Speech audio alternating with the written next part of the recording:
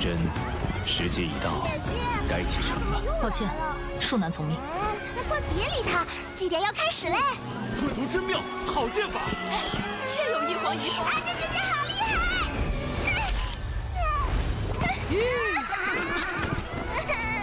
别怕，看阿姐射他下来，为你报仇。阿珍，你要去哪里啊？骑慢点儿。这是掌混沌真气，乃救世关键，你绝不该安居一隅。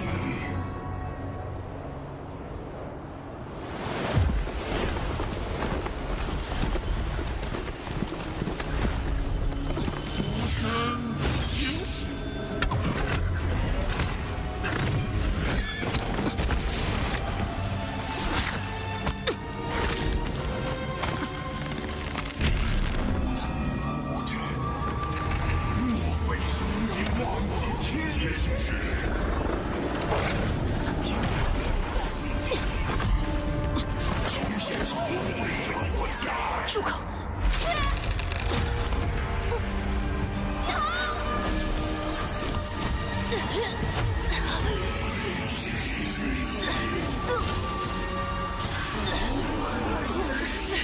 别说了！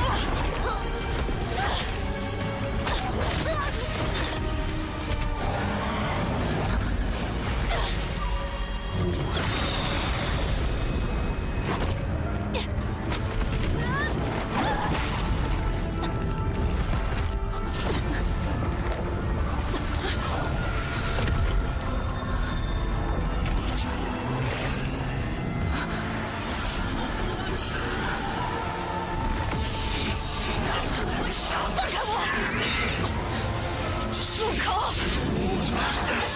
不要再胡言乱语！你是谁？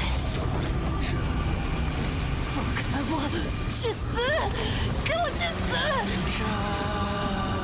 杀了你！杀了你！杀了你！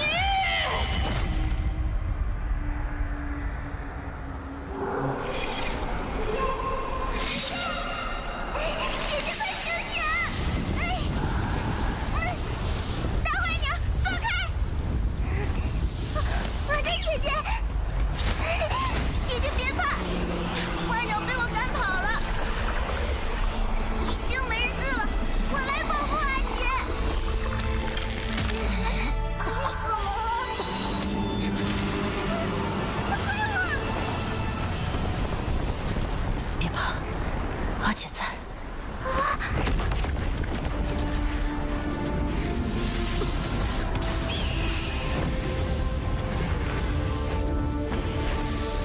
只不过是一场噩梦，很快便会醒来的。我这里绝不容许任何人再伤我家人分毫。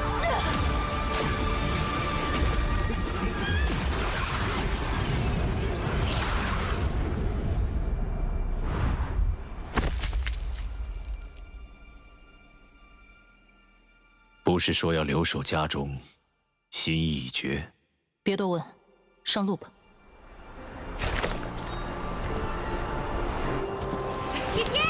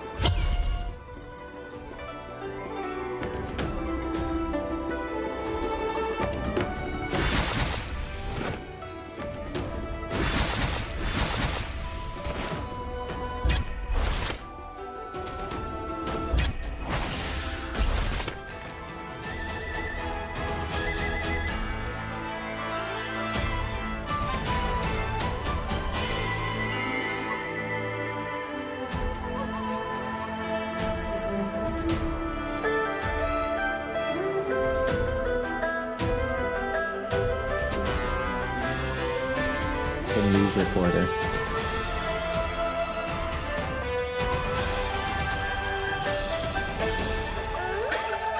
Very fancy. Yeah, I feel like I'm about to be interviewed.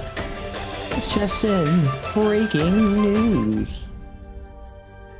I just looked at the lineup. It's actually a very hype lineup. It's pretty much Jacob with extra spiciness, some rivalry.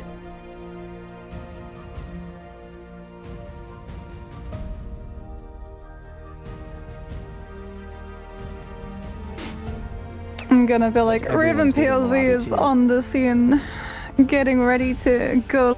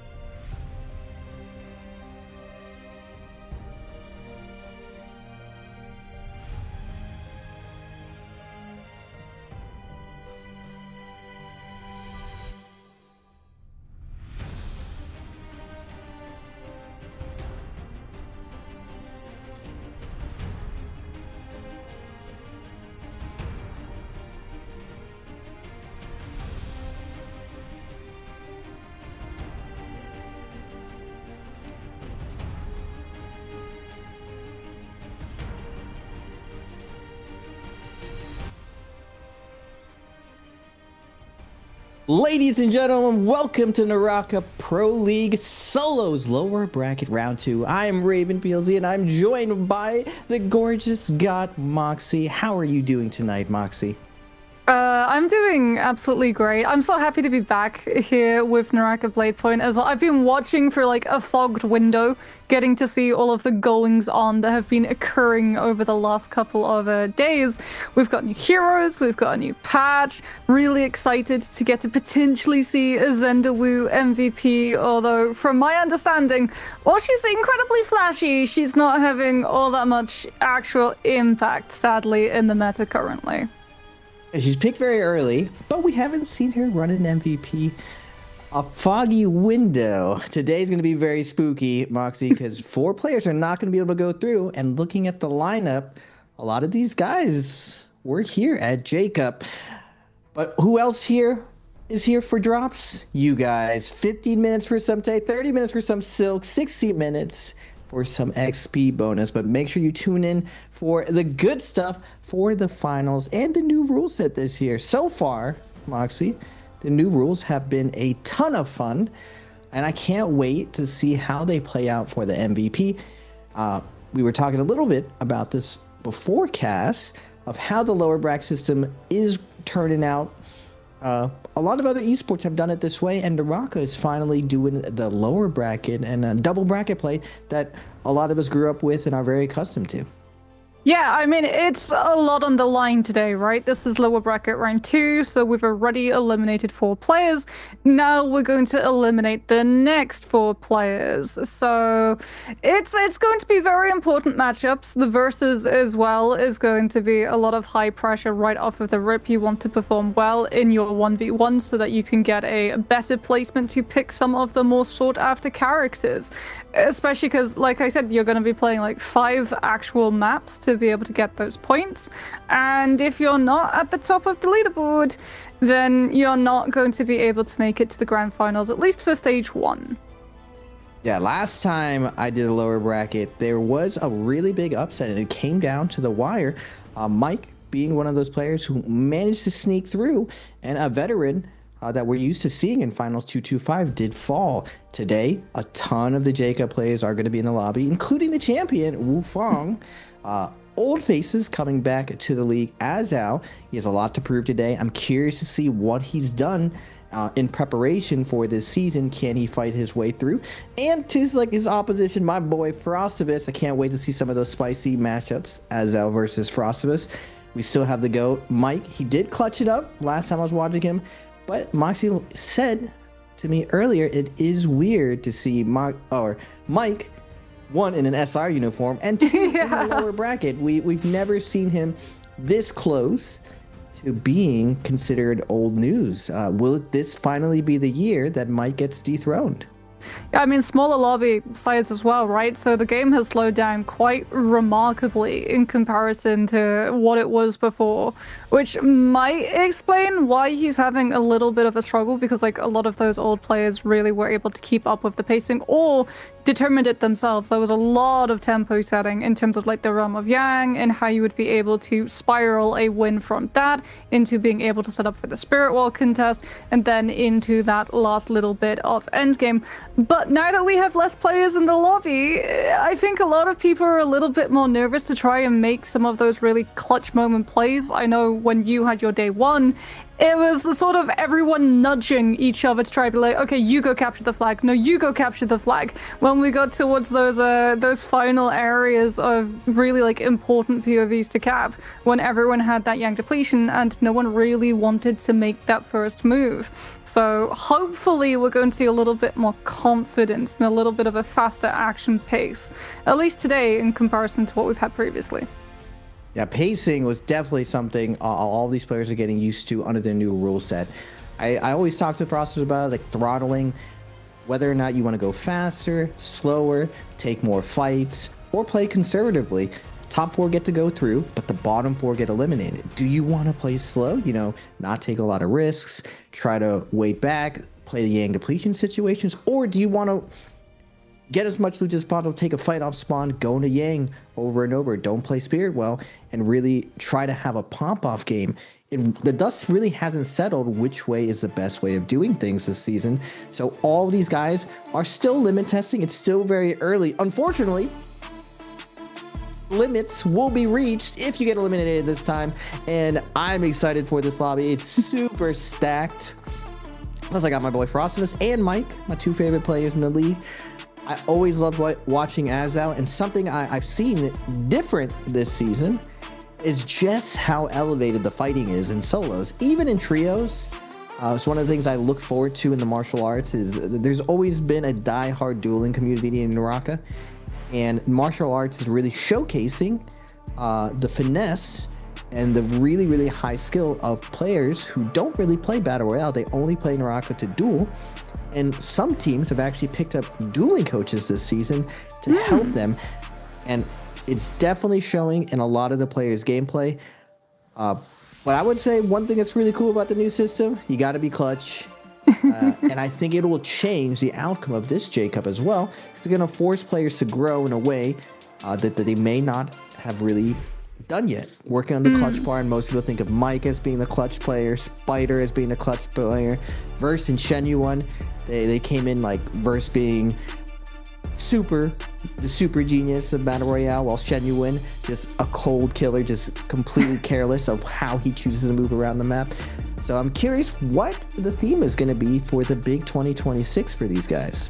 I mean, the verses as well sort of sometimes changed hero loadouts too, right? We get to see the Justina V2 actually being used in the versus matchup, with the Justina Dagger actually seeing a huge spike in pick rate, and Feria's power level has skyrocketed quite literally when she's inside that V2 mech. Now that those pillars are slimmer, like, it's a lot harder to be able to try to dodge the AoE of those cannon shots coming on through. We're seeing a lot of focus as well on, like, when the Feria does go into mech, a lot of players having to go all the way up airborne so they can be directly above the mech, and it's a little bit too high. It's sort of very similar to old school Yoto Hime back in the trios meta when you had Attack on Titan initially taking on the Tianhai players. You would always want to position yourself right on top of the Vajra state so that he wouldn't be able to clap you. It's sort of a similar application now. You want to be right above that Feria mech so that she doesn't have the opportunity of using the cannon and actually shooting you out of the sky. So I'm sure we're going to be seeing a lot of Feria, potentially some Feria mirrors coming through as well, in which case, Raven, buckle up. We're going to be in for a very long, grueling 1 versus 1, as there's a lot of just like feeling out and then actually committing into going into that V2 mech state. Yeah, it's very strange to see the Feria coming back. And a little bit of history of the inside Yang. The reason why pillars are a lot thicker is because of the Feria matchup. It just happens that in solos martial arts, we're going back to those thinner pillars, and Feria gets a ton of value just because her splash damage shooting around corners ends up being very strong. And just like Moxie pointed out, a new solution to that has been discovered, V2 Justina. Now, back in the day, V2 Justina wasn't as strong. It didn't have this giant collision box when you tossed it out.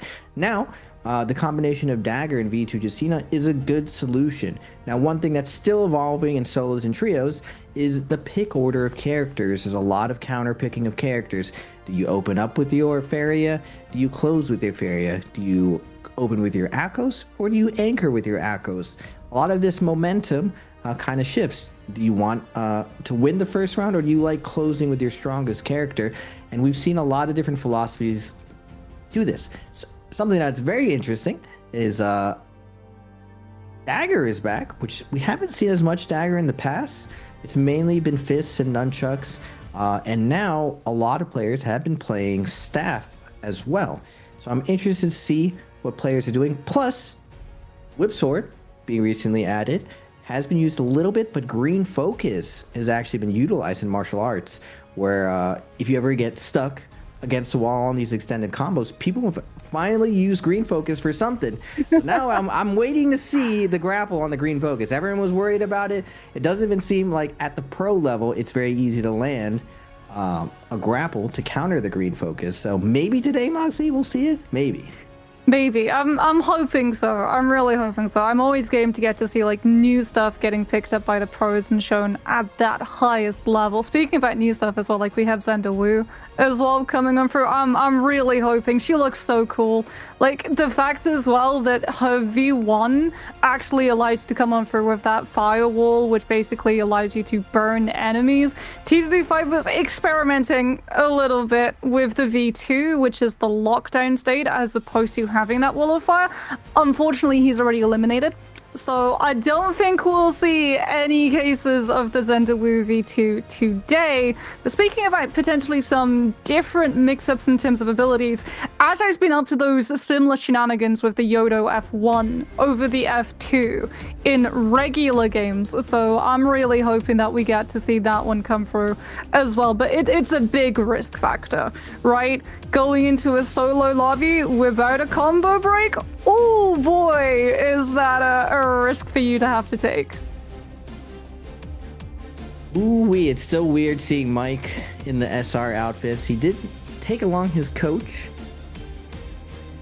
not wearing an SR outfit, but the other well, I mean, the coaches names don't always wear matching jerseys with the players, right? Sure, a lot of times they're wearing suit jackets. Another comeback story, as I was back to the league, but HM was actually part of the other solo lower bracket, and he did super well. Now, he was at Jacob. He did play a very defensive play style that allowed him to punch his seat into Jacob, but now this is a completely different player. If you look at the heart rate monitor, at least last year, he was definitely one of the most nervous players, given his heart rate was one of the highest. But this year, it's lowered significantly, and his performance has been a lot better. I'm wondering if that day was a fluke, or he's consistently going to dominate. And then in that previous lobby, he had a bunch of veterans like 225, Mike. A lot of this lobby was in the previous lobby. Will he keep up that momentum? We will have to see. I love the heart rate monitors. Like you really can tell, especially in the Versus and the Realm of Yang. It's a great addition to get to see like how stressed the players actually are and all of the decisions that they have to come to so quickly under all of those levels of pressure. Paste here playing for Alliance, as we get to see his coach. Actually, I think you talked about this on week 1. We're getting to see a lot more female coaches this season coming on through. Always happy to see it, as we can have a look at our crowd as well. The cosplay is always a top form over on the CN side, as are the LED signs. As there's GG's Chen still getting to play for the team in pink. He honestly like really impressed last year, so I have a lot of hopes for how he's going to be able to adjust and place higher coming into this one. So we got to see like Frost with the hero stats, where he actually had a 20% pick rate on Xander Wu. So I think like we'll see more players try to pick her, especially since like there's 8 players now in the lobby. It's a little bit easier for you to be able to access some of those heroes, as opposed to just being left out in the cold and having to juggle up on if you want things like the Farrier or the Wu Chen. So I'm hoping that we get to see a couple more and less of those personality picks, as it looks like we're getting ready to head into those first versus matchups. See, like Raven, I think I'm a strong believer in momentum. I don't really like opening with your strongest, because what if your opponent also opens with their strongest? Because with how we've been talking about things like the Justina and the Farrier, it's sort of a big upset if you pick those characters right out of the gate and then you lose that fight. Right? Yeah. I mean, normally when you do practice in custom lobbies, you get to play 24 minutes. This is a little bit higher stakes, because it is a best of 3. You are switching characters. You're also switching weapons. So you kind of have to put your best foot forward. And we're going to see you guys. Frost and Wufang, part of the Jacob finalists, going to be opening up. And we're seeing the Justina versus the Farrier, but Wufang is going to take Frost for a ride. We're seeing the heal coming out for the Justina. Nice V2 armor coming out from Frost. He is going to be able to pop a heal, play nice and safe. And Wufang this time doesn't win the opener. Frost is going to fight back here. not going to eat tons of damage into the wall. And Frost not making the same mistake, going to control his distance, staying in the center here. Wow, what a dodge parry coming out from Frost, able to trap the LMB. A little bit of that dodge canceling that I think will be very big in 2026. Wufang tries to get value of holding that ult. He does catch the roll of Frost. So much damage coming up from the Fist Blade. And man, the time in the arena, minute 20. This is not going to be going to tie. There is a ton of time to go through here. And this will be the first time I've ever seen a Feria get 3 ults in one fight. Well, that's combo break it down, at least for Wufang, who's able to catch the 1-2. Oh, the jump LMB is going to be able to take Frost out for the count. Interesting that he didn't actually go into the mech like at all. Frost did a really good job of being able to control the spacing around that one to make it very hard for Wufang to actually commit in, as now we get the Temi actually versus the Feria, both of the characters using those flying knives, as Wufang's already used his Wisp, has to use it now if he wants to be able to throw and catch it later or earlier cooldown. Goes in with the ultimate, catches the Wisp into the re-Wisp, into the LMB, into the re-Wisp, but I think this round might be done as he catches another and another and another. Oh my goodness, the V2 re-Wisp. Just infinite loop with the LMB off of those knives. Absolutely lethal. You see Paste and Arano smiling at just like, oh, that Wufang came to game, perfectly spacing out that ult, just 100 to 0ing, as now HM opening up with the parry onto Azal. Azal's going to be opened up with the Echoes. We've seen Feria being favorited as the opener, and Fist Blades coming out in the mirror. Azal going to be carrying HM into the corner, but his ult is running out. HM jumps in the mech, and immediately we've seen this in previous martial arts. Azal goes to the blind spot just above Feria's head. Can't shoot. Get down! Get down! Okay, I'll come up. Wait, you went down. Okay, now I'll come down. Stay there. Oh, the spacing, like perfectly dodging. Does get hit by 1 cannon shot as I say that, and then a third. But I mean, the mech is done, and Huma now actually catches a lot of damage coming up through, dodges the ACOS commitment of the F2, so doesn't get locked into the stagger, into follow through. Looks for the parry, unfortunately does not manage to time it, so does get punished by the overhold.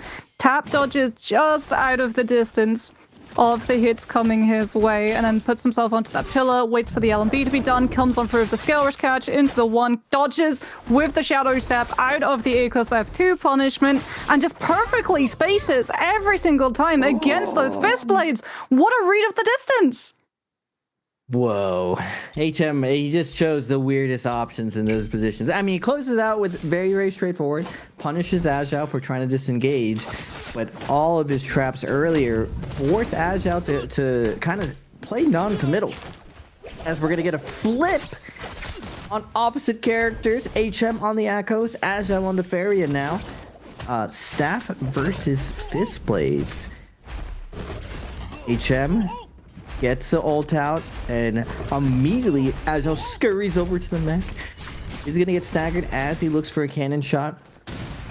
HM still has a ton of stamina though, able to dodge and minimize a lot of this pressure. It looks like we're going for a full reset. Nope. Azal's like, oh, whoa, you're not gonna just get past my feet here. Both Tigers are used though to stagger Azal. It looks like coming out with pretty much even armor here.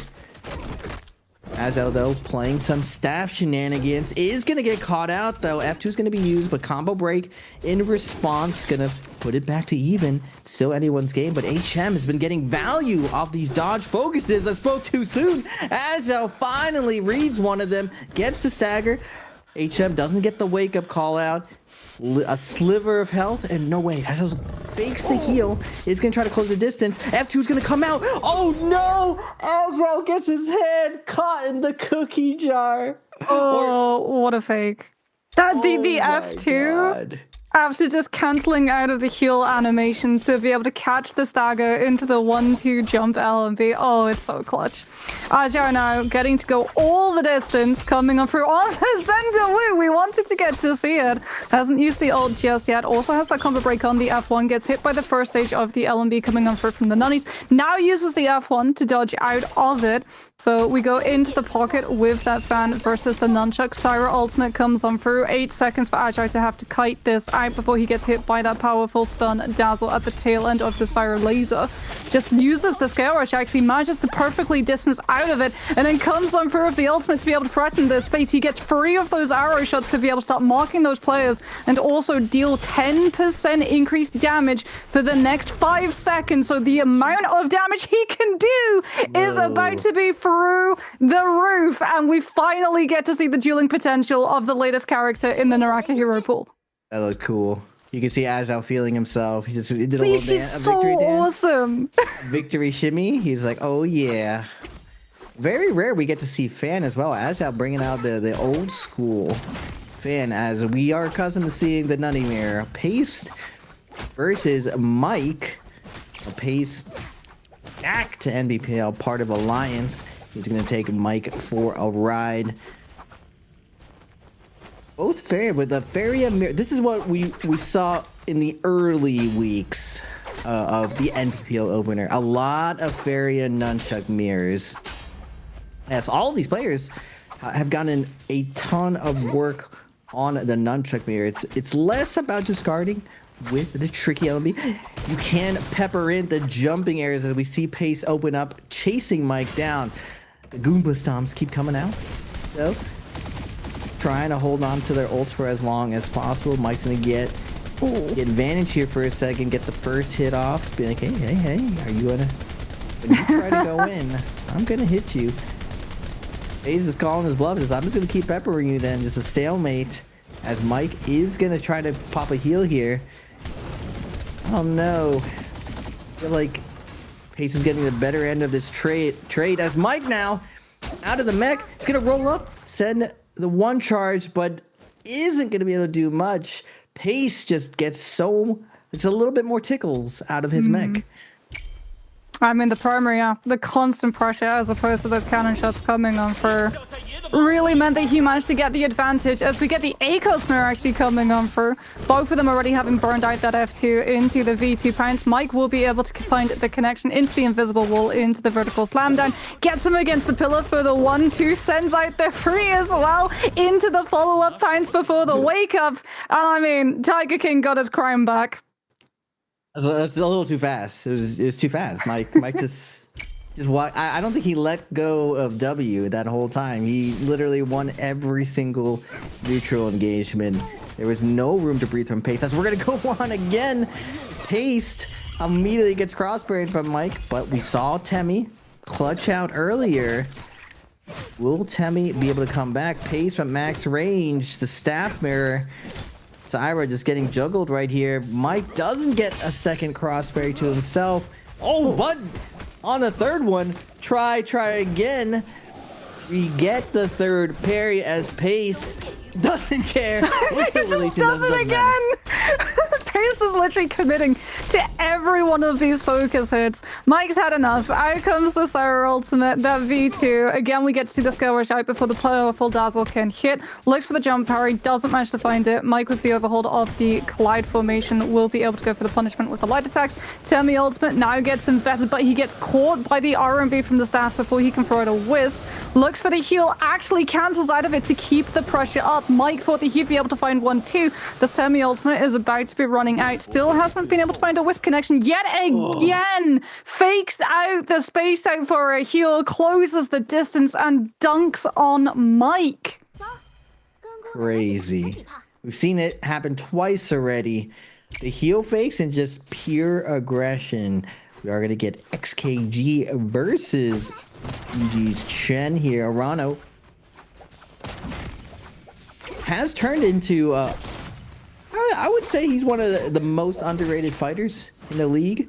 Chen, I feel like going back from the previous losers bracket, if Chen plays the way he played his final round all the time, I feel like Chen could be one of the top 4 players this season. It's just most of his tempo. He likes to sit back. He likes to wait for his opponent to commit something. He likes a more confident read before he commits to something. The problem that we're seeing is that, in general, Golden W running it down, getting those commitments early has been paying off for a lot of these players. We've seen the fake heals paying off. We saw Mike just roll through, just trading cooldowns as fast as possible. And again, Arano gets the same advantage versus Chen here, just throwing out the early focus attacks, getting that lead seems to be the winning recipe right now. Oh my goodness, we have Takeda. We have Takeda versus Aegis coming for Takeda Ultimate's already gone on out. So we get the Aegis finding that V2 pounds. Yeah, there was an Overwatch collaboration, remember? I didn't know that they released a Genji skin for Takeda. Is Takeda really the Genji of Naraka? Well, given his place in the current meta, maybe. So, actually, he was in need of healing back in Sandscypher meta. So, do you know what? I'm gonna say it fits. Arano now goes for the F2 on the wake up, does get punished by the Takeda F coming on through. Chen both times looking for the parry and both times managing to whiff the timing of it and losing all of his health as a punishment. Trying to find the spacing with those knives, but I mean, he's an absolute sliver of HP. One light attack will do him in. And finally, the distance is closed and the Takeda is taken down. And we have players who will be able to progress. Is yet again, it's a Farrier versus Farrier, although this time it's not a full nunchuck mirror. We have fist blades versus the nunchucks instead. Pace looking for the charge up on the R&B, dodging out of the pillar drop coming on through from Wufong's side. So far, both of these players still having full access to their combo breaks. They're probably going to be a little bit more aggressive, sending out those focus hits. Pace gets forced into using his, looks for the punishment with that pillar drop as well when Wufong tries to come back in, getting the hand caught in the cookie jar as we get to see the fist blades just being used over the top of the mechs to make sure that there is no commitment for either of these players. Goes for the 1 into the 2, sends out the 3 into the invisible wall, keeps up the aggression, looking for the LMBs to keep up the distance. One of those horizontal blocks gets traded on the side of Pace as he continues applying pressure, sends out both stages of the charged LMB instead of turning for the second stage.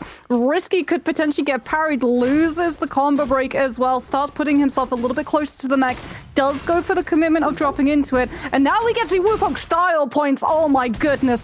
The F used to both avoid the cannon shot and also close his distance up to the mech. Wufong is looking nasty with it. Yeah, Wufong was like, you know what, I'm going to try to be greedy here, take a heal here to decide last second. No. Let me get into mech 2. Let me get into mech 2. Let's not die here. I was holding my breath for a second. Playing with fire, Mr. Wufong. Now we're in the phase 2 out of the mech. Pace opened up, getting away with these focus attacks, while Wufong has opted to look for some light attack traps. Pace is not playing that game though. It's blue or nothing, Mr. Wufong. We catch some of these. Pace has been very, very accurate with his releases here, and Wufong doesn't show a parry button. It doesn't matter. Wufong stays true to the light attack trap, and he finally gets it and gets that nice big damage fist blades onto him, as we are going to see Akos versus Temi now. I mean, do we see the continuation of Pace just throwing out all of these focus attacks? The answer is yes. Yes, we absolutely do. Coming on through with the dual blades, Wufong already used the Wisp as well, potentially got caught out on the uppercut activation of it with those dual blades. Now comes out looking for the ult trap into the re-Wisp, doesn't manage to find the connection, does at least buy himself a little bit of space. This isn't a heal cancel, this is a full commitment to get that shield pop back up. 1 more pounce left available for that Aegis V2 as, oh, great use of the F2 to dodge the Temi Wisp and then getting the Tiger Pounce just as Wufong is stuck up in the air and can't dodge away from it. Great read coming on through from Alliance's Pace, but now he's in a little bit of hot water. The 1-2 grapple combo coming on through from the Flight Knives, but Wufong gets greedy with the charged LMB follow through and loses the weapon as well as a huge chunk of his health bar. Reads out the Aegis F2, plays underneath it, comes up into the pocket now, looking for any opportunity. Spaces a little bit out, threatens the potential LMB, looks for the parry and Pace with the overhold, punishes once the parry window's evaporated. Wu Fong just playing the crowd favorite catch playstyle, just looking the iframe as much as he can. Just, is it necessary when we can just throw focus attacks? Pace is just showing. Just get dirty with it, Wu Fong. Stop doing all this fancy stuff, as Pace is gonna be kind of in and out. Temi Staff versus Syra Nunchucks of Wu Fong. Pace just holding focus, holding his ground, just challenging Wu Fong to try to catch his dodge here. Woo, Wu Fong looking flashy right here on the chase. Double dodges, gets around Pace's trap here. But Pace not losing composure. A lot of heal bluffing here. Like, oh, you want to heal? No. I insist you heal. No, you heal. As both of them trying to land the heal fake, as again, Wu Fong crossing up Pace, breaking some ankles, but Pace not chasing, doesn't want to run into a trap here, as again, Wu Fong looks for the catch, not able to land it. Pace though, with the unarmed, slaps! Mixes it up here, the first slapped, gets the first hit. Oh, and Wu Fong with the parry, his only parry of the fight, and it seals the deal. One parry is all you need, as we get Arano now already dropping that Farrier mech quite aggressively towards Asia, and also going into the commitment of it. This is very early on. Reads out. They attempted to go skywards to be able to get into their Farrier's blind spot, looking for the Goomba stomp into the cannon shot. He's got one hit onto Asia, but Asia is finally able to close up the distance off of the pillar, rolls away before he gets splattered on the mech's connection. And now we might see the punishment coming on through from Arano's over-aggression. Gets caught by that Akos F2, looks for the charge RMB into the LMB. Pitter-patter actually coming on through from that staff. Uses the combo breaking out on the side of the Ferry 2, which means that this might just be done. 1-2 Akos V2 Tiger Pounce into the invisible wall, into the drop-down slam, and Arano is slammed into the ground. Ew, that was disgusting. Azhao just absolutely drowned Arano. Just no breathing room. I can't believe Arano just opened up with the mech. Ult. Yeah. He didn't even try to get any value off of it. That just showed. I mean, kudos to him to try to throw a rush down and catch Azhao off guard. But Azhao is a very experienced dueler, so he's gonna look at that as a sign of weakness, as he is sitting back and just waiting for Arano to choose the decisions and just reacting and trading out effectively.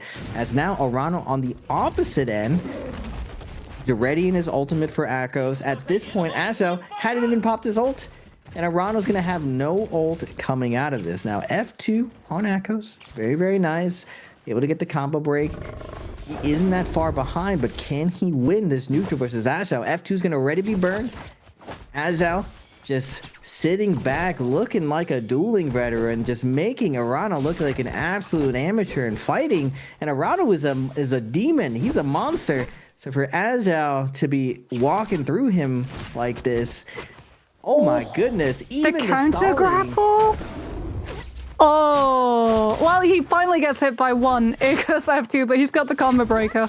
Reads out as well the hold on the charged RMB, doesn't look for the parry and get punished for missing the timing. Throws out as well his focuses if he doesn't want to commit them, behind and then into the grapple extension. 1, 2, grapple kick extension into the F follow through. Oh my goodness, the style points. He did the thing. He green focus and Azhao reacted to it. He grappled the green focus. I said I haven't seen it yet. None of the pros are used to it. But Azhao has been in the lab. My man is the first one to know that you're going to combo break out of his combo. And you have to grapple in that small frame. It's complete anticipation. And Azhao is able to grab. Oh my goodness, and making quick work already onto Wu Fong, but Wu Fong gets a lot more value off the initial mech. Azhao now trying to keep pressure onto Wu Fong, going to try to deny him from getting out into the mech. Overhold Pounce is putting a ton of pressure onto Wu Fong, but now Wu Fong wisely goes over to the mech, doesn't want to risk getting hit by a fist blade and deleted, and immediately Ajao is going to ice this off, try to go on top of the mech, immediately moving away. Wufang was looking for the Goomba Stomp, but as like, no. We've seen some really good dodging from Ajao versus the Feria mech, just denying any of the hits. Look, my man is weaving in and out, and now out of the mech. Fistblade's mirror right here. Does Wufang have an answer to this menace? Ajao, combo break's gonna be burned. Ajao's F2 is gonna be burned as well. And Wufang keeping up the pressure, jumping aerials. Oh my goodness, a sliver of health. And Ajao is feeling it right now. You see him shaking his head in a little victory shimmy again, taking round 1. Oh, the jumping LMBs. It was a race for jumping LMB connections for both of them to close that one out. Ajao now threatening the space with the RMB, managing to read the parry as well from Wufang before the clank can come on through. Looks for that ferry connection once the Temmie's landed off of the Wisp Pro into the mech to be able to continue the extension into the LMB coming on through from those knives. Temmie ultimate gets invested. Ajao stuck inside the wind wall is about to be absolutely static for a good 5 seconds or so as Wufang is just going to continue re-wisping into LMB, into re-wisp, just manages to make it back into the mech. An absolute sliver, one cannon shot right to the face should be able to seal this fight, as now we get that point blank shot connection, no opportunity to dodge, and we have our versus matchup winner. It will be Ajao. My man has been in the lab working on it. He definitely showed another level of dueling above his competition this martial arts. Wufang, valiant effort from the Jacob champion. He kept swinging to the very end. 1 HP situations back to back. The closest to actually beating Ajao. Everyone else looking lost in the sauce, but a clear advantage to Ajao. And we're seeing the essence of that dueling community coming out of the shadows. Ajao, just all of the pressure that the pros are used to being able to put onto each other, Ajao kind of just shrugged off. He's just like, yeah. Trying that thing. Keep trying it. Just measuring perfectly and choosing the precise counter to a lot of these committable attacks. Ajao, I know I missed that Ajao left the league for an entire season. I'm glad that he's back because of how his gameplay, I think, is just going to elevate everyone else around him. And this is lower bracket too. I'm very curious now to see what the upper bracket is looking like. Ajao was always a lot better in his one-on-one fights, and probably the new rules will benefit him more as we go through 2026. Yeah, less players in the lobby, less chances that you get third-partied in some of those fights, and obviously Realm of Yang still being very important, so being able to come on through with those wins in the 1v1s is going to go a very long distance. Speaking about distance, we're going to be having a quick look at our first question, and it's a little bit of an easy one to start things off, as is the tradition. Which player won our versus matchup? Was it A, Pace? Was it B, Wufang? Was it C, Mike? Or was it D, Ajao? Get your answer into the Twitch chat and make sure to keep an eye to see if you've been whispered, because that does mean that you were correct and you'll be able to get your hands on one of those random lucky boxes.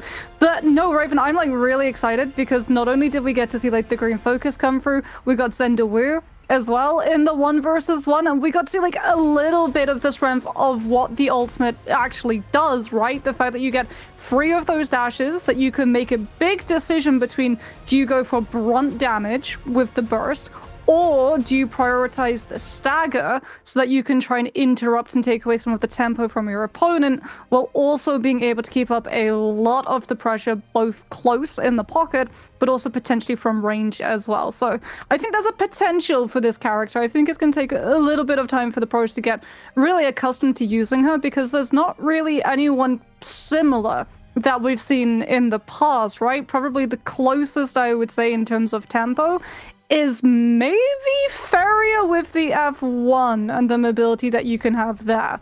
But the ultimate, yeah, that's a beast unto itself. Yeah, the name of the game that we saw this martial arts is the heel fakes.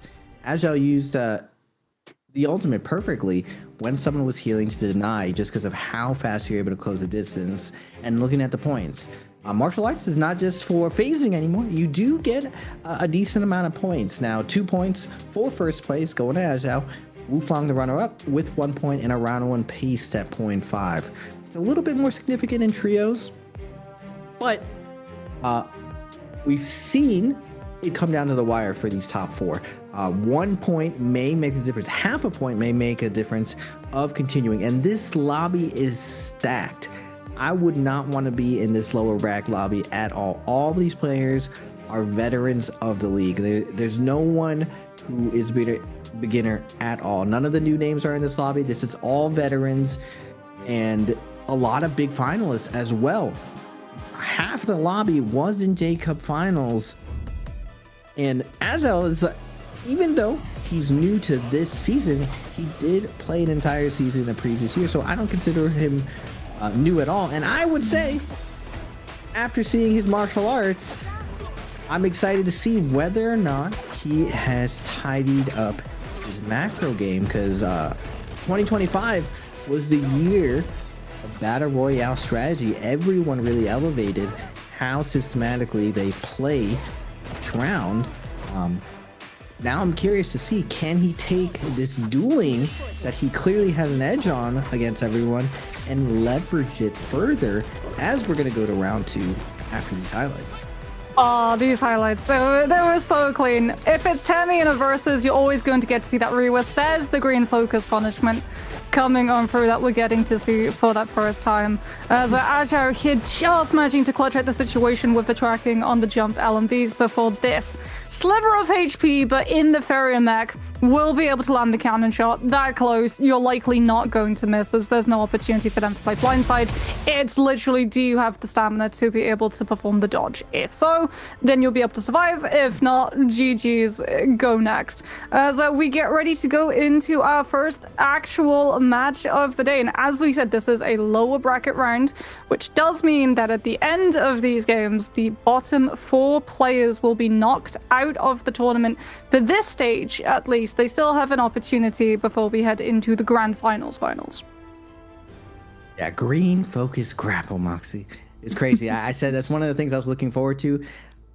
Are any of the pros ready and ready to anticipate just knowing that their opponent will pick up green combo break in martial arts, and will we see it kind of dabbled in there for the actual battle royale? Now, it does help for certain characters to go initial rage, and you can go green focus instead of going down the red glyphs. There are some characters that really don't benefit from the red side, but in general, most players still go down the red glyphs. But like I was saying, the green focus, there are very interesting use cases if players are going to go down the heavy combo weapons. Fist Blades does a ton of damage when you finally get the catch, and just because of the properties of the Fist Blades dodge, you're able to really camp out your opponent, wait and trap for that opener, as we saw Wufang do. His entire playstyle was just sitting back playing catch, which was very interesting because that's what Pace was known for forever. And Pace shifted his playstyle to being a blue turtle. My man was just sticking, holding focus attack the whole time, not really budging, and it almost ended up working out. But Wufang playing a little, I would say it's a little bit harder playing the catch play style. You definitely need to be able to find the accurate focus attacks. But I'm very, very excited to see this J-Cup winner Wufang showing that he's still very poised. He's still as dominant, making always all the way to the final round versus a demon like Agile. Now, predictions, Moxie. Who do you think's gonna be in the top 4 for today? I think Agile definitely has made a play. He's gonna be feeling himself too after that one. Like, he's going to have the confidence, he's going to be looking to take a lot of those 1v1s, likely just go into the realm of Yang now that we only have 3, which means that 6 players will be occupied in the first round. Those 2 remaining players likely going to be fighting over control of the spirit well. Mike, I think, is always in the discussion, right? It's just a known rule in the NARAKA universe. Don't ever bet against Mike, because somehow, some way, he'll just plot armor himself right into where he needs to be to get where he wants to be. And then, who else? The last pick is always the hard pick. Last pick's the hard pick. Well, we got Arano in the lobby. Yeah, Arano is a very good dealer. That's for sure. I mean, you asked me for 4 actually, so I still have 2 players. I feel like Frost. Obviously, I have to say Frost, right? Since I'm alongside you. Wow. Moxie, wow, you have to say Frost. Well, he's been picking up the Zender, right? And I think, like, being able to play the Zender well could catch a lot of people off guard, especially because what we saw from those duels was that everyone is going to have trauma responses when they see a heal animation. They're not going to know if they should trust it or not, and I feel like Zender, with how fast she can actually make plays, both off of her F1 but also off of that V1 ultimate, could do a really good job of being able to mitigate having to worry about if it actually is a heal or if it's more about creating an opening. So, do you know what? I'll stick with those 3, Raven, and I'll add Chen. Like I said at the start of today, I think like Chen has a lot of really high potential. I'm really hoping that he's going to be able to hit like the highs that we saw from him last year, because he had some really good moments. It's just the consistency factor, which, I mean, it's lower bracket rounds, right? Consistently, you have to score at least well in all of these matches if you want to be able to continue in the tournament. But what about you, Raven? It's your turn in the hot seat. Who are your 4 picks? We gotta go with Mike. We're never betting at him. Mike's in the lobby. There's an Akos mirror matchup last round, and Mike is always gonna have 1 pop-off game, which getting in the top 4, you just have to have 1 really, really good game and 3 mid games. So I can't see a world where Mike drops the ball as long as we're staying in this Akos meta right here. The second person, I was worried a little bit about Ajal's Battle Royale I was talking about before, the macro, so he's definitely my 4th pick. But I can't, it's hard for me to say that he can do it, because I haven't seen how well he's adapted to how strict the lobby is now. But he'll be my 4th pick. We gotta get my man in there, Frostabus and Wufong. Frost and Wufong both in the final end zone of this J Cup. And Frost with the hair versus Chen. Who's doing the better hair look right here? So we got Chen with the long hair, which no one in NBPL is rocking the long hair look. And Frost is going to medium. He's borderline long hair. I mean, I'm not going to answer that, because all of the stylists who style the players, like the makeup artists, yeah, they all do an absolute incredible job. So I'm gonna plead the 5th on that one. Thank you very much. Shout out to production and the wonderful people behind the scenes. Wufong didn't look like he did any of his hair. I think he skipped it. Just showing up with no coach. Where's Wufong's coach? Where's my man's coach? Mr. Dates himself. I have to choose Wufong. Champ hasn't received as much love for winning J-Cup, so I'm hoping he gets his deserved love this year and he can show. I mean, during martial arts, remember, we have all the heavy duelers in this lobby, and Wufong came in 2nd versus the demon Ajao. So very curious to see, can he keep up the pressure? Now, it was really between Arano and Ajao for me, just because Arano is one of the better Akoses in the lobby. He's always been consistent versus the heavy hitters. It doesn't matter which era. Mike and Spider, Shen Yuan and Verse. Arano has always done well and been in the top 4 usually in the biggest tournaments. So it's hard for me to push him out. I just don't. I don't. After I saw his opener there, the rush down Faria just blowing his neck super fast, I was like, Like, maybe it was a speedrun challenge, okay? Maybe. It's a little just as a dueler, you just know if your opponent is gonna hit you with a rush down cooldown rotation. That's usually a mix up that you do. Yeah. If your opponent's kind of going to gimmicks as an opener, you kind of feel like, oh, he's actually afraid. It's a tell that you feel like your opponent's a little bit afraid. Now I could be wrong. Arano could lock in. You know, he is one of the macro geniuses with Verse and Wang Liang, so maybe he has something more in tune. Because under the new rule set, tempo is still kind of being figured out. Everyone's pacing, and the little edges that you can have with less people being out in the lobby. We've seen so far pretty much the same tempo with 12 people in the lobby versus 8. It's the same tempo. The only thing that's a little bit different is end game is a little bit thinner. It's a little bit leaner. We get more 1v1s, like maybe 4 players. Sometimes we get 6 players just not deciding to do anything. I don't think that will happen again. I feel like that was just part of the beta testing. It was beta testing. Everyone's like, I'm not really sure how to play this. It's a game of chicken. We're all chickens, and now we're all barbecue. Like, we just all turn into chicken nuggets. I can't believe I've never seen a lobby where all 6 players just died to Yang depletion at the same time. 6 players, 6 out of 8 players died to Yang depletion. Was insane to me. Yeah, because no one wanted to make the first move, because that would just ignite everyone into coming after you. Because they would all have one common target to be able to lock on to. Akos is going to be the first pick coming on through from Wufang. Yodo, as Raven gasps in surprise, is going to be the second phase slot swept away by Frostivus. Asia is going to be going for the Shenhuan Li.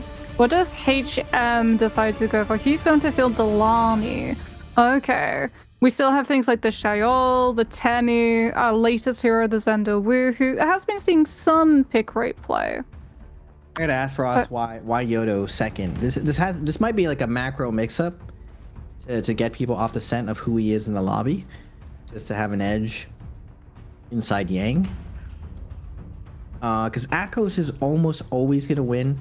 The way they choose the mirror matchup round is whatever first pick is, the majority ends up being the mirror matchup, so we are likely Akos. Likely Akos. Most likely gonna be Akos. He's just so dominant right now. I mean, that puts good stock on Mike then, because that means that he'll get 2 Akos games, right? When he's pick 1, but also at the end of the day for the mirror match. And so we get Justina coming on through from Arano.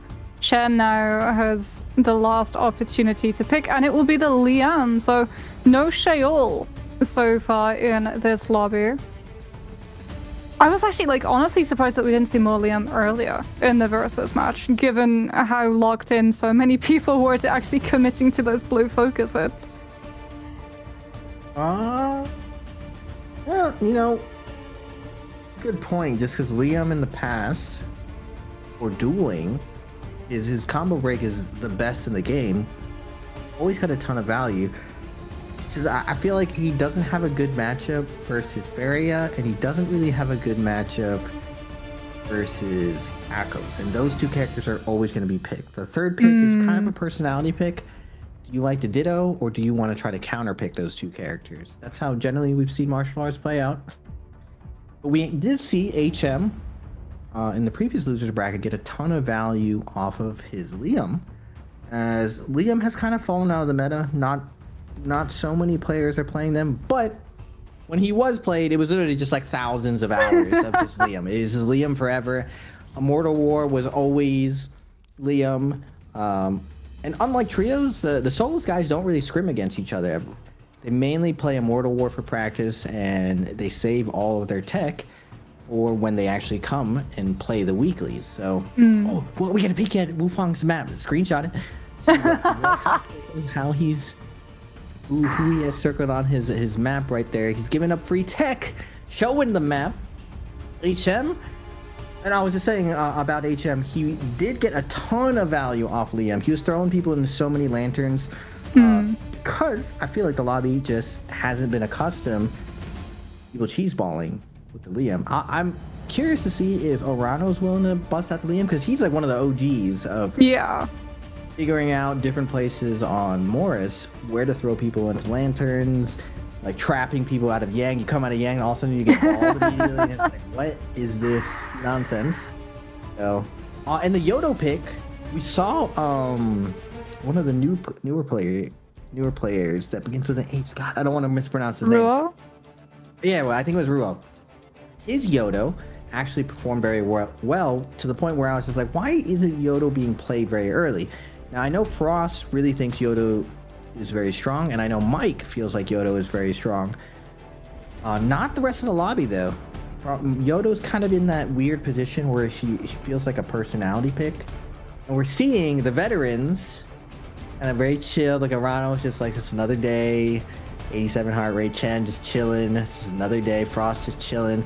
Azhao, his debut, he knows he got to make a name for them. We're already at 120. HM, always a little bit on the nervous side. Gonna lock in right now. Is he gonna start cruising? We saw HM really chill out during the other losers bracket, but remember, guys, only 4 players get to go forward, and round 1, usually even at this level, you need to warm up. You get a little bit of jitters. I like martial arts for that part because in general, most players warm up by going in, doing a quick custom before they jump in. So it's kind of like a pre-warm-up that you get points for now. So the first game is usually a lot of fireworks now, as opposed to before where first games were a little bit slow. I mean, it's going to be fireworks. It's going to be fireflies as well, since we're going to be starting off on Padoria Midnight, which means potentially a aggressive start to the lobby as everyone lands and tries to get their hands on those ultimates as fast as possible. Also, BLADEPOINT Essence is always going to be a hot contest, as we got to see 2 teams landing directly in Arcadia to be able to battle it out for control of those Thunder coins. As we get ready, we're going to be starting off with SR's Mike versus FPX's Azhao. Mike already finding himself fist blades, but only grey armor, as Azhao looking for the actual weapon swap to mix up the tempo. Both the halberds and the staff gets on top of Mike's head, looks for the scale rush, goes into the parry coming on through, forces that combo breaker early from the side of the Kylan. But Mike now with the longsword manages to catch the 1-2 into uppercut extension. Doesn't go for any more follow-up, just looks to use the scale rushes. Azhao getting a little bit worried, tries to find a parry, manages to get the 1-2 grapple extension himself. Mike with the read though, gets the 1 into the dash, into the second off the stagger lock, into the uppercut extension, not just once but twice, and with the toothpick now just to take him down. So much sneakiness in that fight. Azhao with the green focus, and Mike sees it fill up, goes for the grapple, misses it, and Azhao put Mike in the blender for both openers. Mike gets called out easily in red, but Mike is like, wait, yeah, I've been working on it too. He hits Azhao with 2 catches and puts Mike or Azhao back on the back foot. Very, very fun stuff. The old goat, he still got it as the Jacob winner, Mr. Wu Fang, gonna be showing up. Previously, we saw in the other lower bracket, third partying gets a ton of value. We didn't see a lot of the off-spawn aggro being rewarded. Usually, whoever was coming in third could get there before ultimates were online. Now, in this spot, you're seeing Wu Fang at 97%. He's going to have ult online, as Mike is sitting on the outside just kind of watching this go down, as HM is going to get a ton of focus attacks and pressure onto Wu Fang, but Wu Fang, wisely with the armor reset, has ult online, and another armor reset. Now HM, pressure's on him. He knows Wu Fang still has his ultimate. Combo break's going to be used, but Wu Fang doesn't want to overextend. He's wondering where Mike is, and he's like, hey. I can see you, Mike, sitting on the background just waiting for this commitment. Wu Fang's not going to commit his ult here. He knows he's instantly dead if he commits his ult, as Mike is sitting on the outside, and Wu Fang is dying by 1,000 cuts. They're taking down this tiger slowly. I mean, not just the 1,000 cuts, the 1,000 musket shots as well. Mike was playing on the outside, now looking for an in with the LMB coming on through from those flying knives. Wu Fang had no choice. He goes solo. He has to pop that ACOS V2 and look to use the higher mobility just to create some distance. Into the building T goes, gets a great armor swap. turns one corner, faces Mike, tries to backtrack and runs into the Lanny. HM at least has used his ultimate as well, as we can see the trick ball starting to fly on around, looking to see if he can create some of those daggers. But now Mike can just play on the outskirts, comes on through of those halberds, looks for the RMB, catches Wufong against the corner, nowhere to be able to run, and Mike picks up his second elimination from the lobby. HM with the overhold goes for the jump cancel as Mike was looking for the parry catch. Reads out that the Lanny actually went back in, looking to grab some of those loot as we get the Kylan V1 coming on through. HM with the great armor swap into the skill rush to just back out from the window, looking to kite away and come back potentially once this Kylan ult's done, but he's being caught out by these dashes. Mike's been able to find 1, 2, 3, 4 connections. The Lanny with the combo breaker manages to dodge the 4th hit, which would have been death, and Mike is just going to continue applying that pressure, utilizing the combo breaker to try to swap into the musket shot, manages to find the hit now just before HM can disengage, and Mike is up to 3. It looks like our predictions, Raven, were bang on the money. Never count Mike out in an NBPL lobby. He walks through everyone. walks through the Jacob winner, walks through the martial arts winner, and walks through HM, the previous loser bracket winner, on the Kylan. No one else is playing Kylan except Mike. Azhao is gonna find a double charge onto Chen, and the multi-way fight is the name of the game, as Frost kind of dodged a bullet by not picking one of the meta picks. They don't know who Frostus really is in lobby. Yodo's generally been picked somewhere in the middle of the pack, not something picked in the first phase, 1 or 2, but for sure everyone knew Wufong would be on the Akos. Mike does not care. He's able to get the 3-piece off spawn, and 3 kills off spawn, even with 12 people in the lobby, was pretty insane. With 8 people in the lobby, you're sitting pretty. You can kind of coast at that point. And Kylan is one of those characters that benefits a ton of getting off of getting good loot off spawn. Now we're seeing Mike being a little bit selective, not going to just go into any gang. On the opposite end, Azhao doesn't care, and we are going to get a rematch of the martial arts finals, Wufong versus Azhao. Oh, here comes those shots. Just looking to try and provide a little bit of damage onto Wufong's armor. Out comes the pedal walk. Now that Lee is going to be a little bit vulnerable as well. Gets chased down potentially by this Akos V2. Utilizes the V2 activation to dodge away before any follow-up can come through. Fakes out that he's going to be standing on that pillar for a little bit of time. Puts himself back up onto that top. Wufong's ultimate's going to run out, and we're still going to have the Shenhuan Lee's active, and that is going to be very dangerous indeed as he starts taking away the space behind those pillars for Wufong to be able to recover and kite out. Dodges the Akos F2, looks to find the grapple read up into this guy as well. So far we haven't really had any full lockdowns, but that's because both of these players are playing the floor as lava currently. It feels less like a Yang fight and more like a Skycase go scrap, as we're going to be having H-Channel looking for the 1-2 into pedal walks to be able to continue that extension, but now he doesn't have the combo breaker and he's being hit up into the 1-2 uppercut extension. Gets hit by the Akos F2 up against the pillar into the charge RMB from the nunchucks on wake up, and this might be fight over and done. No way. I mean, Lee actually has an advantage onto Akos, and Wufong just comes back and hits Azhao with the ugly, just like the ugly nunny tech, just nothing fancy, and takes him down. And this is what I was worried about. Dueling culture, a lot about finesse, but it doesn't really matter in the slugfest where you got armor, you got jades, we got Mike super stacked here, so much advantage versus Chen. As Mike again with the delayed F is going to get hard punished by Chen. Finds the catch. No ults, no combo break. Mike has to be careful here. Doesn't want to get hit into a combo right here. Is able to stagger Chen off. But Chen does get the stagger. Not enough though.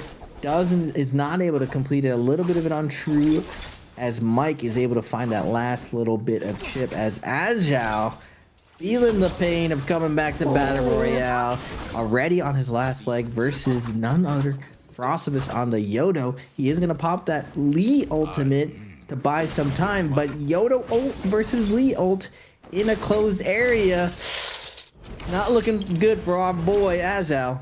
Oh, he gets hit by the last. That's so unfortunate. Like, yeah, this demon stance is not a fun thing for Ajay to have to deal with.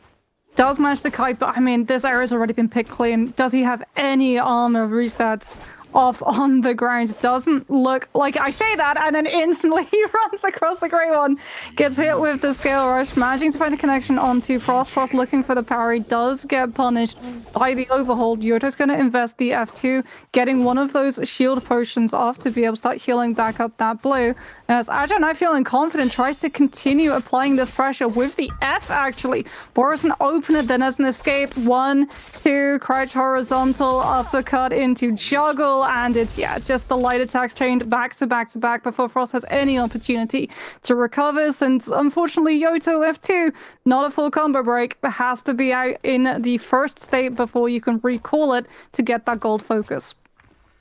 Unlucky. Azhao finds the armor at the last second, and little did Frost know, we got the weapon swap, the old reliable dual halbies and Hong sword.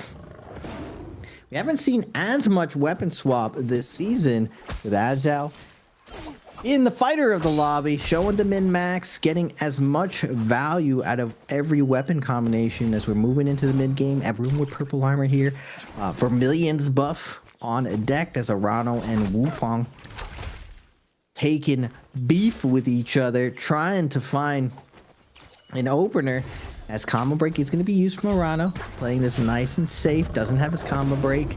15 seconds left on his Vermilions. Wufang not excited to take this fight immediately, wants to go into Yang instead. Akos, one of the best 1v1 characters. It's definitely the best. His only problem matchup being Lee right now. And even then, not a big deal. You can just trade out ultimates, play slow, as we saw Wufang do to Azhao earlier. Second Yang is going to be coming out. And Chen, though, with the blue armor, 1 minute and 15 seconds, is going to be running into Wufang. He doesn't care. He wants to take this fight right now, as we are seeing the double charge crouch cancel coming out of Wufang, finding the opener, and Wufang again going to try to slow things down, doesn't want to commit here. Is going to try to time out Chen here, but eventually we got to commit. We do get the armor reset as Arano is going to show up, Mr. Third Party himself on the Justina. Can he confirm onto Wufang here? Oh, Chen looks for the drop down. He has no choice but to go for the ultimate as well. Out comes that V2. Might be able to find a ball catch. Scouts out Wufang, looking to kite away with that Akos ultimate. Does get hit by the Tiger Claw. Misses the ball catch onto Wufang. 27 seconds left. No more V2 active for the Liam. Has no choice but to try and catch onto Wufang, who's already been able to find a great armor reset.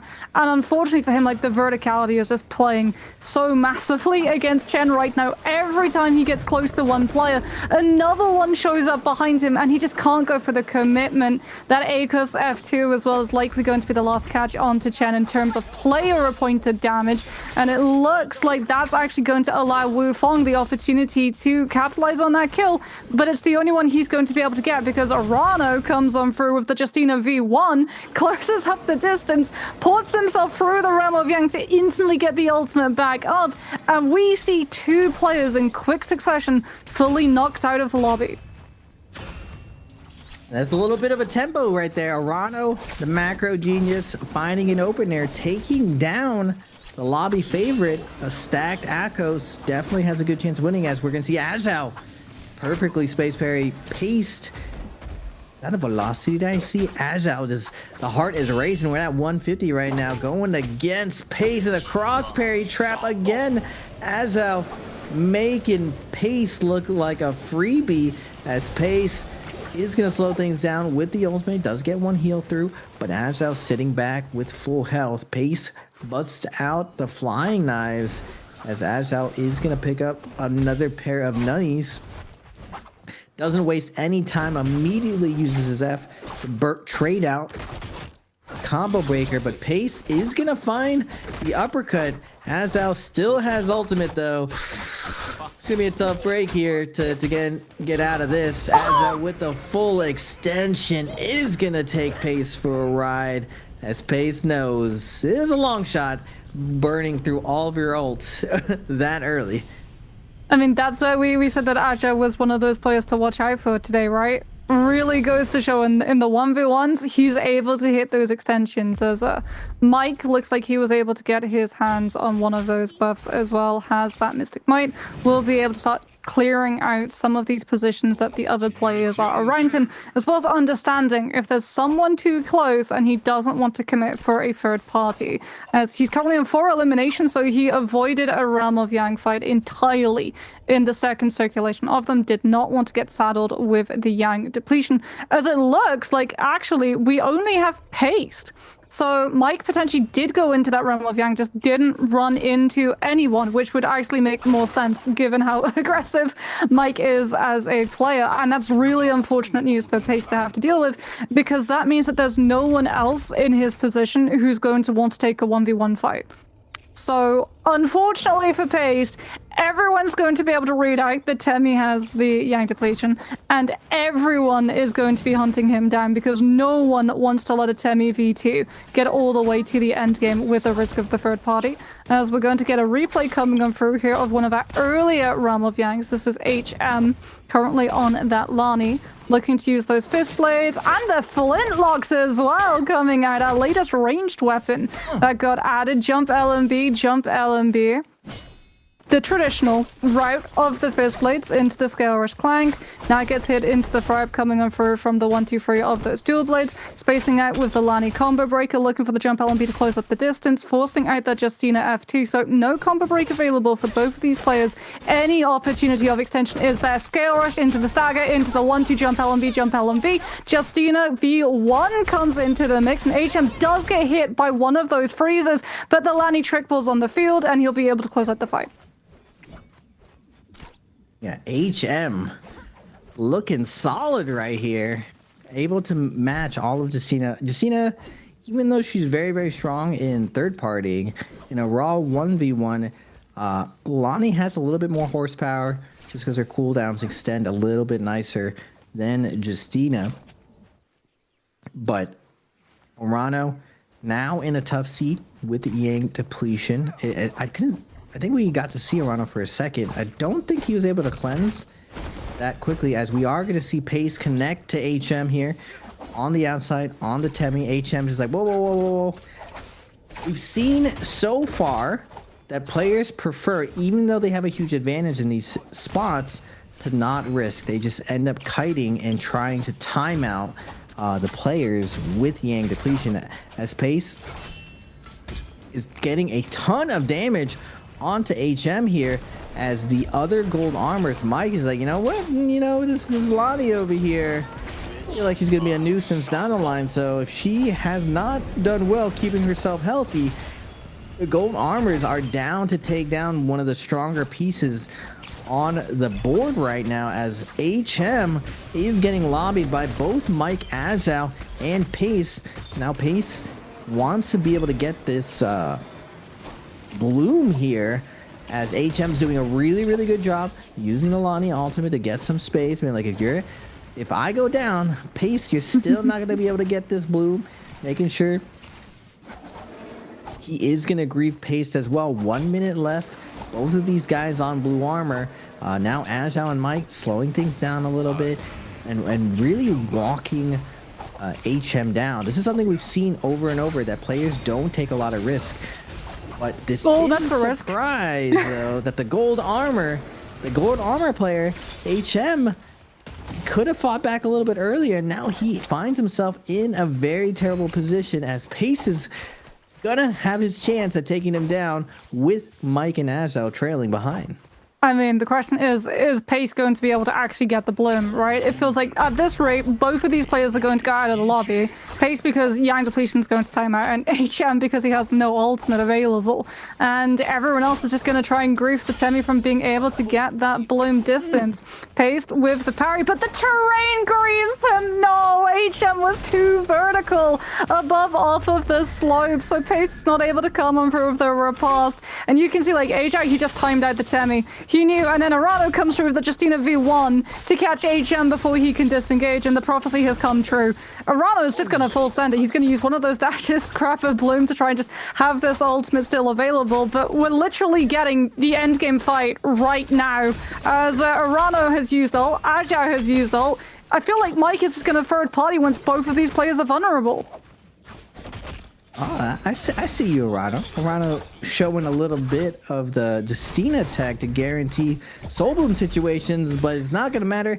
He blew all of his cooldowns already, as Azal and Mike are going to be fighting over this last kill. Arano is going to be able to get the Spirit Well armor reset, as Mike is going to reconsider the situation again. He's like, am I going to get focused immediately after this? It's not going to matter, though. Mike is going to play this slow. Azal continuously going after the low Justina. Not going to immediately go for the backstep on Mike, but we've seen HM get forced into a bad situation. All three of these players in a gold armor, so no one's really at a loot disadvantage.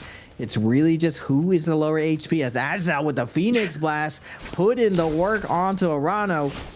Arano's doing his best to fight back here, as he is going to eat a double charge from the Mike on the outside. And now Azao on the back foot.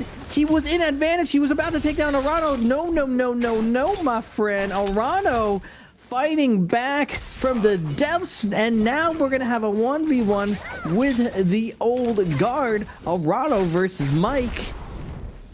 Mike's just giving him absolutely no space to be able to breathe. Arano's able to get the scale rush off onto the cliffside, puts himself up onto the roof to be able to scale rush off of that, creating enough distance, or at least he thinks. He hears the sound cue of the charger from the dual blades, has to cancel out the heal, manages to push Mike off of the roof, looking for the follow-up pistol shot, got one shield potion off in the meantime, as Mike just continues to look for that parry, not allowing Arano any opportunity to recover. Arano did cycle back into the F2, has the V1 to be able to push Mike and use those dashes, 1, 2, chain so quickly together just to have as much distance as possible and get one of those healing powders off, as we can start to see Mike just continue. Still has that ultimate. Arano now having to dodge out of the change up coming on through from that katana, as now Arano with those dual blades getting hit by the assault smolder is going to be really rough when it comes to being able to keep the sustainability up. Mike finally pulling out, committing that V1. Arano again looking to kite before the Kylan's ultimate is over. Still needs to create a little bit more distance. Can't hold himself in the zone too long. The Justina F2 gets forced. He's all out of stamina and all out of places to be able to dodge. Volpine Essence kicks in finally, showing that Arano gets a second chance at life and manages to commit in with the RMB, but again gets hit by the assault smolder. Mike now an absolute sliver. Arano in the same position gets hit by the Kylan combo breaker of the F1 into the knockdown, and Mike finally closes out the elimination. But my goodness, for how that fight started with that Justina, it came down to the wire. Oh my goodness. And that's what I was saying. You can never... Oh. Should I pick Arano instead? I think I'm going to change my top 4. I'm changing my top 4. I got to put... Oh, no, you're swapping out Ejo and Arano? I think I have to. I think I have to too, because like I agree with you. I think if it was a dueling tournament, right, Ajay would be in a really good position. And from what we've seen in terms of the Realm of Yang 1v1 fights, like he's exceptional in those. It's just when it comes to the actual like map parts itself, right? The battle royale aspects of NARAKA, where things fall a little bit apart. The third parties not being able to find the armor resets, taking a fight in really inconvenient positions against heroes that you really don't want to run into on those types of terrain. Those are the things that will hold him back. You can't count out just the multi-way fighting, the finesse. We saw some magic pulled out from Arano there, and I was saying it before that him, Wang Liang, and Verse really redefined a lot of the strategy last year, and we see it again. Arano reinventing a lot of situations, and his patented Justina, not the best 1v1 character, like I was saying before. Lonnie edges her out a little bit, but she is probably the best third-party character right now. You saw the Yang depletion situations Arano dealt with, using those dashes and spacing it perfectly, able to stagger and close out distance a lot faster than people can expect, and stealing Soul Blooms away. Now, his ability to stall out that situation with a Kylan, with a Shuhan, clearly target folks, and they wanted Arano out. He was the weaker of the two, but he manages to offer a better meal to Mike. He was like, wait, who's lower now? We got Azal really low. Who are you gonna take now? And Azal, that with a blink of an eye, all the momentum shifts from him, and he's not able to stay afloat right there. And I think that's a big defining difference of the veteran players. Like, last year was so brutal in these multi-way fights that these players are so battle hardened from these situations, and I have to give the edge for Arano. Now, still, Azal has shown he's definitely a step above everyone else in the 1v1 spacing situations and the ability trades. Like, he's just coming out favorable in most situations, except in multi-way. And I would say beyond first Yang and second Yang, there's a lot more multi-way fights. So I gotta tip my hat to Arano. You definitely changed my mind, brother. I think you're definitely gonna be able to punch your ticket going forward. I mean, it came really close. Like, honestly, I think if he didn't get that armor swap off of the one left behind by the Spirit Well, Arano probably goes out before Xiao, right? Because he was an absolute sliver. His armor was fully broken. Mike was almost directly on top of him too. And he's looking for the chase. He knows that the Justina does not have ult. He knows that there's a window, although slim, given the fact that Arano had picked up Soul Bloom, so the rage generation will be increased for a small amount of time. He could have gone for that punishment, but then the moment he sees that armor swap went through, Mike backs off and allows Arano to be able to recover, and instead turns onto Xiao instead. So I think, like, honestly, there were two paths. The universe split into a half. One situation where if Arano didn't get that armor reset, he goes out and it goes down to a 1v1 against Xiao and Mike, and the one that we find ourselves living in where he does manage to pull it off and we get the Starlight 1v1 versus him and Mike instead. Yeah, there's definitely a little bit of luck for Arano that round. It's a pretty rare instance where you get two very, very aggressive players, Xiao and Mike, winning the Yang and going for the other strong stacked player. HM gets the crappy end of the stick with Pace all-inning him. Now, Pace is in a tough spot. He needs to get the cleanse, and HM doesn't hold his ground very well. I think if HM puts a little bit more resistance, immediately Pace gets picked apart and killed. But because HM gets his armor stripped from him, now he's in a weird situation. He has to play armor swap, and he ends up getting drowned out there. I feel like normally, if Arano's in that position, if Frost's in that position, they're going to play a lot more defensive and not get stuck that way. So kudos to Arano, though. He's able to capitalize in that situation. If you give him a little bit of space, that's where playing a very safe strategy ends up capitalizing. And if it comes down to 1 or 2 points, someone is going to get upset here. Everyone in this lobby is extremely strong in fighting. And I would still say, like, most of the players, with the exception of Pace and Azal, are very experienced with the macro strategy, the overall Battle Royale strategy. So it's going to be, I think, a very, very close fight of who's going to be in the top 4 at the end of the day. Well, we can now have a look at our question of the day for Game 2. Which player was the MVP? Was it A, Pace? Was it B, Azal? Was it C, Mike? Or was it D, Frostvus? So I see we've moved away from the tradition of, like, second question being the most, like, difficult one of the day. I recall all of the second questions, like, literally being, you had to go all the way back to the exact moment that something happened. They would, like, ask, okay, which was the player who eliminated so-and-so? But this one, we've already given you the answer multiple times. As we keep saying it, you can't count him out. And if he already had that good a game before he even got his hands on ACOS, and remember, he'll likely get to play ACOS twice, I feel like Mike is almost dead set going to be determined to be, like, ending the day in the top 4. Unless something extremely horrendous happens to all of his matches between now and then. The world that I see Mike not qualifying is for the Akos round, he runs into Agile in the mirror matchup. We've seen a lot of players bust out the cheese of going Cage Akos just because it does have an advantage versus the other Akos, especially if you don't know that the other person is running the other variation. You can catch everyone off surprise. But speaking of surprises, still a lot of NARAKA to be played, guys. We'll be right back after a short break.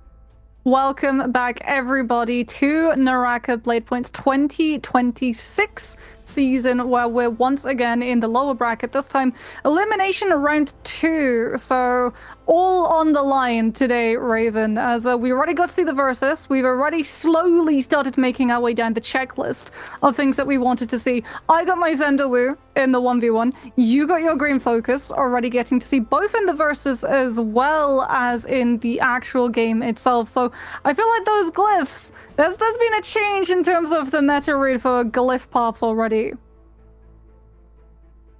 Oh, what am I hoping for now? We already got the checklist, and there's still so many more games ahead of us. I got to see the new character win a round. We have. You want to see an MVP? Yeah, I agree. I want to see Agile show me how that character's going to be playing multi-way. I don't think it's going to be him to do it. It doesn't seem like anyone else has the same holding. Arano's been running her as well. Mm-hmm. Every time I see Arano run it, it kind of falls short of how he plays Justina. After seeing Agile do it, I kind of have a better idea of what it would look like if you were able to MVP. But again, the lobby is just so hard to deal with. Can you even get there and win each Yang and come out with a lot of loot? I still feel like probably will be Agile snowballing out of control if he so chooses. I haven't seen what Agile's lineup looks like. Everyone has a different take on what the current meta is. It's not solidified which is the best characters in the game right now. I would still say a lot of them, the matchups are very, very close. The one thing that is very clear is that Akos is still one of the very, very favored picks. Lonnie has performed very, very well as well, and so has Temi, but everything else is kind of up in the air. Still a lot of room for everyone to maneuver and go with their comfort picks, especially with the 8-man lobby, and especially how like scuffed these end games can go. Arano by all means gets a very, very lucky situation, claims the spirit well uncontested, but he's able to fight the 1v2 off like perfectly. See it on the opposite end where HM couldn't do it himself. So it's a little bit defining difference of skill set. I mean, I think the Phoenix Blast went quite a far distance in terms of how he was able to survive as long as he did. Because, like, there were multiple times where he was stuck and there were two players, like, both vying to get eliminations off. And then Phoenix Blast interrupted not just the person that, like, you were actually fighting on the 1 versus 1. It also interrupted and hit the third party. Like, Mike got hit by that Phoenix Blast a fair amount of times when it was the 1 versus 1 versus 1 for a good like 20 seconds or so. So nice to see that that Soul Jade coming back into the mix in terms of solos as well, because something I really wanted to talk to you about was the fact that we didn't really see much of the posturing up with Soul Jades to buy space the way that we did last year, right? No one was showcasing things like the Merciless Havoc. We didn't really get to see any zoning controls of like Aurora Burst on Hengsword as well. It was just very, very scrappy fights, and a lot of players wanted to get very, very aggressive right on top of each other, as opposed to everyone wanting to carve up a certain space that they held. I think it was mainly because of Agile and Mike. Both of those guys, very, very aggro. They're not going to sit back and try to control the Spirit Worlds. That's the only reason Arana was able to claim the Spirit Well. And especially Agile. He has Phoenix Blast. He was the one who had the advantage to claim Spirit World, but instead gets a little bit greedy and tries to yoink the kill of HM and Pace in that spot. But this is what I mean by the veteran plays. Agile, he's back into this current meta. He took a year off. Now he has to catch up to how situations are played. It's a given that almost every single player, even though I'm saying that Agile is a step above, that step is it's not enough to carry all the weight in order to win it all. There's so much that goes into winning it all. It's a game of inches at this point, and it's basically just an inch being a better fighter than everyone else. You got to be able to play multi-ways. You got to have your matchups figured out. You have to have your weapons figured out, because you're not always going to get the same Jades, as Moxie pointed out. Phoenix Blast being used there gives you a huge advantage. We saw weapon swap being utilized by Agile. Haven't seen as much of weapon swapping. We've seen a lot of staff into Pole Sword being used, but it's mainly going to Fist Blades, Flying Knives, and Nunchucks, just because a lot of these multi-way fights, you're just trying to sneak in a one charge as your opponent is very, very low. And we've seen a ton of situations where no one takes a risk and players get timed out and Yang depletion. It's something that a lot of players have been considering, like, do we really need Yang depletion in the game at this point with the lobbies being this small? Now, it still forces interactions, and we saw some really interesting stuff of claiming Soul Blooms after many years with this mechanic being in the game. I'm still curious to see if more players will pick up the green focus. We saw Azal doing it. We saw Mike already quickly ready to grapple it. He didn't get the grapple just because Azal did not proc it. He ended up just taking the damage and seeing that Mike couldn't follow up. Just fell to the ground instead. Oh. We just see more of these situations as Azal. That's not Akos. Go with Shuhan instead of Akos first. Interesting. Oh, see, that might actually like be an upset, right? If you know that Mike is in your lobby, and you know that mirror match is going to come down to the hero most picked in first phase, like surely it's actually worth going for Akos on second pick then to deny the mirror match being a straight Akos mirror. As we get the Shen Huan Li, and then the Akos Pace is going to be picking up Temi, which means that Mike's now lost out on two of his big picks. Like, he likes the Temi, he really likes the Akos. So what's he going to field here? Will be the Lani. I was kind of hoping, not going to lie, to see Mike on the Sheol V2 attempt again, but it didn't fare out so well last time, so not surprised. A little bit disappointed, but not surprised to see the more consistent Lani. We've seen Mike run Sheol. It's one of his later picks. He still is favoring. Mike generally likes characters that have a lot of neutral exchanges, and he's able to stay on top of you, pressuring you to trade out cooldowns effectively. He's gone back to his tried and true, as we've seen a lot more Sheol in the later picks, but Chen is actually to go with the Liam. Interesting. Now, Rano with the Yodo pick, very common. She's still a solid pick in the middle. I gotta ask Frost why he chose her as a second pick for an opener. Hey, there we go. Zendelu is going to be picked on the side of Wufong. Yeah, not surprised to see Liam like getting picked a little bit earlier this time, given that it is Morris Isle, and that's like the OG spot for Liam to be able to come through with the V2 impact. There's so many places that you can just chuck people into on that V2, as Frost this time is going to be picking Larson. Actually, he was able to grab the Kylan. The Kylan got left pretty late, actually all the way to the very end, Xander getting locked before it.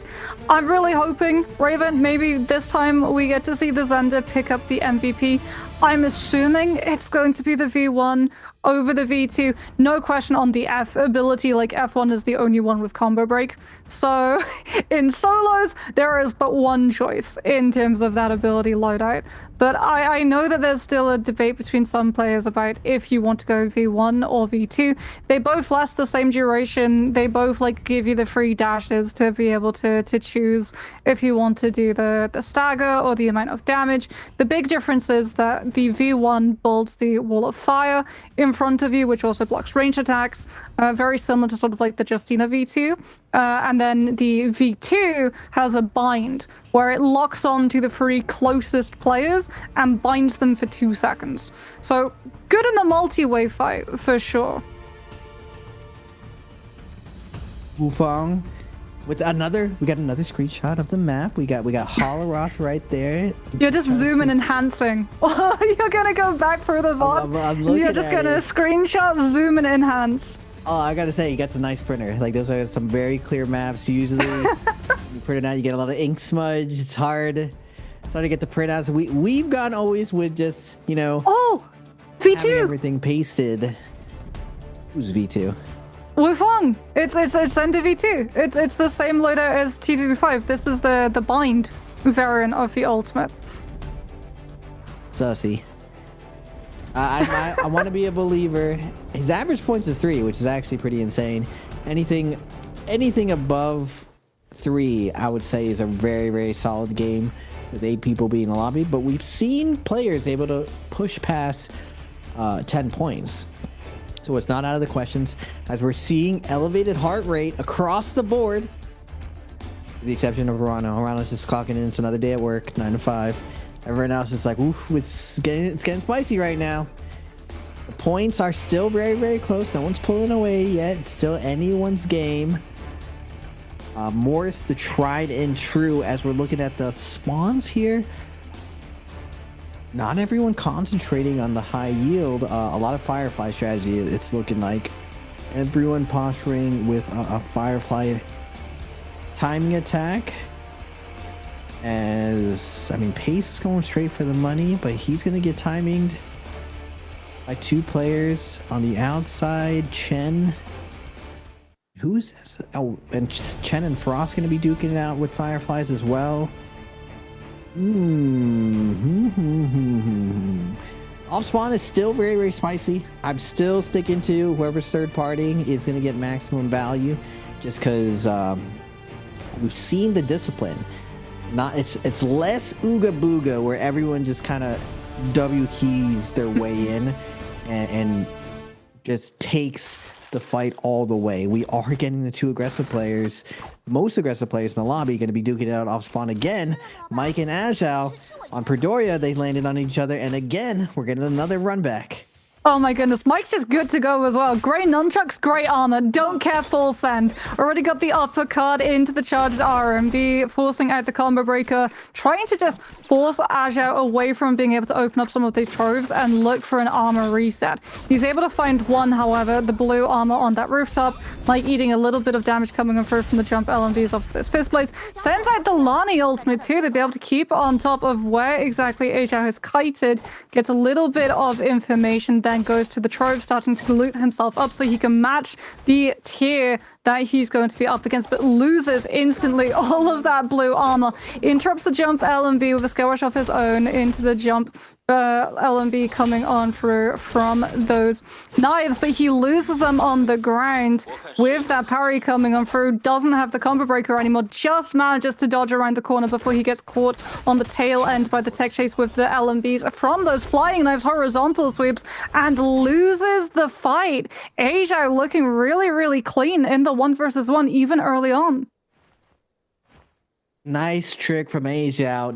Mike gets Asia on the scale rush trap previously right on the corner of the house. The second time Asia was like, nah, we're going above the building. And jumping aerials Mike's trap at the end as Wufong's gonna come with the time attack. Does have ultimate to his name. Asia doesn't have ult, but he did capture a soul wound off spawn. Can Wufong make this character work? Moxie, I'm not a believer. I'm a hater. He's not gonna fight. He doesn't have combo break. Yeah, he doesn't have combo break now. There's no way he actually commits to this until he gets that F1 back online. He has ult online though. Looks for the cross parry. Wufong's been looking for cross parry all day. Oh, bind one. Get the first stun onto Asia, but Asia gets the armor swap immediately. Resets to the outside. Now Azal, Wufong's in a tough spot. That's all of the arrows. He has the ultimate up online now. As Azal again, not falling for the scale rush shenanigan, going above onto the rooftop. Sends the max range 1, 2, 3. Looks for the parry, but nicely covers it with the F trap. Wufong is gonna go with the patented double charge crouch cancel. But Azal not phased by this, staying on top of him. The jumping LBs of the fifth place just denying the scale rush shenanigans. As Wufong, he gets the opener, but he doesn't fall through. He doesn't follow through. I mean, he can't really because Azal has ult up to combo break, but tough break. This time, Azal off spawn is going to be the victor, taking down both players. HM versus Frost now. HM does have ult advantage currently against Frost, who's halfway to that next Kylan V1 as we get the parting musket shot. Just chipping away that armor into the Akos F2, looking to find the extension off of the stagger. Has to space out of the fight though, since Arano comes on through. Does manage to catch the elimination with the dual halberds just before Arano can shark it. And Arano, who showed up, does not have any information about if HM already used the ultimate, so he's not going to commit to this fight. He just wants to see if he can grab a little bit of extra loot. Now has to commit to the fight. Comes on through with that Yoto V1. HM's going to show that he does indeed have that Akos V2, utilizes the mobility to get back into the shack, grabs a blue armor reset into the Tiger Pounce off of the verticality, trying to keep on top of this Yoto, who is about to lose that ultimate. Just has to be careful that he does not get hit by the last slash of the Demon Blade. Absolute aura, tap dodges into it, manages to iframe through, and now we go back into the neutral, but HM with that Akos F2 has much more of an opening, looking for the 180, and Arano is just having to space out, waits for the F2 to be done, looks for the max range parry onto those dual blades, and manages to catch it, stepping right into the pocket, and Arano finds the elimination with the dagger swap. Arano already up to 3 kills too. We didn't get to see his off spawn, but things have been looking up for my man. Already up to 6.5. Mike up to 7.5, and Azure at 9.5. The cutoff is at 3 and 2.5. Now, last time, cutoff was around 10 points. So I imagine the pacing here is going to be very, very similar as we are already on to game 3. We're nearing the halfway point as we're going into first Yang, and we are going to get Shuhan with dual Halbies versus, I believe this is Paste. Not the best matchup for Pace. Now, Pace has swapped his playstyle as we're going with the circling jump pistol shots to open this matchup. As out, facing out, just peppering in some light attacks, not committing to anything. Tap dodge in with jumping LMBs. Very, very interesting. Using the jumping areas to just deny a lot of the dodging traps. Pace trying to buy some time. Cool things off, setting up for a scale rush trap. As Azal, though, not going to give Pace the look that he wants. Instead, Azal is going to get a nice opener himself. Releases the double charge, and again, the jumping aerials poking down Pace. Even though Azal hasn't committed to anything tough, he's gotten Pace down to very, very low already just from these chips. And finally, Azal is going to find a parry onto Pace. Pace still has his ultimate online as he is able to tap dodge. Azal, though, is going to be able to use the ultimate. That wind wall, very sticky, but not a solid wall. Can still shoot through it, and Azal is going to use his ult to secure the kill onto Pace. Yeah, nice clean activation of the ultimate as well to be able to iframe through the catch of the Temi Wisp inside that V2. So Azal is going to continue this momentum like we talked about. We're expecting his duels, his one-on-ones to always be clean. It's the multi-way fights that we have to be able to really see him be able to improve and clutch things out. So we're getting SS1's Frost showcasing off Tuna's activation before he starts to go hunting. And we actually get all 3 players on the board with Yang Depletion, which means that everyone is going to be looking to try to punish those players when their hand is forced aggressively. We can have a look and see how exactly this one went. Mike on that Lani, looking for the uppercut catch into the Scale Rush trap. Frost not able to catch the RMB at the tail end of it. Mike actually really aggressively using that Lani combo breaker, and Frost will instantly punish the 1-2 grapple extension fully coming on through. Mike now having to utilize that ultimate, looking for any point of recovery, but here comes the Kylan V1 at the same time, and the first dash finds the connection onto Mike, locks in the animation, and manages to take him down. That's how Frost was able to pick up his buff, and that's how Mike finds himself with Yang Depletion. Second green focus punish goes to Frostivus, slamming Mike to the ground. I was talking to Taggy about how much damage the green focus punish happens. When your opponent breaks out of combo using green focus, if you do grapple at the right time, you get basically a counter to the counter, and you see how much damage that slam actually does. It's a very long animation. You put them to the ground, and then you get a nice little wake-up situation as we are going to Chen versus Arano. But Chen has a lot of building to work with. The clunky, big, great sword of the Yodel ultimate, having actually not a difficult time chasing down Chen. But Chen does have an opportunity there to get a half charge. He opts to continue running as Arano has his wounded prey in front of him, is going to keep up the pressure. And this is the patented Arano.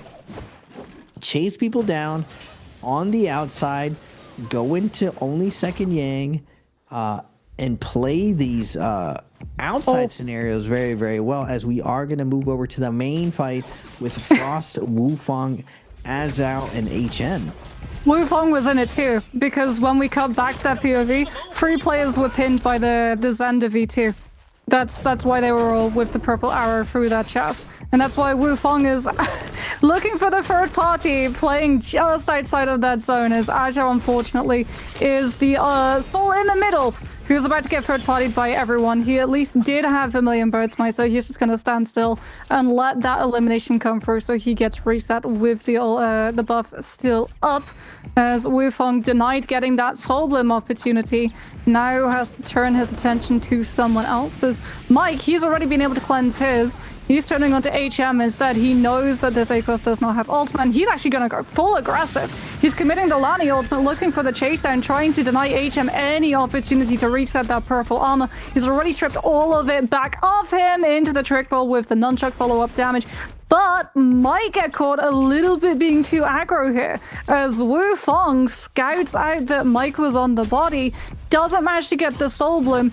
10 seconds left on his Yang Depletion though, Raven. This one's done. Wufong's going to take himself out of the lobby. He just has to make sure that Mike doesn't get a last hit to be able to count the kill.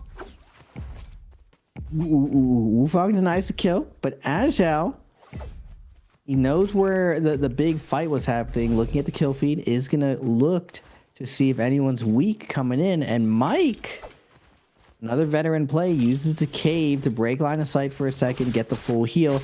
As Azal leading the lobby with 4 kills, though. Is going to be able to catch Mike back to back. Ooh. Again, with the weapon swap shenanigans, plus the pressure of Shuhan, he is going to be able to pop the ultimate. Can Mike buy enough time, go into Yang in time?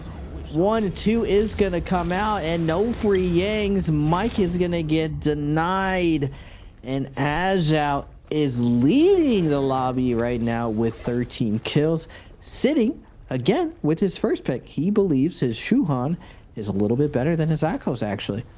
I mean, the halberds into Hongsword weapon swap, yeah, that was nasty.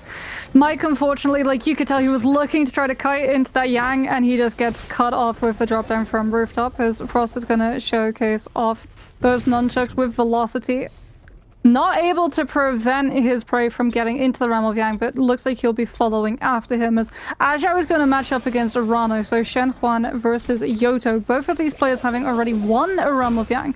So both of them rocking those legendary weapons already. Up into the sky we go. Arano staying up a little bit longer than Azhao, who's going to look for the Scale Rush trap, already forcing out that Yoto F2. The second cast of it there being used as the actual combo breaker, but Azhao is still able to keep up the pressure with the tech chase onto those pillars. Gets hit by 2 slashes of the Yoto V1. Now comes on through with the Shen Huan Li ultimate, looking to create as much attention as possible, denying Arano the heal. Breaks away from one side of pillar. Still has half the ultimate duration left to go. Doesn't manage to outdistance the damages from the Yoto's Demon Stance Blade, though, and Arano is actually the one that comes through with the elimination. Just not able to get out of the spacing of the Yoto's reach. I see you, Arano. I see you, Arano. Just very, very precise spacing coming out from Arano. And again, that bluff heal situation coming in very, very big, as Arano immediately sees Azhao come out. Oh, he left the bloom. He's still got the bloom from Mike's body. It wasn't 2 minutes. That's why he was so close. Oh, and he bought the gold armor immediately. Arano sees the gig, and he's like, wait a second, you're a little bit too beefy, my friend. It's time to wait for the other Yang depletion, but it looks there's like none. There is none. Everyone has wisely cleansed. Interesting. Everyone's gonna look at each other and be like, hey, I guess we go shopping at the same places. We all got gold armor right here. We're all looking nice. Dressed to impress, ready to go to the next spirit well. Just chilling as everyone's picking the bodies clean. Just get a little bit of this, a little bit of that. We got the max melee resistance, 8% attack. So does this mean we take a vacation until we get the actual spirit well? Because, like, if no one has Yang depletion, who's going to force the aggression? Potentially Mike, but he's out. I mean, maybe Azhao, right? Because you were saying he's a very aggressive player too. But I don't know if you want to force the aggression on the Shen Huan Li. No. It's going to be a zoning situation where I feel like, does Yoto have the advantage? I mean, all 4 of these characters are not known for their multi-way. I would say Yoto probably has the best advantage here for closing this out. We don't really see heal-off situations anymore. Like we used to. Usually the lobby gets thinned out at this point because of the Yang depletion after this first Spirit Well. It gets really dicey if all 4 players get Yang depletion, just because no one's able to take this down. This is I mean, I don't know if you can challenge Azhao though, because he was showcasing just now, he has Aurora Burst. So surely for him, he just goes, sets up on the Spirit Well, showcases that Soul Jade, and no one wants to dare try to take him on because of getting hit by the silence. No. Everyone does not care. Aurora Burst in solos, very easy to get through. It's just so easy to parry because you can sit on the outside and parry. In trios, your teammates will cover that opening with team play, as we are going to go to the first Rumble Yang. As remember, Rhino got a 3-piece off spawn.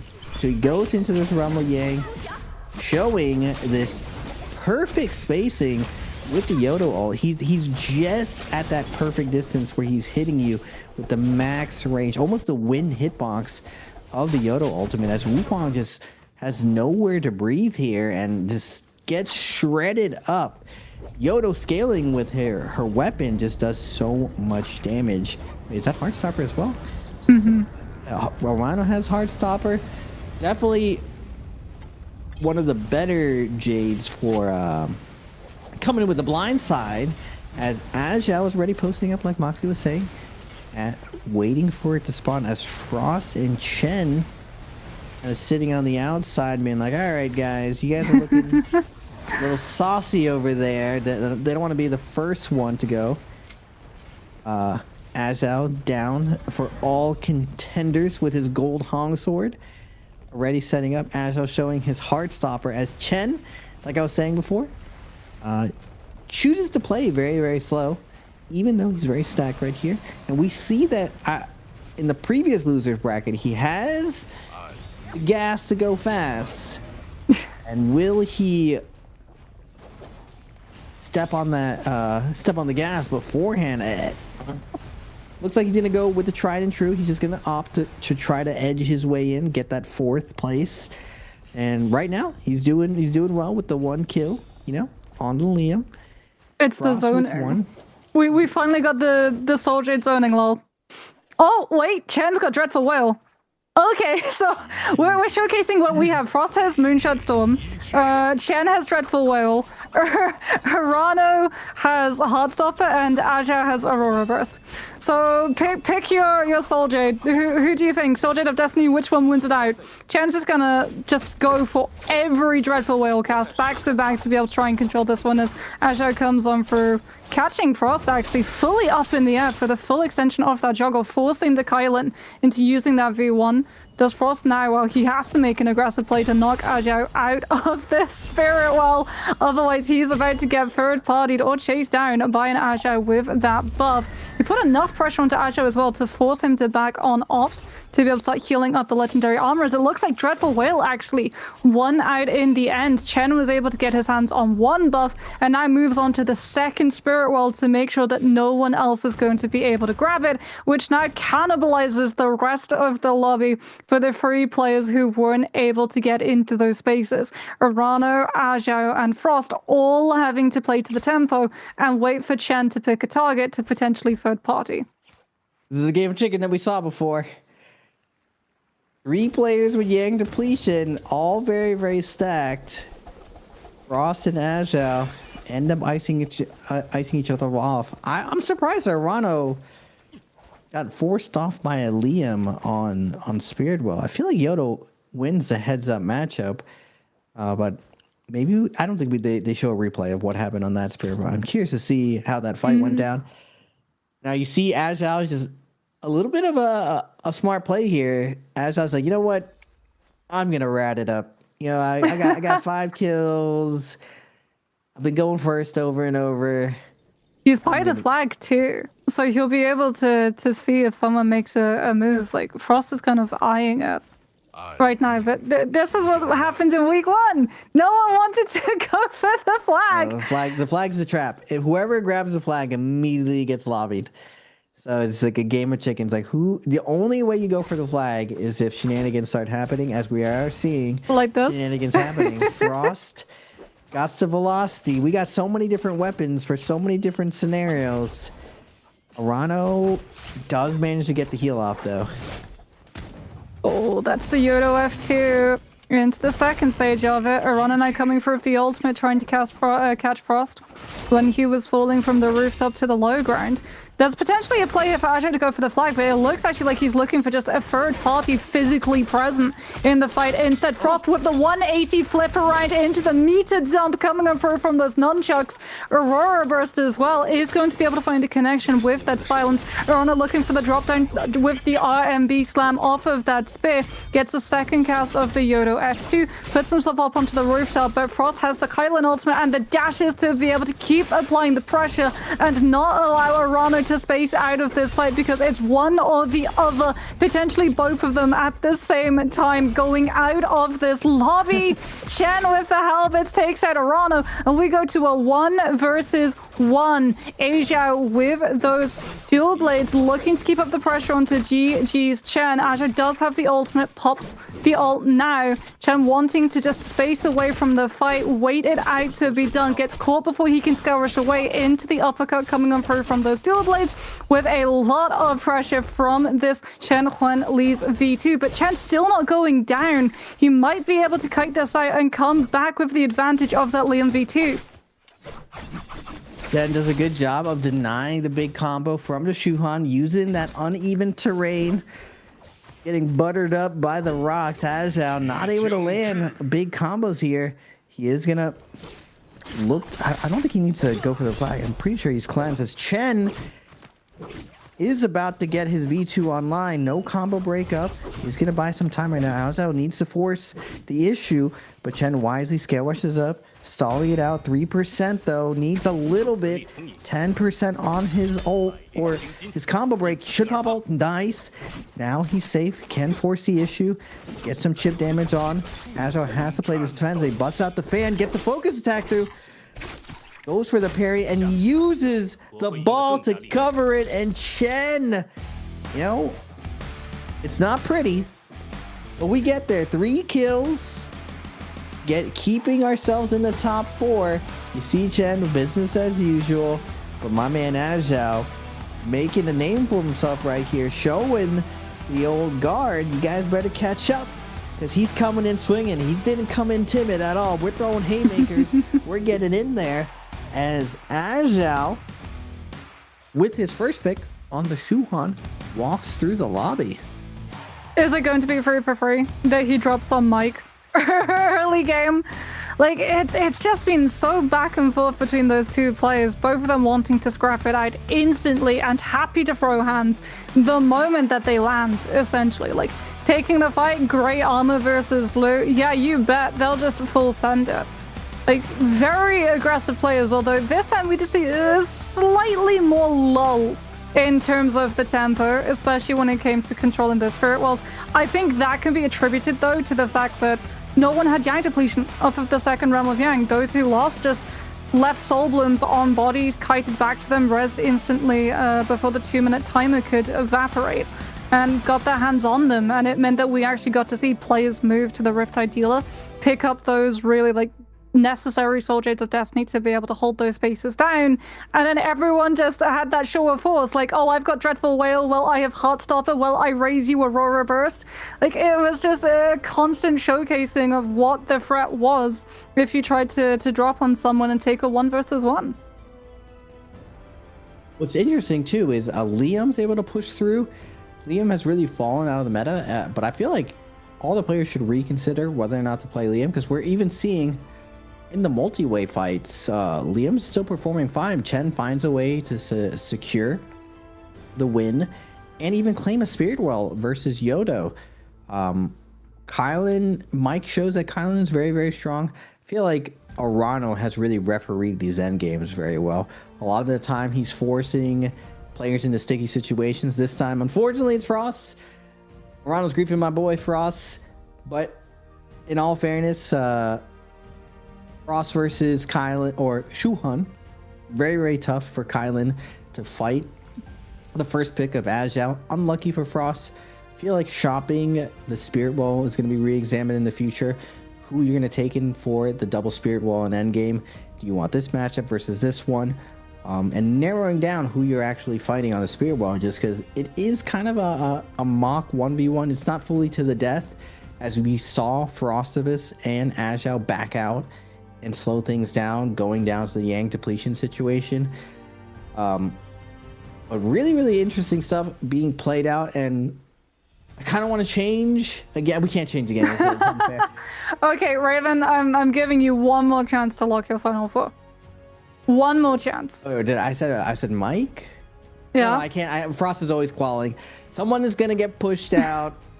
Sorry, Mike, you're gonna get pushed out. Frost has to qual over you. By the end of this, I can't change. We gotta keep the lineup. Looking like Arano was a bust though. Arano is a bust compared to Hajao. Hajao is looking very, very dominant.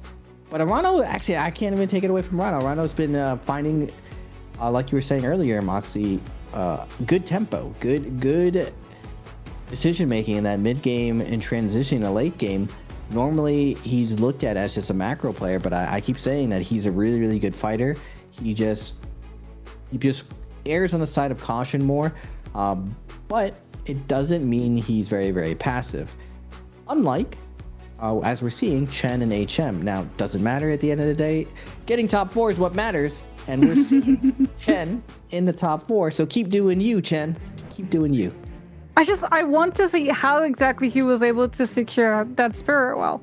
Because we were watching the Frost 1 versus 1, right? But Chen was also in a different 1 versus 1 for the other Spirit Well. We know that he had Dreadful Whale, so I'm guessing that played a part in it. Potentially that, as well as the reason why like Frost backed off of the fight, like both of them understanding it was taking a little bit too long, and that if someone else picked up the other Spirit Well and started kiting their way to that position, they would both be vulnerable if they weren't already healed up. So it was better to play like more defensive and be able to give more distance between themselves and the person coming through with that buff. So we can have a look and see how exactly that last match went with all of our highlights. No surprises that a lot of them are actually going to feature Arano here on this Yoto, Chen on that Liam coming on through. Managing to catch the elimination inside Celestia. This is the moment that Mike is able to spot HM, who's a little bit too low out in that zone. This was so clean from Asia too. That's how he's able to recover despite losing his second drum of Yang.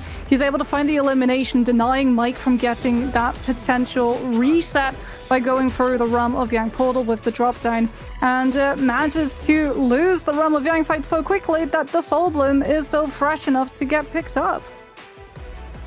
You know, after watching a couple fights with Agile, I realized it's not bad, but it's definitely not as killer as everything else Agile has. His chase sound isn't as locked down. If he's able to deny Chen getting his ult there, he probably beats Chen in that experience. He also kind of gets outmaneuvered with the terrain choice there. Chen does a really good job of using the uneven terrain to deny the big damage Lee combo from Agile. We've seen him land it over and over. He gets the ult off and he takes his opponent for a ride. A really good job from Chen to navigate his way to a couple more points, taking down this monster that is Agile. I'm wondering if more players are going to be picking up Lee moving forward over Akos. I know in the matchup Lee versus Akos, now I'm curious why in martial arts it doesn't go this way, but we saw it in Yang. Generally Akos wants to jump up and down, and if you jump up and down versus Lee, he is going to combo you the second you lift off the ground, and he's always waiting to dodge a lot of your openers just because of his stamina. We are going to be having an interview, ladies and gentlemen, and we will be right back after this short break. Okay, ladies and gentlemen, welcome to 2026 Nbpl post-game interview, and we hosted Yuyu. Today we invite Frost from SS1, so let's say hello to audience. Hello guys, I'm Frost from Team SS1. So we know that today's match is very important right now. So may I ask you how you're feeling and right now, and how your match state right now? Currently, I'm not feeling very good because, as you guys can see, my points is very low. I feel like in the game I get very unlucky. If you guys see my damage definitely is comparable to the highest skills people. Yeah. But for some reason I just can't secure the kill, and I keep getting targeted at the last moments. So it's very hard right now. Yes, we know that it's a little bit hard right now. So maybe let's move to next part, answer for treasure. So question is, which hero do Forest use in game 3? And we know that, just today's game with the point situation is so tight right now.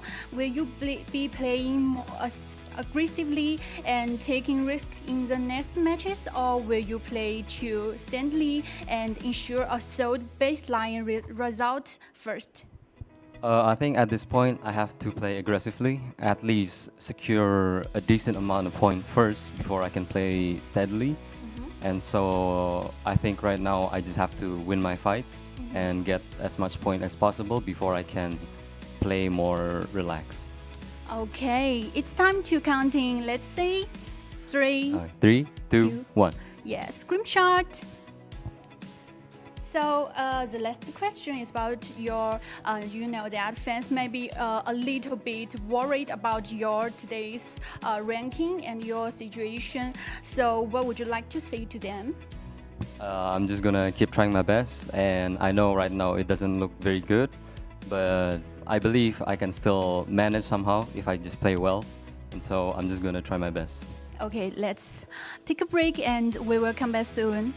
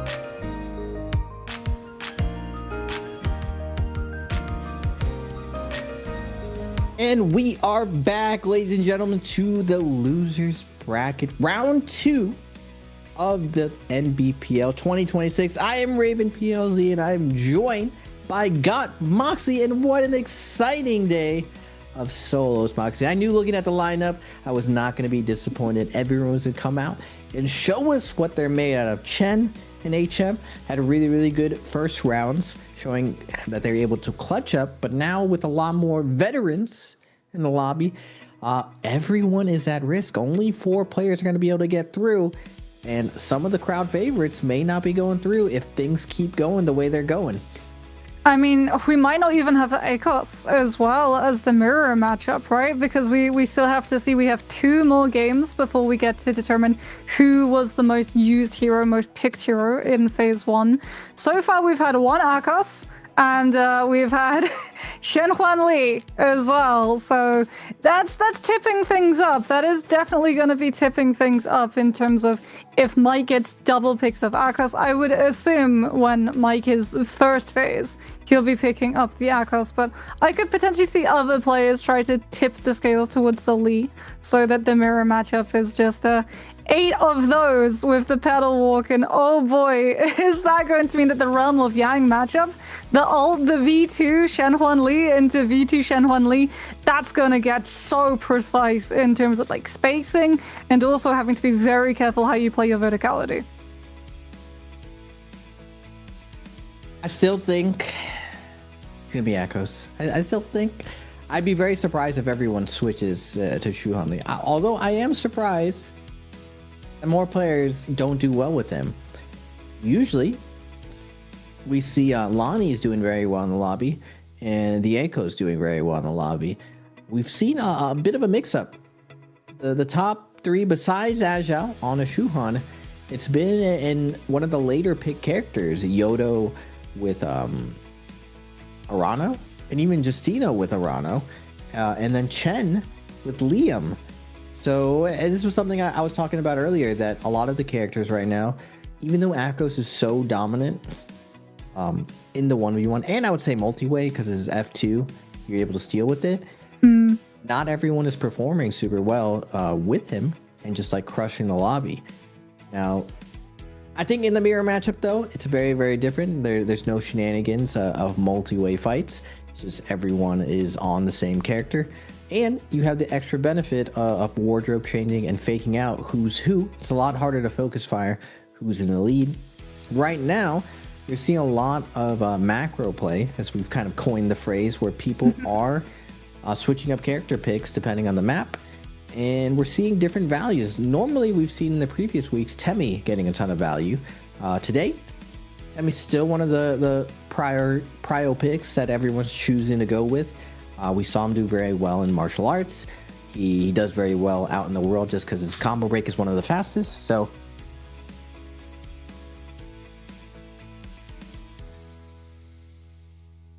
yeah, I mean, it's gonna be a very interesting one. We're headed to my favorite map of the whole circulation of Naraka, which is Holler of Starry Night.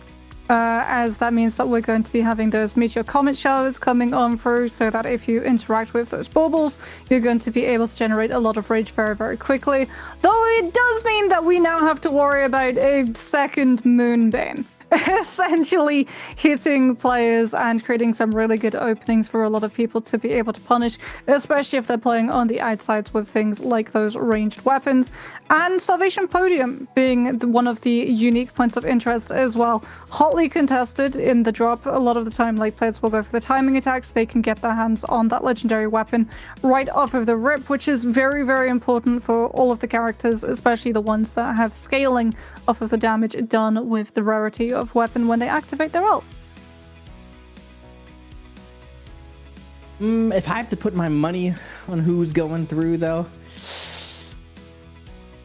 14 points. I think Agile's around 14 points already. The cutoff was really around 10 points, and you're just seeing how hard it is to really get kills in an 8-man lobby, especially when everyone is so good at playing fights and even playing safe. Normally, we've seen a ton of players overextend and give up really good positions. Now you see how quickly things can go south for you.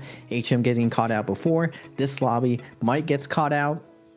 And the Spirit Well playing out how we traditionally see it. Moxie was saying that a lot of players will claim on the Spirit Wells using their J's to kind of zone people out. And players are not going to overcommit to it. If one player gets advantage, usually the player who wins one Spirit Well is able to get both. And then he really gets to dictate the rest of the lobby.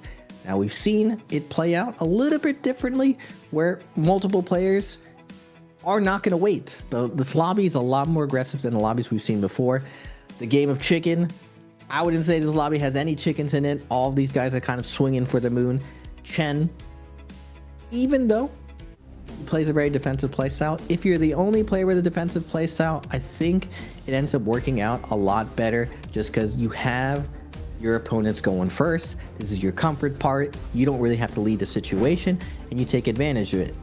Will he be able to keep up this pacing as the pressure keeps cranking up? We're past the halfway point. There's still a lot of NARAKA to be played. And the heat is turning up for a lot of these guys. I'm curious to see the heart rate monitor of how everyone's feeling now that, like Frost said in the interview, the points are kind of low right now for some of these players. But we've seen before that a lot of players, they heat up early, but they cool off later. And the players who start off really slow start cranking it up,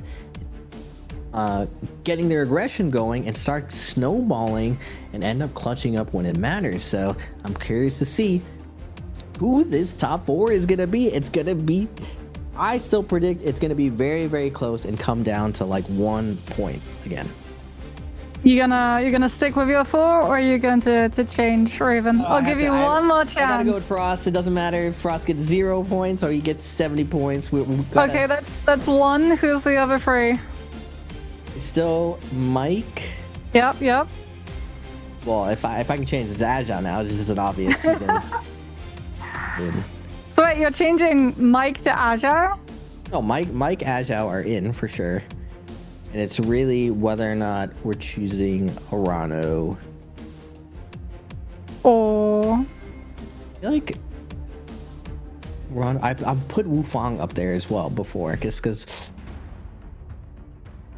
going with the friends. I put Chen up there before, so I'm feeling pretty smug after getting to see his performance in Game 3.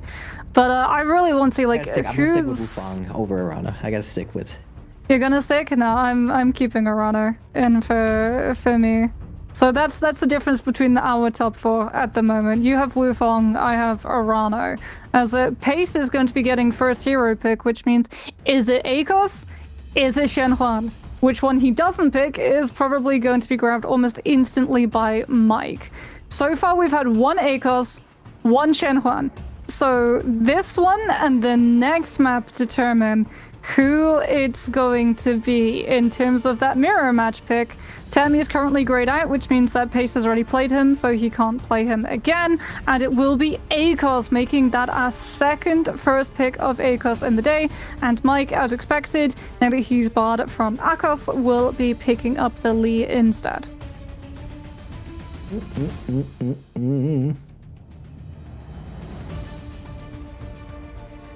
Wait, did we see who would... Oh, they picked first? Did someone pick Lonnie first? No. Lonnie's been picked second. So far, we've only had 2 actual games. We had game 1, which was counted as the Versus. Then we had Pedoria Midnight, which was Akos. And then Morris Isle was Shenhuan, was the first pick. It's weird that they organize the band picks not in the order of their picked. Because I looked at the band list, I was like, wait a second. Oh, you're looking at the ones that are being phased out. Yeah, no, those don't go according to order. It's not even alphabetical order. They kind of just put the character in. Anyway, Frost on the new character. Not a believer, still a hater. Not a believer. I just never see this character MVP. I feel like everyone should just pick one of their comfort picks from 2025 instead, and get more value. What, like the Volda or the Shiol? I would still say Justina, Shiol. you're gonna get. I mean, more I value. wouldn't even say Justina's a comfort pick. All right, I'm very surprised now that you've pointed it out that yeah, Justina was a 7th pick.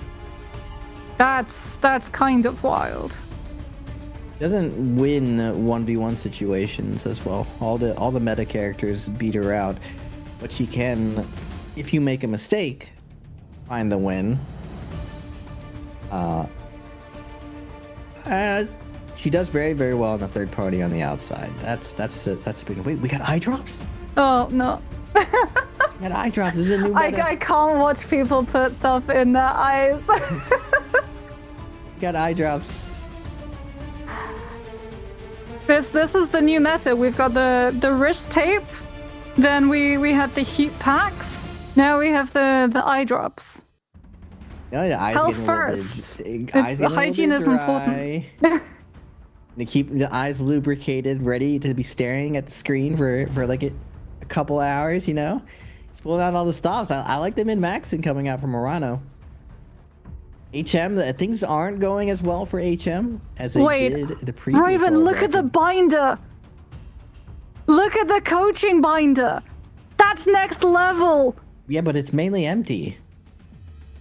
Yeah, but just imagine when it's all full. That's like an actual filing cabinet. I immediately spotted out. I'm just like, wait a second, it's mainly empty though, Moxie. I'm not gonna lie. Someone got a huge binder, and I look at it, and I'm like, wait a minute, but there's no pages. It's like, I got a binder though. It's like, all right, my guy.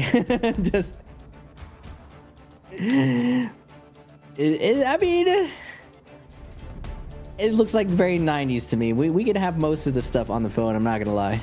Oh, but they actually have very, very strict rules on the stage of which technology you're allowed to bring on. That's why a lot of the players do have paper. And players write it down. You're not allowed to bring your phones on the stage. I see. I mean, I always use pen paper. That's me. It's a Moxie staple. Physical notebooks over digital. Because, like, I grew up in the countryside, which meant that our PC would crash, like, every 15 minutes. So if I had to type up an assignment, I would lose all of my work every 15 minutes if I didn't just, like, save it. Very quick note, by the way, Frost playing the Zender Wu picked up the V1 instead of the V2, as we now get to have a look at the drop locations coming out from everyone. No surprises, but there will be contest for Salvation Podium, though both players not directly dropping on it, more happy to drop around the outskirts of it, pick up some loot, potentially at Firefly, and then head over to actually try and contest those spaces. As the same appears to be happening with areas like City of Tang as well. Not really like full direct hot drops, much more so a little bit of a slower burn to start off the match. A big change of this year is almost every map, with the exception of one, is Fireflies, so a ton of aggression coming out from all the players, finding timings, and really min-maxing as much fights as possible, because in general in solos you want to have your ultimate in order to take a fight. The second you don't have an ultimate up, feels very naked, you feel very vulnerable to getting third party and not being able to defend yourself away, as we are going to go off spawn. Chen versus HM at the puzzle. They're going to opt to go and loot first, as Paste and Frost in an ISO fight. F2 going to be coming out. Onto Frost. He is going to be able to take his turn back, though, letting Pace know. We got an armor reset. Pace immediately going back to his old ways, catching him, reaching, as the Hong sword combo just does so much damage as Frost gets shredded off spawn. Pace, known for his catches with the Hong sword, now going to be fighting a third-party Justina of Azhao. F2 going to be invested, and Pace is going to have ult advantage here in this position, as Ashel's going to slow things down, but the pillars down here have those 3 no ult zones. I think there's only one up right now. And wait, okay, I thought it was Frost. Pace is going to be the one down here.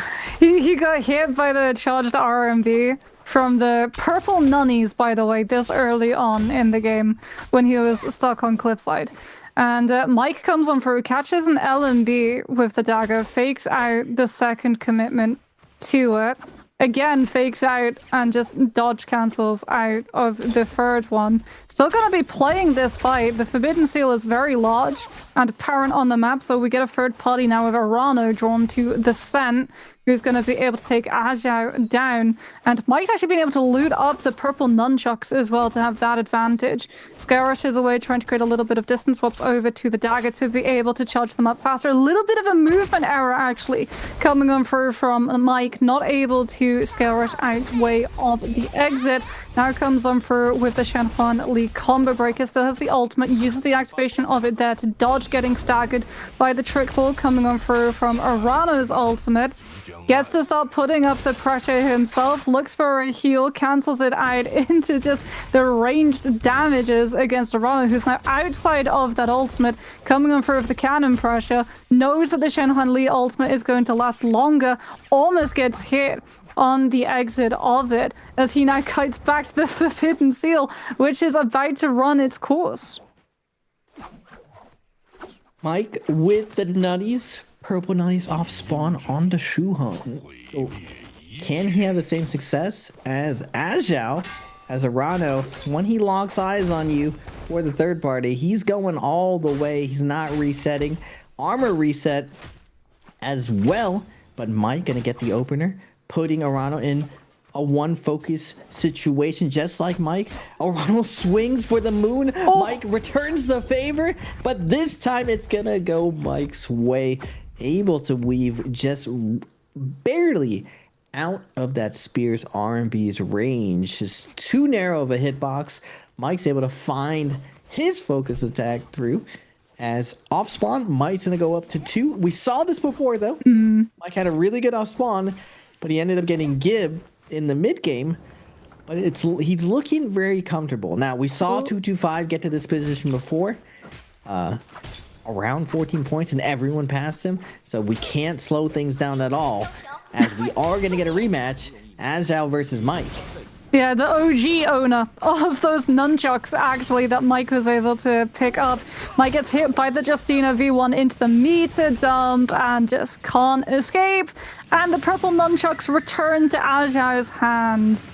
He'll be very happy to grab those ones back. That's really unfortunate timing as well for Mike, because like now he's going to have to find a soul altar and a respawn, and it's going to interfere with his momentum when we go into the first realm of Yangs, as Wu Feng is currently being juggled around by that Yodo F2, just waiting for it to be done. Or he can come and put more pressure, just taking away Chen's potential of grabbing that Yang pass. Wu Feng wants to be able to hold on to it. Ajao's gone all the way around too. He's not actually committing to go into the 1v1 for control of that one. As we get Chen seeing that someone's already picked up the Yang pass, moves instead to see if he can try his luck at the next one. Paste is going to be occupying that one. Chen sees, okay, no, occupied, and continues on his merry way. It's gonna be a spicy one going into this first Yang. Everyone opting to go in, and no one's gonna play this slow. And Ajao, we saw him before. No free Yangs. Not if Ajao is waiting there. He's taking the fight to anyone who's posted up next to him, and he's actually gotten a ton of kills, as people are a little bit hesitant to overcommit outside Yang, as we are going to go into the first Yang of this Holoroth. Wu Feng versus Chen. Wu Feng going to go to the pillar, look for the scale rush with this whip sword. He's not able to find the opener, as Chen uses the combo break to zone him out. And Chen finds the 1-2, fries Wu Feng on the way out. And again, Wu Feng fishing for the light attacks, as Chen is going to be able to back out, sends the blade through, trying to deny these heals, but Wu Feng able to get 2 heals off, reset the situation. Not ideal.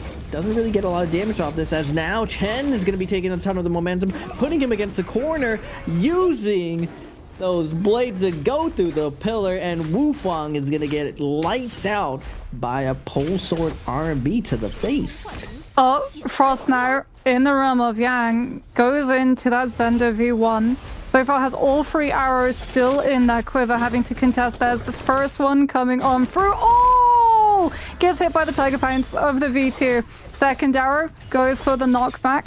Goes for the commitment of that one. Third arrow now.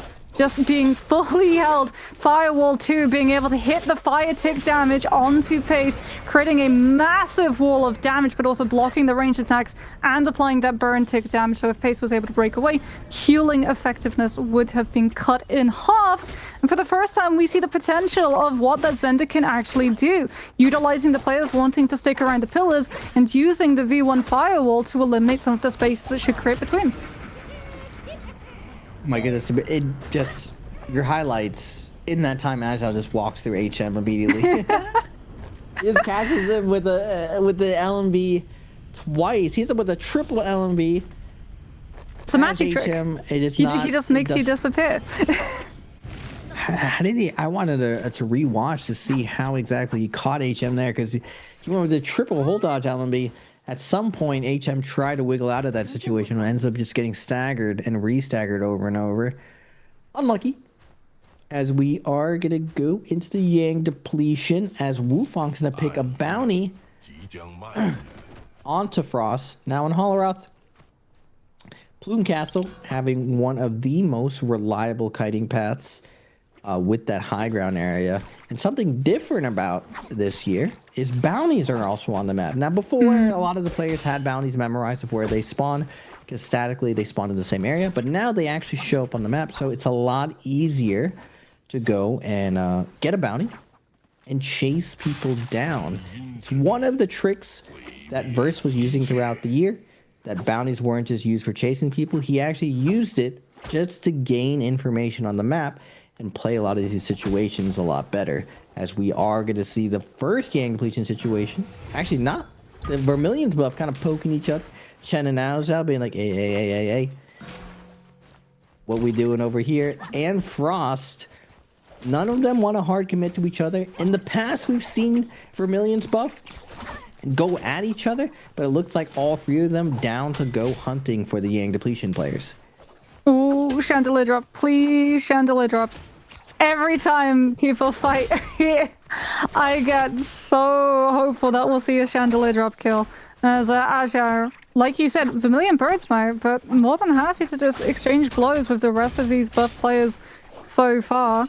As we're seeing that Stormfront like eat an absolute chunk of damage through HM's armor. Already had to burn out that Shiol V1 too. This is not a good position for HM to find himself in. Everyone's just going to space out, avoid hitting that Shiol, wait for the ultimate to be done, and then potentially turn in on her. As it looks like we're seeing all of the players drawn right into the central area of the map.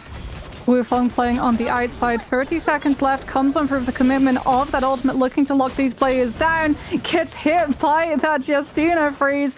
Is managing, though, to make away with the Soul Bloom. He got what he wanted off of the player with Vermilion Birdsmite, who just got reset. Zhao now with that Justina V1 catching the dash, but also catching a parry. He's still got Vermilion Birdsmite, so he will continue in this lobby, but I don't know if he was able to grab his weapon back in time. HM quickly runs in, gets the cleanse, and he's out of there like nothing happened. Now quietly cuts noise. Mike, the only one in position to punish him, but he's not going to overcommit. Last time we saw Mike overcommit to some situations, he ends up getting fried for it. This time, wants to play this very, very safe. As we're looking at the cutoff, 2 kills. Pace goes down here. So someone will get last hit on Pace. He's 10 seconds off Yang depletion expiring. No one gets last hit. He's pretending that everything is fine. But as we know, Moxie, this is not fine. My man's down. Everything is not fine. Oh, look at Chen just instantly on the body, seeing if there's anything useful for him to be able to take. Oh, I mean, like you said, he does deny the eliminations going to anyone else in the lobby, and he was the only one on Yang depletion, so it looks like everyone's just gonna be happy, for visible sake at least at the moment, letting everyone through those Yang pass. No one going to try shenanigans to hit and knock them back from being able to get through. Zhao still with those purple nunchucks, going to be facing off against Wu Feng at the moment. Clanks on the pillar, just waiting it out, charges up the RMB, feeling the space out, throws both hits of the LMB instead of turning it. Goes for the uppercut into the V1 extension of activation, into freeze, into grapple, into charge RMB on wake up. And yeah, stylish, flawless, great dueling. We've seen Agile really punish anyone for making his mistakes for Justina, and I'm surprised people are just committing and getting frozen over and over. Besides Justina's activation of freeze, you have to really make a mistake for her to get an opener, as Frost is going to get opened up with a parry from Chen. And now on the back foot here, Chen on the Yodo looking very, very comfortable. We've seen him walk through other players as he's going to walk through Frost as well. And this is what I was saying Chen's win condition was. He needed to wake up a little bit earlier in the tournament to secure his win, not waiting to the last round to go for the Hail Mary. Instead, just put a little bit more gas, go into a couple more Yangs, and really look for those fights, opportunities early on. Oh so my that goodness. Spirit Ball situations are very, very good. And my man is living rich. We invested in gold. NARAKA monies. He invested in gold stocks. Oh my goodness. Is doing big for my man. Is that not just Darktide coins? Oh, they increased how much you get off kills now as well. That was another big change. So everyone's able to buy weapons, buy jades a lot easier than they were before. So killing is rewarded. Although they did remove the multiplier, so getting more points is a lot harder.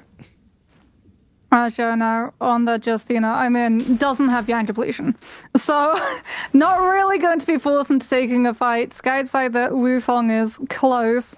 Knows that he does have Yang depletion and is now going to try and mark this Tammy, wanting to understand when he takes a fight, if there's an opportunity to go in for that third party. As Wu Feng catches the opener with the RMB coming on through from that longsword. Now playing a little bit of pressure, but just like instantly the swap up onto the pole sword to be able to scale rush and potentially land that massive chunk of opening damage onto these players to force them to back off the fight. Since no one wants to go for the commitment of the first move unless you have the Yang depletion, Frost is going to showcase Engraving held in his pocket at the moment as he tries to chase down HM, but HM with that staff is just not wanting to take this 1v1. He's using the lunges, he's putting himself into the cave, try and break away. Frost gets hit by the charged RMB, has to burn the usage of that ult now coming on through to be able, or the combo breaker rather, to be able to escape out of all of the follow-up damage from the purple attack. Now goes for the overhold, looking to catch the 1-2. HM comes on through with his combo breaker and catches the parry into the repulse damage, and Frost is taken out of this lobby. As meanwhile we can see what exactly has happened to Wu Feng, the other player with Yang depletion, who's having a little bit more success. He's been able to instigate a fight, but Ajao on that Justina more than happy to stick in the middle of it, coming on through with those dashes. Wu Feng does get the elimination, but goes almost instantly down afterwards to GG's Chen, and we find ourselves very quickly, before the Spirit World captures even come into contest, with 3 players left in this lobby. And again, Mike not making it to endgame. Gets skipped, has a really good off spawn and mid game, but just can't make it to this late game as Chen is picking up the pace. Already up to 11 points, 4 kills this round, and HM still surviving. Can he capitalize on the situation? Before he did get picked off in this spot. Now with 3 people left, he's gonna have to navigate this one as we're gonna go back to the Spirit Well with Mike here. As Mike looks for the opener with the LB, not able to get it. Combo break gets used by HM as he's gonna keep the pressure on, and downhill is not where you wanna go in these positions. Mike happens to take very little damage, but no, not the Meteor forces out the combo break. Not ideally what Mike wanted to do. Mike wants to go into Yang in this spot, and now he's in this very awkward situation. Not able to grapple cancel, keeping HM off of him, but HM using all of the grapples to catch up to Mike, as Mike is gonna go over to the cactus.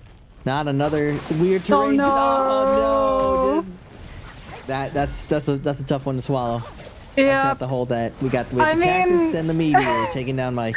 when I started with the explanation that Horror of Starry Night was one of my favorite maps in circulation, as well as the fact that those comet showers could be a miniature thing, I was not manifesting. But apparently that's what ended up happening. The caster curse is real, but instead of summoning a player death, I just summoned environmental hazards. As we can have a look and see now, the spirit wells are going to be starting to summon up here. Ajao with the legendary fan looking for the charged RMBs to fry QHM on that distance. Both of these players wanting to control this. HM with the whip sword with the charged RMB looking to keep up the pressure as well as we go into the pocket. Ajao just again continuing. Am I going to actually contest these? Am I going to actually commit to throwing this out? And all the while, Chen, the exact same thing just happened on the previous Morosel map. Uncontested, is able to pick up one spirit well. There's still a 1 versus 1 happening for this one. He just shows up with Yoto ultimate, and that forces both Ajao and HM to have to back off the fight. They're still having to take the 1v1. In a moment, Chen's gonna be right there alongside them. Now, HM's trying to keep the pressure on the Ajao just so the Yoto of Chen goes on the Ajao instead, but both of them are equal, so it's really up to Chen who he wants to take down first. And now if we're Chen, let's just go with both of you actually, as both of them are staying very, very low. No heal resets coming out, and now both of them are about to die to zone as HM does manage to take down Ajao, and that might be his best case scenario, as now the super beefed up Yoto of Chen is gonna walk through him and find 5 kills to go through this round. And Chen, I think he might have heard me. He might have heard me, Moxie. He's like, you need a little gas out of me? Well, yeah, let's just shift this into top gear right now. We don't want another close game. We want to punch our ticket, feel really, really safe going into the last couple games. Now, the big thing in this position, we saw 225 with the biggest throw of all time. Hopefully Chen is not going to do this. He's looking very poised, and that's a really good thing about Chen, is he plays a very consistent play style. He doesn't really overextend, so if you give him an inch, he's going to take a mile going into this last little bit, because he's really not going to give you an opportunity for an upset in these last stages. But really, really big stuff coming out from Chen.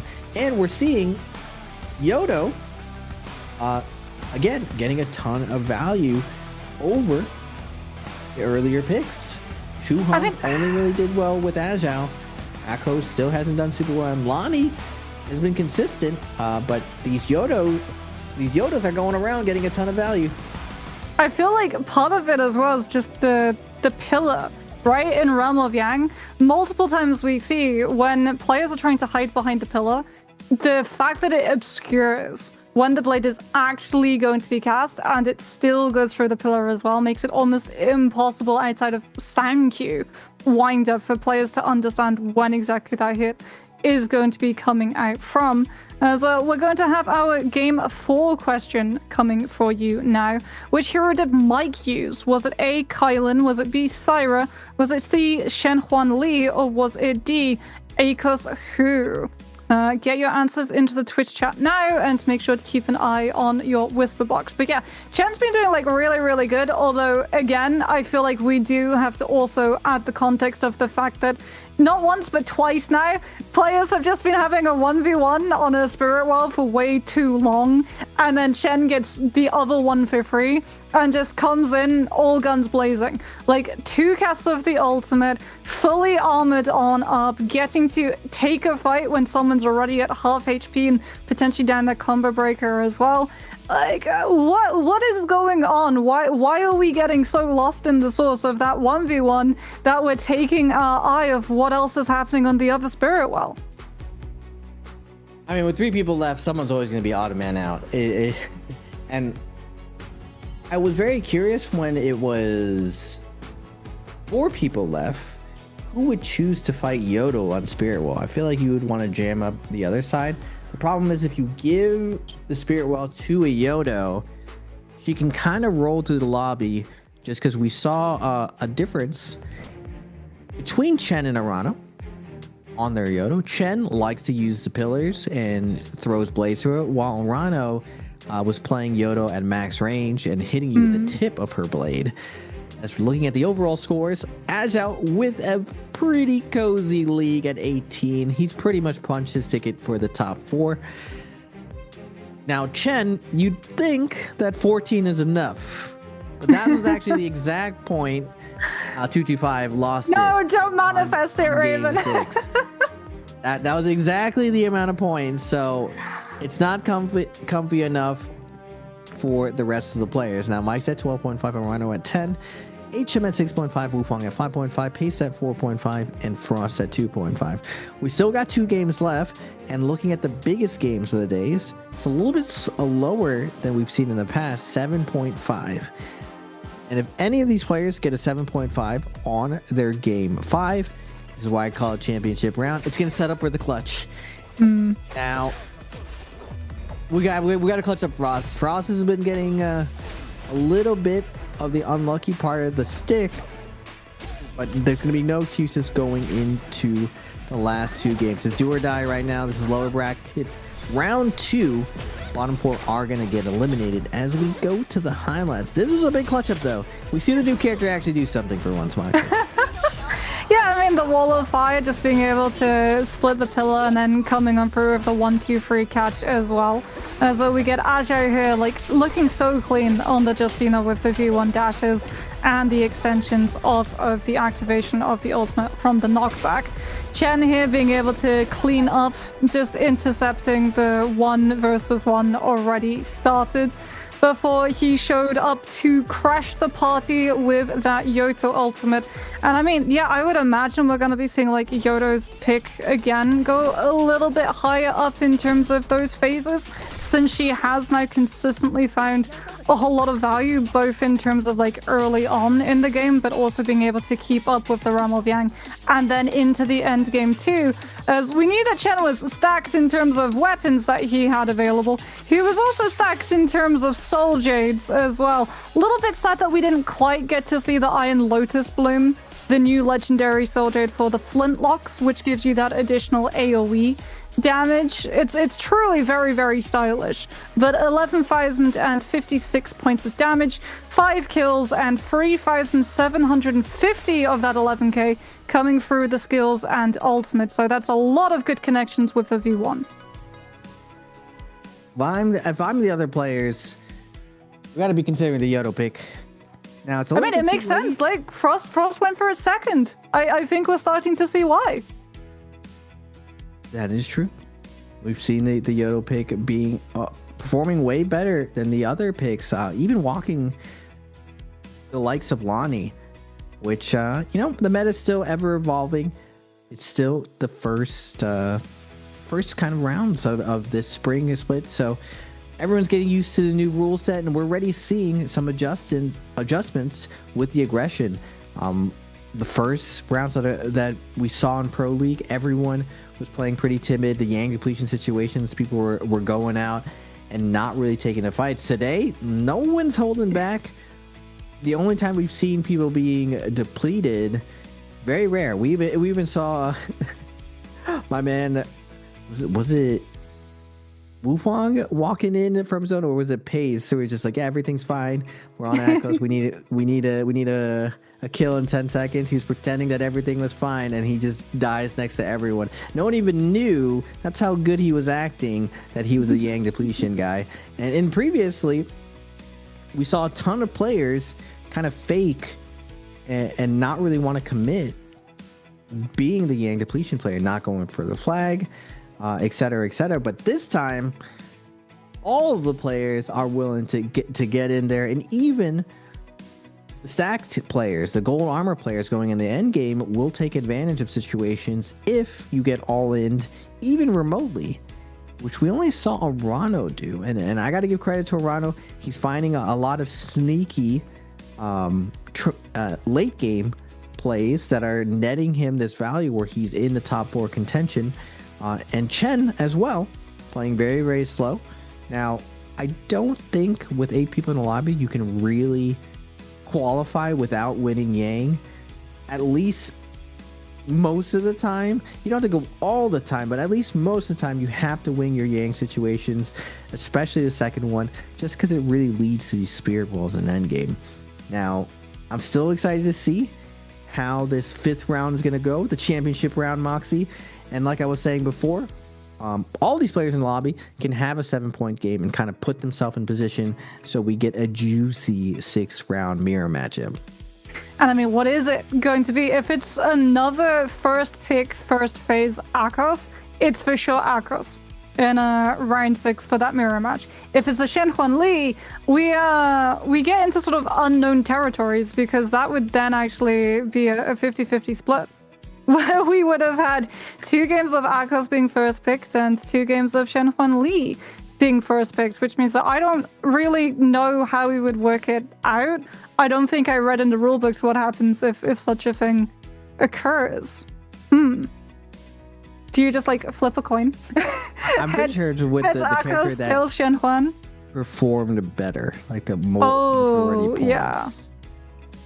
And then it would points probably usually how they probably go Akos then. Yeah, that's how they normally work out the draws, the highest amount of damage done. So would that be Akos, do you think, or would that be Shenhuan? Who would you rather see, Moxie? Who would you rather see? I mean, we're 1 away from 9, so I feel like the whole like 9 lives of Akos Hu, just for that, I would like it to be the Akos. Oh. That and the fact that if Dunk is co-streaming, think about how many times you'd have to say Big Meow. I've received a lot of feedback from Taki that he will not watch any VODs if he hears me say Big Meow. And so I'm just like... Now, to be fair, the only reason I said it is Duncan said it once, and then I kept saying it over and over, because usually Duncan doesn't say anything sussy. So it was one of the first times I saw him open up, you know, be a little bit more fabulous, a little bit more zesty. I had to keep it going for my man to be more comfortable with the Big Meow. But it'll always be the Big Meow in a meme. I haven't said it. I've resisted though the last couple times. Because Taki told me he watches the VOD and then he hears us say it and he just immediately switches back to the Chinese guess. He can't do it. Oh yeah, that's like I heard it week 1. I was like, they're still doing it. I said, it's a roar, which is technically a meow from the bigger cats. So it's tech, you know. So this is a big meow tech. Oh, well, getting ready to head into the last game. Moving very swiftly on. Unfortunately, we didn't really get to clock any maps that time around Raven, so your screenshots, zoom, and enhance will have to wait as we now get ready to head into the drafting phase. Will it be Akos that Arano fields, locking us into, for sure, have an Akos mirror match on the last game of the day? For sure. I mean, I feel like it. I feel like it, but we have to leave the door at least open somewhat, right? It would be the biggest throw because Agile has shown that he's probably the best player on that character. Why would you put that for your last game? It would be... Just watch him pick crazy. The Yoto. Which... honestly, wouldn't put it past some of these players. Then again, like Fong, if Fong was in this lobby, oh, you know that he would lock the Akos. Man, Arano has always used Akos, even when he wasn't like high tier in the meta. to close out games. So he's very, very comfortable under high pressure of making Akos work. Yeah, so no surprises here. Yeah. Mirror match is guaranteed. Akos will be played by all 8 players in the lobby for the last game of the day. I'm going with the Shuhan. Chen's looking very, very comfortable. Very poised. Wufang definitely pressed, but he's locked in. He's like, I won Jacob. So crazier things have already happened. Get to make it through. Frost as well. These two, I picked them. Come on, homies. We gotta dig deep. We gotta dig real deep. If we're hoping to make it through, Game 5 is very, very important. Because if not, I mean, it's still possible. Frost has definitely gotten 10 points games before. Oh, and Frost double pick Yoto. Double Yoto. So he's definitely in a good position. Has to have a good off spawn and get his first Yang snowball going. But Game 5. Oh, what? Howdy? Hold up. Roll it back. Howdy? Is he locking it? I mean, he showed Zender for half a second and then locked Hardy. Okay. Interesting. I just don't he locked it. He's actually fielding the Hardy. As HM is gonna probably be staring at his monitor going like, what do you mean Hardy is locked out? That is a bizarre pick. We're back in 2024 now. Someone has experimented with when we had the 12-man character rotation with Hadi, but Hadi always got focused out. I can't doubt Ajao just because he has matchups really mapped out. So I'm curious to see what he's gonna do with Hadi, because if he makes his work, all the solo players are gonna start playing Hadi just because he is one of the safer pick characters. And if he has some new tech or some new strategy that no one's else thought of, we'll see. It's because I don't imagine Ajao would ever run a character and not go into Yang. Yeah. We got observers. We got to lock in. We got to see the new tech of Ajao on Hadi inside Yang. I want to see what my man has cooking, because he's definitely been a chef delivering a lot of new cooked meals for everyone on his debut back. Yeah, he's back, and it looks like he hasn't missed a beat. I was worried about his macro, and he's like, who needs macro when you kill everyone? Well, I mean, obviously there was a little bit of a stumble in terms of macro since he's found himself in lower bracket round. It's not like he's cleanly through with the players who are able to instantly qualify. Mike, the last pick the Shaol, so potentially does this open the door for the V2? Since I know he played it last week, didn't go the greatest. But I mean, the surprise factor is always there. Since if you're expecting the V1 and you're not getting ready to dodge the teleport, then you might get punished for it. Could definitely see it being pretty good, as well as taking some of the space away from the pillars in the realm of Yang. As we get ready and we can have a look at the hero loadouts. No, Mike's back on V1. Unfortunate. Is there anything of note? Let's see. Pace is on the V2, so the bind version of the Zender Ultimate. Kylan V1, so business as usual.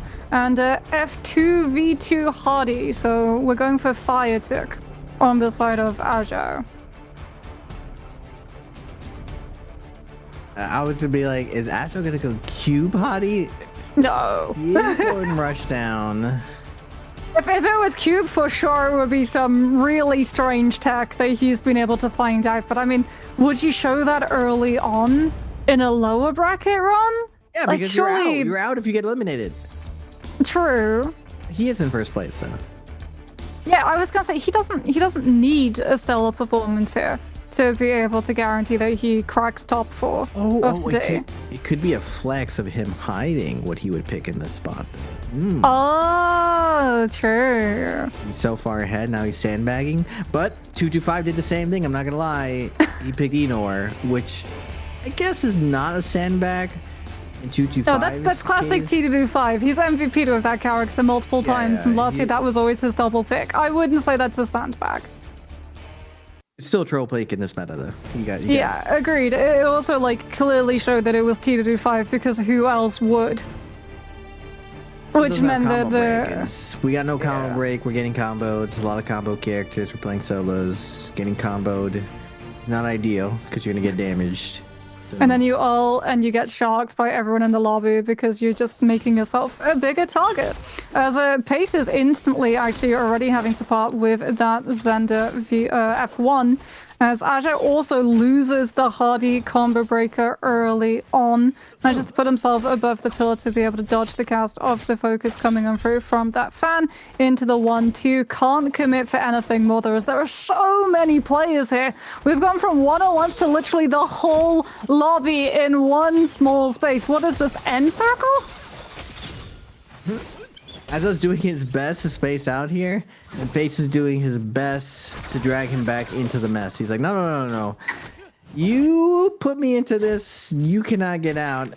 As Azo and Pace both very, very low, all of the vultures circling, trying to secure the kill onto not just Pace now, also Azo, as Mike has Ajay in his crosshairs. 5 grapples to his name, though. This wall, very, very tough to lock down as Ajay's going to make his way to the top. Mike goes for the crossover, expecting Ajay to drop down, but instead, Ajay stays up top, but Mike swats him away from the wall. Now Ajay in a committed position right here as Mike knocks him away from the wall, lands a scale west, forces the combo break, and has his ult activated. Gets the first jumping LMB. Ajay able to cut the angle, go up the wall.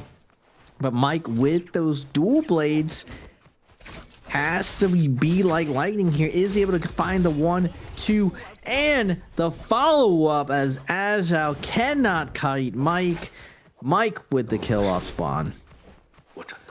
I mean, if he had the ult, he might have been able to break away, but he's just not able to get the damage in since it would activate the Tortoise block guard coming on through from that Chiol V1. Wufong just perfectly spacing now out of the way of the Kylon V1. I see that and he instantly gets caught by one of the slashes. Wufong now comes on through with that Lani V2. Teleporting behind and just dashing away as his health is in disrepair and he really needs to be able to pop one of those Vitalias. We'll be able to get one off. Kylon ultimate's now done. Wow, HM swaps to the Great Sword to look for the lockdown from the drop RMB. Wufong losing all of the Vitalia that he was previously able to heal back up. Looks to just challenge some of the spacing with the charged RMB from the Whip Sword into the grapple extension, into the charged RMB on Wake Up, but HM's able to actually roll out of it to avoid it and comes back around with the longsword being able to take Wufong out. Oof, a little bit of slop from Wufong. There's a chance there that he could get a 1-2-3 against the wall. Ends up going for an untrue focus attack in that spot. I don't know if there was any room for him to really scale rush and maneuver there, or if there's really any loot. Speaking of loot, Mike's gonna jump onto this pile. Gobble, gobble, gobble. Gets a ton of loot.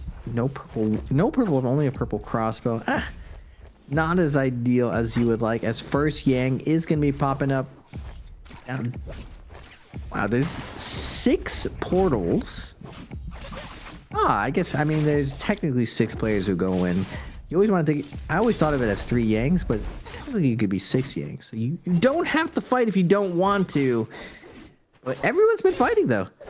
No one's given the free Yangs, as Wufong is going to get spotted out on his recovery from Mike. Wufong is one of those players that needed to have a big game this game 5. It looks like it's going to get cut short, as the J-Cup winner is going to get cut down by Mike.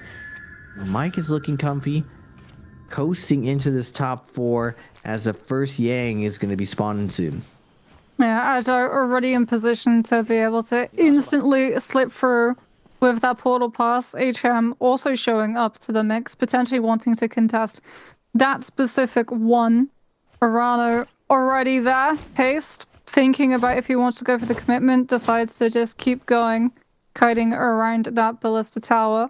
As Frost has been able to secure one up by himself at the moment, though it might come under a little bit of contest from Chan.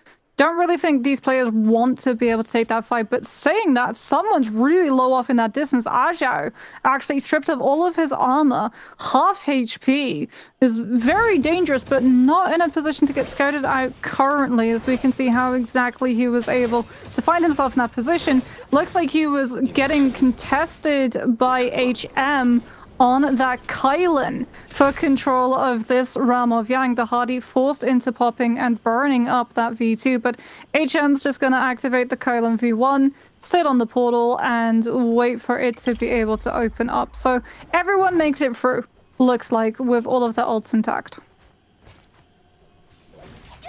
Mike on the Shiol, not the ideal character, and we are the Observer. They heard me. Whoa, go back to Azza. We got to see the Hottie inside Yang. Is it just worth like, it? Who's he going to be up against? Because, I mean, who do you really want to be up against in terms of a Hardy in 2026 matchup? Maybe Yodo? Well, it's not Yodo. That's Arano. The Akos is versing Frost's Yodo.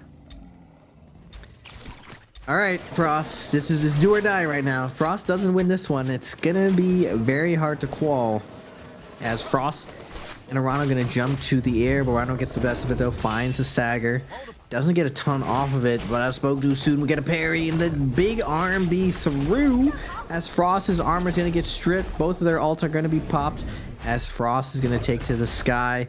Arano bobbing, weaving, looking for the Tiger. Not gonna get the first one, as Frost is able to not get out of dodge. He's actually gonna get full combo, max range, and Kablawi exploded off 1 pounce.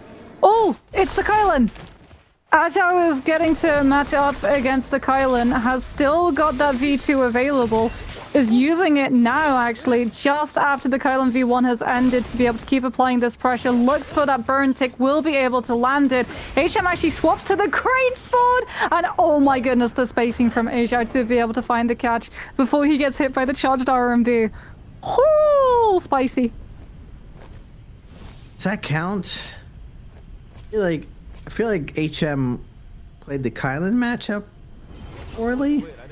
We got to see one more time. We got to see a second Yang fight. Second Yang fight, then I'm a believer. Second Yang fight, because Kylan is not one of the top picks. So we got to see how what does he do versus Lee or Akos. I mean, Akos and Hottie. I guess if you zone out Akos, he doesn't really get a ton of value, but he does have F2 and omnidirectional Tiger. I guess you just zone out his ult with some potential dash-throughs. That looks spicy, though. Mike lost his. So Mike lost to Paste?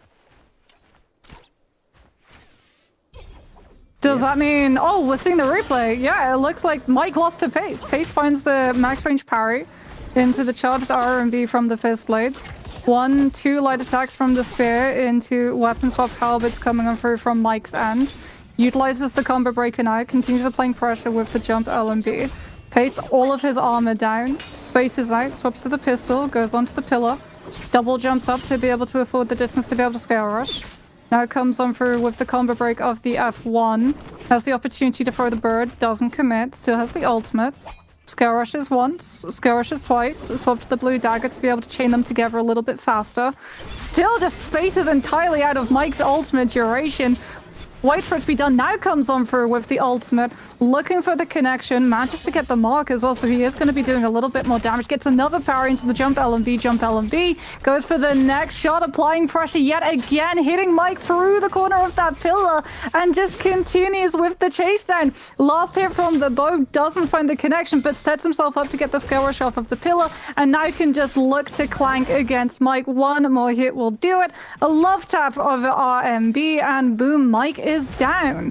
The second time we get to see a Zenda win in Realm of Yang. Is it a love tap when we die because of it? I feel like it's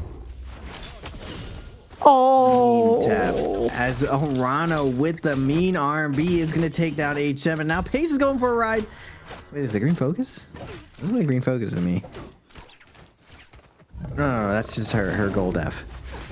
As Pace is gonna get hit by the F2, Arano with the discipline waits for him to panic tap dodge and takes him down. Frost now. 40 seconds. This is do or die as he is gonna find Chen. Get away! No! Oh, Ajay shocked it! No! Ajay got the last hit with the pole sword. Frost denied the soul bloom as well. Is taken out of the lobby. And Ajay, I mean, we said maybe it's a pick to hide what he actually would play if he was in like the finals, but honestly, it's working out for him. He's on 3 eliminations, Raven. Potentially, we see Hardy come back into the mix.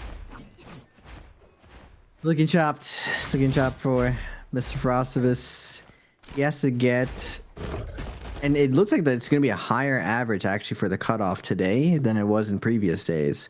Because Chen and Arano are already up to 14 points. So unless they goose egg, which is possible, they can have a triple goose egg, and HM Pace, Wufang Frost can have a really big game. It's happened before as Mike. He's going to get sent flying down the hill. And again, Mike can't make it to endgame. We just get griefed. Before the endgame, Arano has been looking spicy and on his Akos. 5 kills. And we are going to get 3 players going to... Wait. Going to Yang. Yeah, this is second Realm of Yang. We have 3 players left, and it's second Realm of Yang. This is such an aggressive lobby. I mean, someone's getting it for free. Oh, are we getting Zenda versus Hardy? Okay, this is going to be a very interesting matchup. Pace looking to grapple off of the wall into the pistol shots. Slowly chipping Ajay's armor down. Lance has the staff. Back into the pistol, chipping away before a scale rush can be made to close up the distance. Hardy's combo breaker already burned, so Pace gets to come on through up in the air with the juggle. Now comes out with the Zenda F1. Throws out the bird almost instantly as well. Doesn't have the combo breaker, so this is just going to be grapple extension into grapple expansion with that legendary pole sword. Activation of the ultimate bails Pace out temporarily at least. He's already used one of those arrows. Second one comes on through into the third very, very quickly. The mark damage trying to knock the Hardy out of that flight state. Might be able to find it with the lock on, but no! Yet again, Hardy V2 comes out on top, and Ajay goes from 5 eliminations to 6. With the weirdo Hardy pick. Man, just walk through the lobby. It's a new sheriff in town. Putting everyone in jail, even with a Hottie pick. We haven't seen Hottie be successful in forever. Since 2024, it's been almost 2 years since we've seen Hottie be successful. I don't believe it's been a Hottie patch anytime recently. He's kind of been in the same position he was before. You're able to parry his actual ultimate attacks. Now, it doesn't disarm him, but it does deny the damage. Same thing with Kylan. But it doesn't look like it matters. Azo's getting a ton of value in neutral and then using that last hit situation pressure to close it out as Pace is going to get the follow-up here. Azo forced to pop his ultimate, but Pace is very, very low already. Arano is doing what he did last time, and you would think he would go for the low HP Yang depletion player, but Arano immediately starts feeding the gold armor in this 1v1v situation. Pace sees the mission and is like, you know what, I'm down with this. I kind of need a kill, so we are gonna all in Azo as he finds the white armor reset.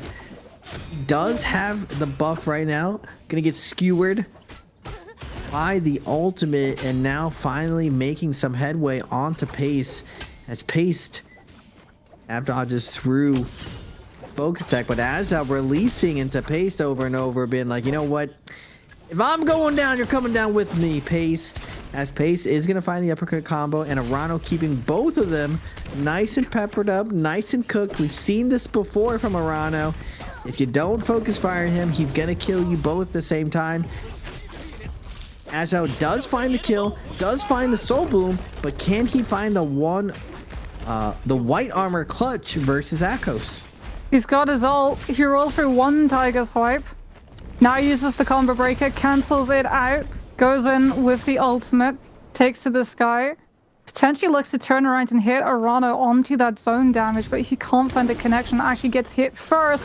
There's the triple charge into the fire tick. Continues applying that pressure too, all the way around the sides of this tower with that flight mode. Will be able to stick right on top of the Akos' position. Both ultimates now going to be over. Arano still with the advantage currently. Throws out the LMB, gets parried. Now utilizes the combo breaker. Kites towards the Forbidden Seal. Knows that the Hardy is going to have ultimate much later than the Akos, so goes for the Forbidden Seal activation, but gets hit into the uppercut, and Arano will be able to come out with the finisher. Unlucky for Agile, not able to find the closeout on his Hardy. But really good stuff from Arano. Able to clutch it up in the end. He does have Phantom Step, the glitch in the Matrix, you know. Very, very hard for melee aim assist to lock onto him. And Agile, very precise in his punishing, but Jade's making the difference in the end here. Agile doesn't really care though. He's pretty much punching his ticket to qualifying. Everything here is extra credit. And Mike, looking glazed over, staring into the screen just like, man, I'm pretty unlucky in these transition to end games. He has such a good off spawn, a decent Yang fight usually, but going into last Yang and transitioning into mid game, he just keeps getting caught out and all in by these players desperate for points. And now we are coming down to the wire. There is quite a bit of a gap. I believe it's like a 7-point gap for qualifying. You still can't count out any of these players. All of these players can have a 7+ point game. I was hoping it'd be a lot closer, but you know, we saw Howdy today, and Agile really showed all the veterans like I know we've been working on dueling, but we still got a lot to work on. Well, hopefully you were paying attention, not just in terms of who was leading that lobby, but who was leading overall.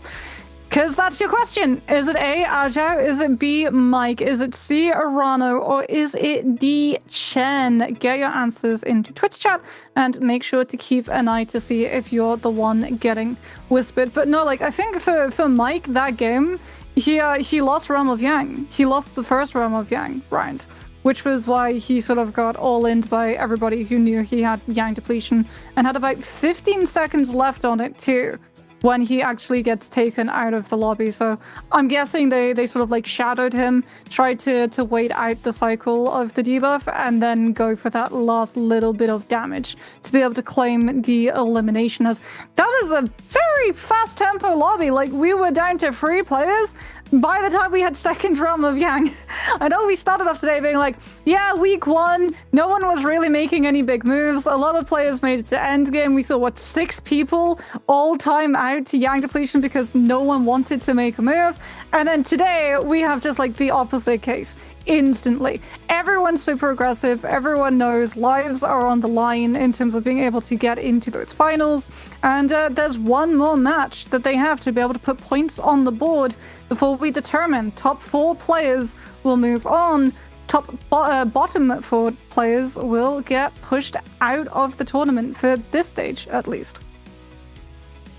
Yeah, I think that was one of the fastest lobbies we've seen in a long time. But it's like I said before, championship round, if you don't really clutch up your 5th round, the 6th round's not going to matter. And everyone went for buses 5th round. Usually we see a little bit of a thicker end game, like three players already with Yang depletion going to second Yang. We generally don't see that anymore. It's usually around 4 to 6 going into the last little bit. But everyone's playing for top 4 right now. You're not playing for first place. You're not playing for second, third. It's really about just qualifying in the second round, just surviving this lower bracket. So I imagine we're gonna get the same thing again, Moxie. I'm not gonna lie, everyone's gonna have to go for bus because I believe it's a 7 or 8 point deficit just to qualify. So all of these players are going to be going for a Hail Mary. And I'm wondering if the players leading, Azal, Arano, Chen, are going to give into it. Are they going to play slow, or are they going to accept that duel and continue doing what they're doing? Because they really have nothing to lose at this point. I mean, it's mirror match as well, so it's going to be really tricky, at least in terms of spotting out who's with Yang depletion attributed to the hero that they're playing. I imagine the moment they start fighting each other, they'll understand perfectly who they're up against, because they all have their own individual styles of play, be it like the timings on the focus connections, the distance that they keep, if they're looking for parry traps, if they're wanting to play a little bit more zealously in terms of the aggression. But to start things off, I imagine there's probably, at least for the players already at the top, going to be a little bit of a slower tempo and potentially just looking to play safe in terms of utilizing the F2 for those last hit situations on the sidelines. I think for the players who are in the bottom area of the scoreboard, yeah, all hands on deck, aggression right off of the get-go. As we can have a look and see the highlights coming on through from that last game.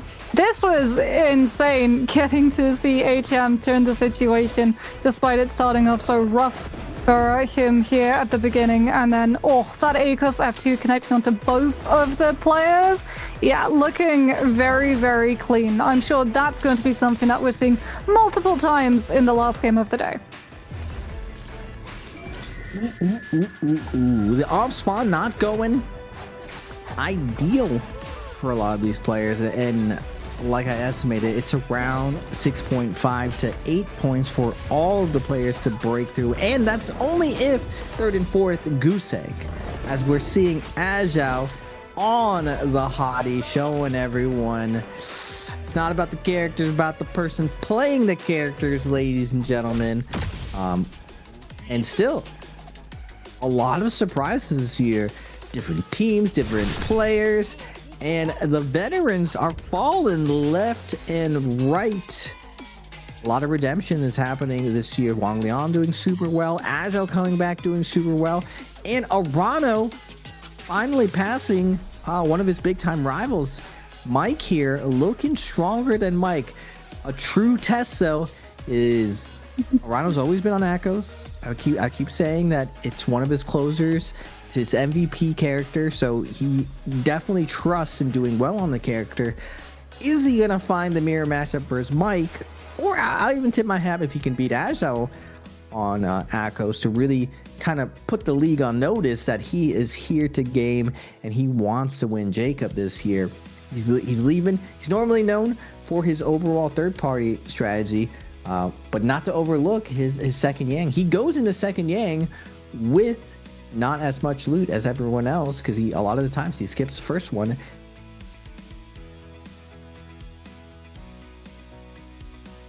But I mean, looking at the ACOS, right, we also have to weigh up how Mike did in the verses, in the martial arts showdown, because we were saying like, oh yeah, Mike is really, really good at the ACOS, and then he literally walked through an ACOS mirror within the first 5 seconds.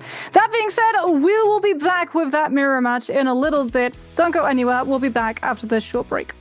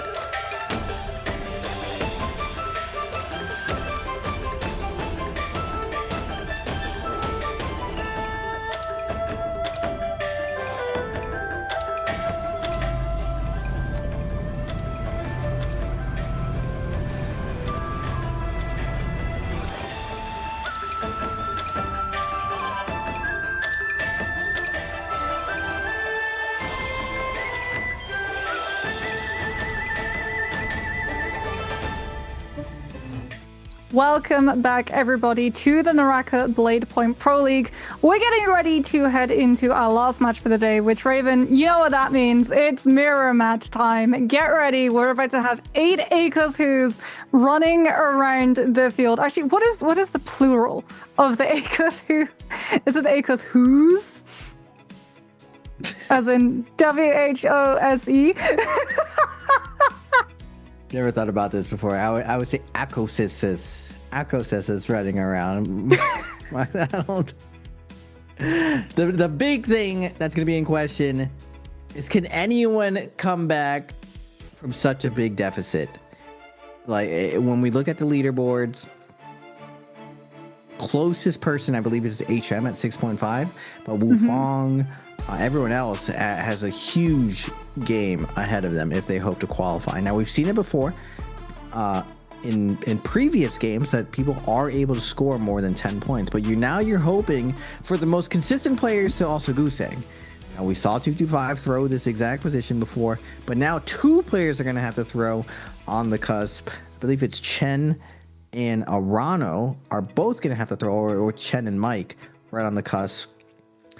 But it could happen. Crazier things have happened, and something spicy we saw before.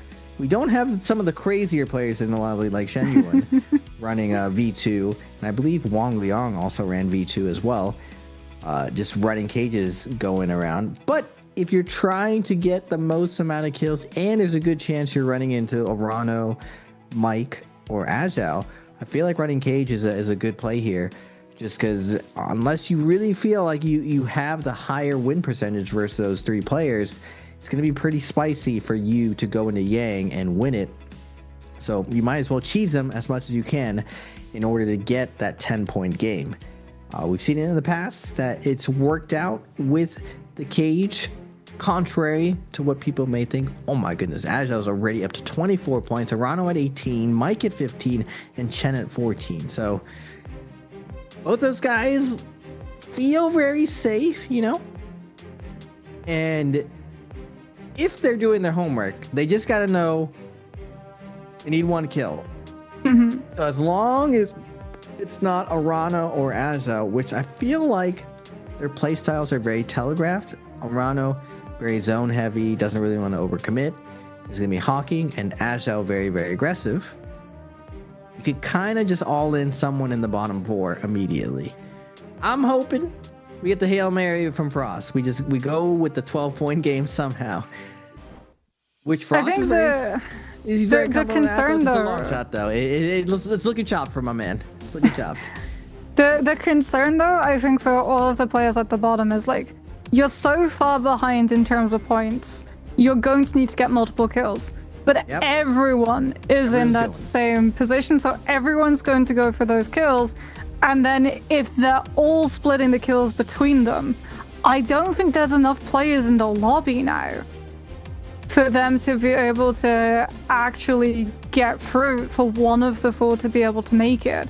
It sort of feels like they're all going to drag each other down in terms of what they could possibly achieve this round. So unless one out of all of the 4 is in all of those fights and getting the last hit situation, I think it's almost impossible. It's like improbable. Not impossible, because like anything can happen, as we've borne witness to for many a year of NARAKA esports. But it's very far-fetched that one of the 4. Also, there you go. There's your Wufong screenshot map positions for those of you keeping track. That one was right there out in the open too. HM was looking alive, but I'm not gonna lie, Wufong was like a little sad eyes. It kind of broke my heart a little bit. We gotta believe Wufong in the 10-point game. And like Moxie was saying, everyone's in the same boat, and sharing is not caring here. You got to be greedy. You got to eat it all right now. No leftovers for anyone else.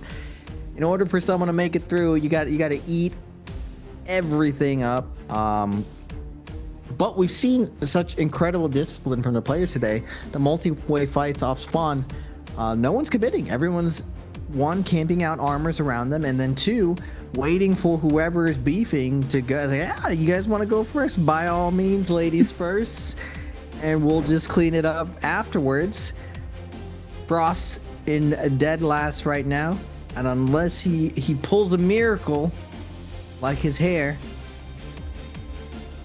I don't know if we're making it through. It's looking tough. I believe though, Moxie, I believe we can find the 11-point game, only because he is an Akos player. He does really like that character. I'm not sure how much. I don't think he's a fan of the new version of Akos, just because he's so powerful right now. He has so much variation in how he lunges instead of having one timing, that it's a little bit different of a gameplay. Arano looking satisfied. He has so far, if we're just going over heart rate, he's looking the most comfortable today. Looking very, very relaxed. Mike kind of looks like it's another day in the office. He's like, you know what? This is whatever. Let's just get this over with. It wants to go home. He kind of has had the same look on his face all day today. You know what? He has been getting grief though going to endgame. I just remembered his timeline here. He's literally been grief. Probably a little tilted. Every single mid game. he's looking a little tilted. Just like I'm just over it. I'm over it. We qualified. That's fine. Give me 1 kill. I'm out. Yeah. Oh, but he is gonna get the run the Akos. Yeah, exactly. I was gonna say like a little tilted, but still probably happy that this is the mirror match here. Okay, is anyone grieving? No Cage. Everyone's still running Tiger Pants. Honest cats. Everyone's an honest cat in here. Bunch of honest kittens. Wow. Well, the one thing I want to see before this day is over is an Agile versus Mike. I gotta see if the dueling. Well, they've always dropped on each other, so I would assume that this map will be. That's all I need. Oh, you want a Yang 1v1? Yes. On a Yang fight. Look at Rano's heart rate. Dude, he's the only one who's just like, that's whatever, bro. We're chilling. HM's 130. So is Chen. Wow. Well, HM for sure has a lot to be worried about. Chen is on the cusp too. And he saw what happened to 225 because he did it to 225. Maybe it happens to him. He's a lot further ahead. Before it was like a 5-point deficit.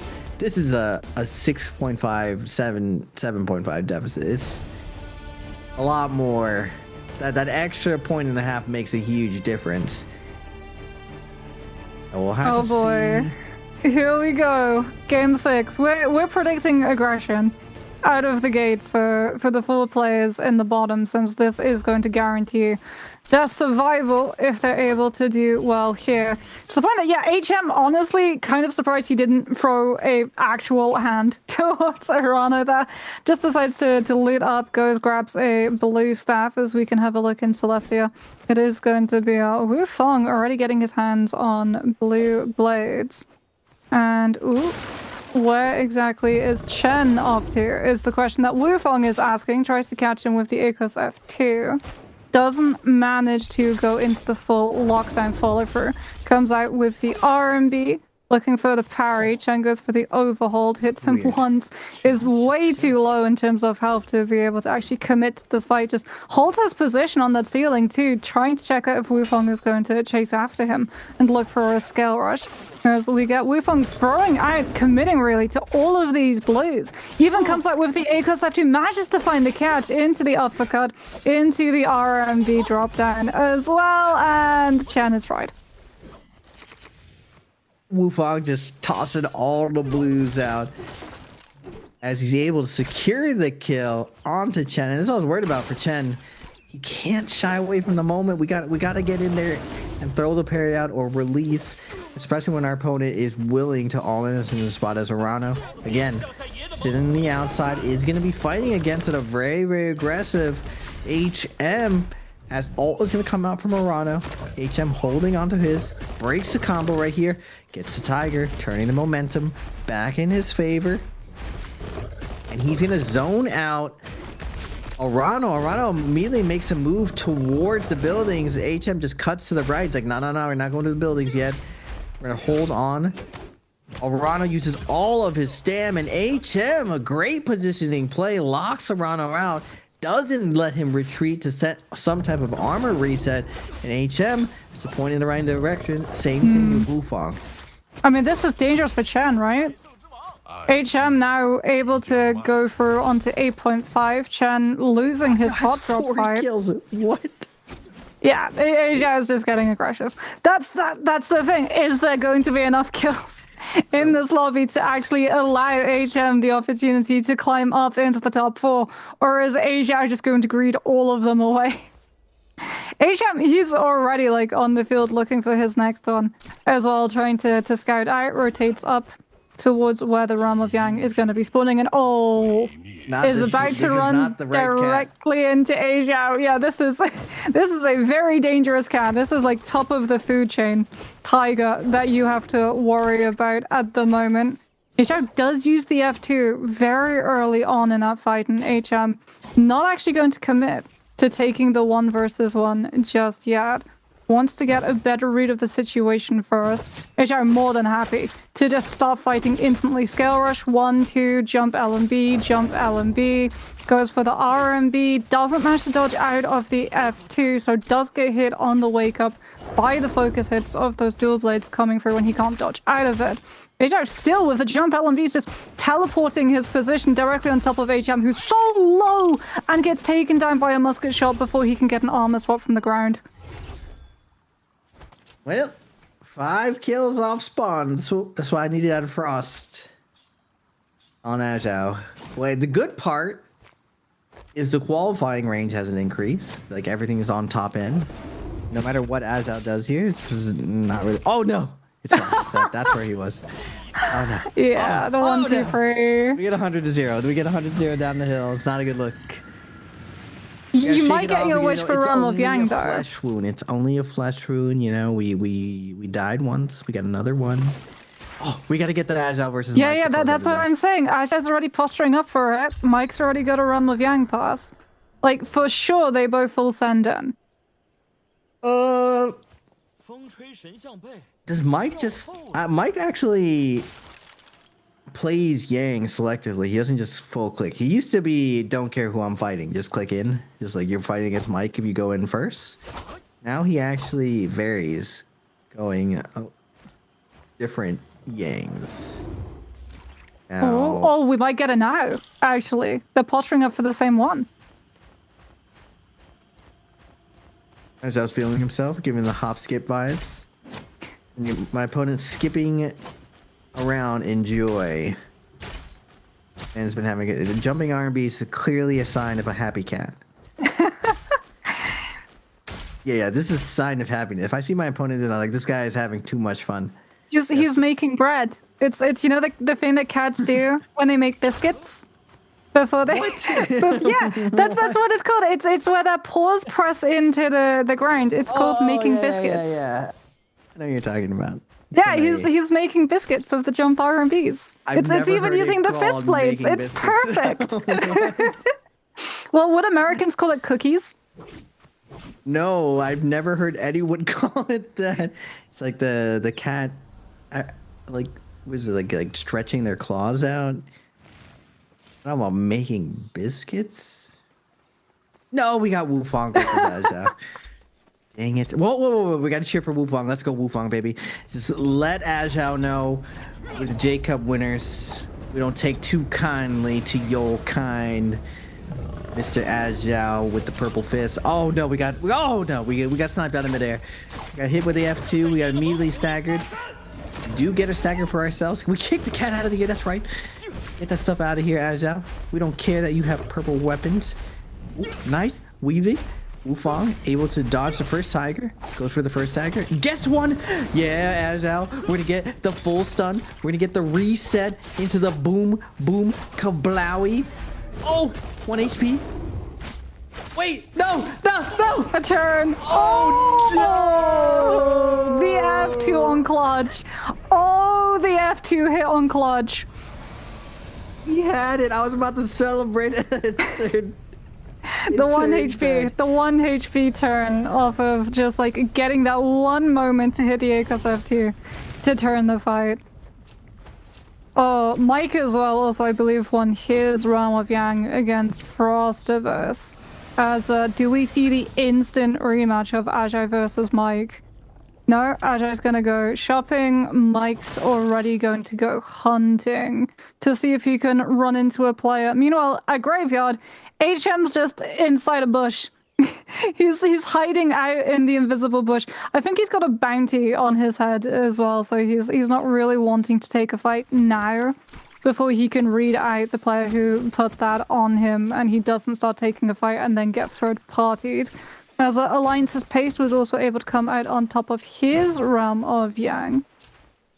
Pace gonna just be patrolling for... He's got a bounty on someone too, so he's gonna be trying to close up the distance and take that 1 versus 1 while the million is still active. So if he loses it or gets third-partied, he'll remain in this lobby. As we can have a look at the replay for this one. Paste playing on the low ground with the bow, chipping for GG Chan. Oh, catches the Akos F2 through the pillar.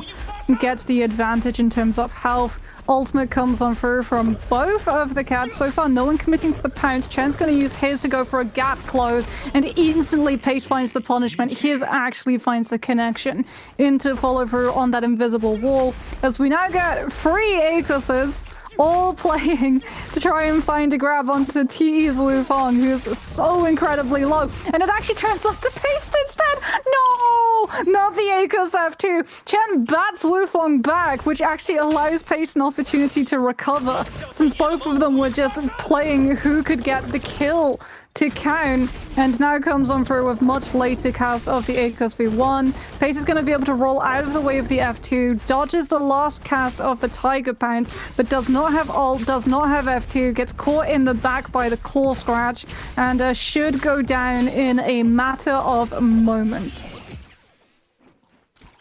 He does close it out, and that's what I was hoping Wufong did inside Yang. Just play it slow.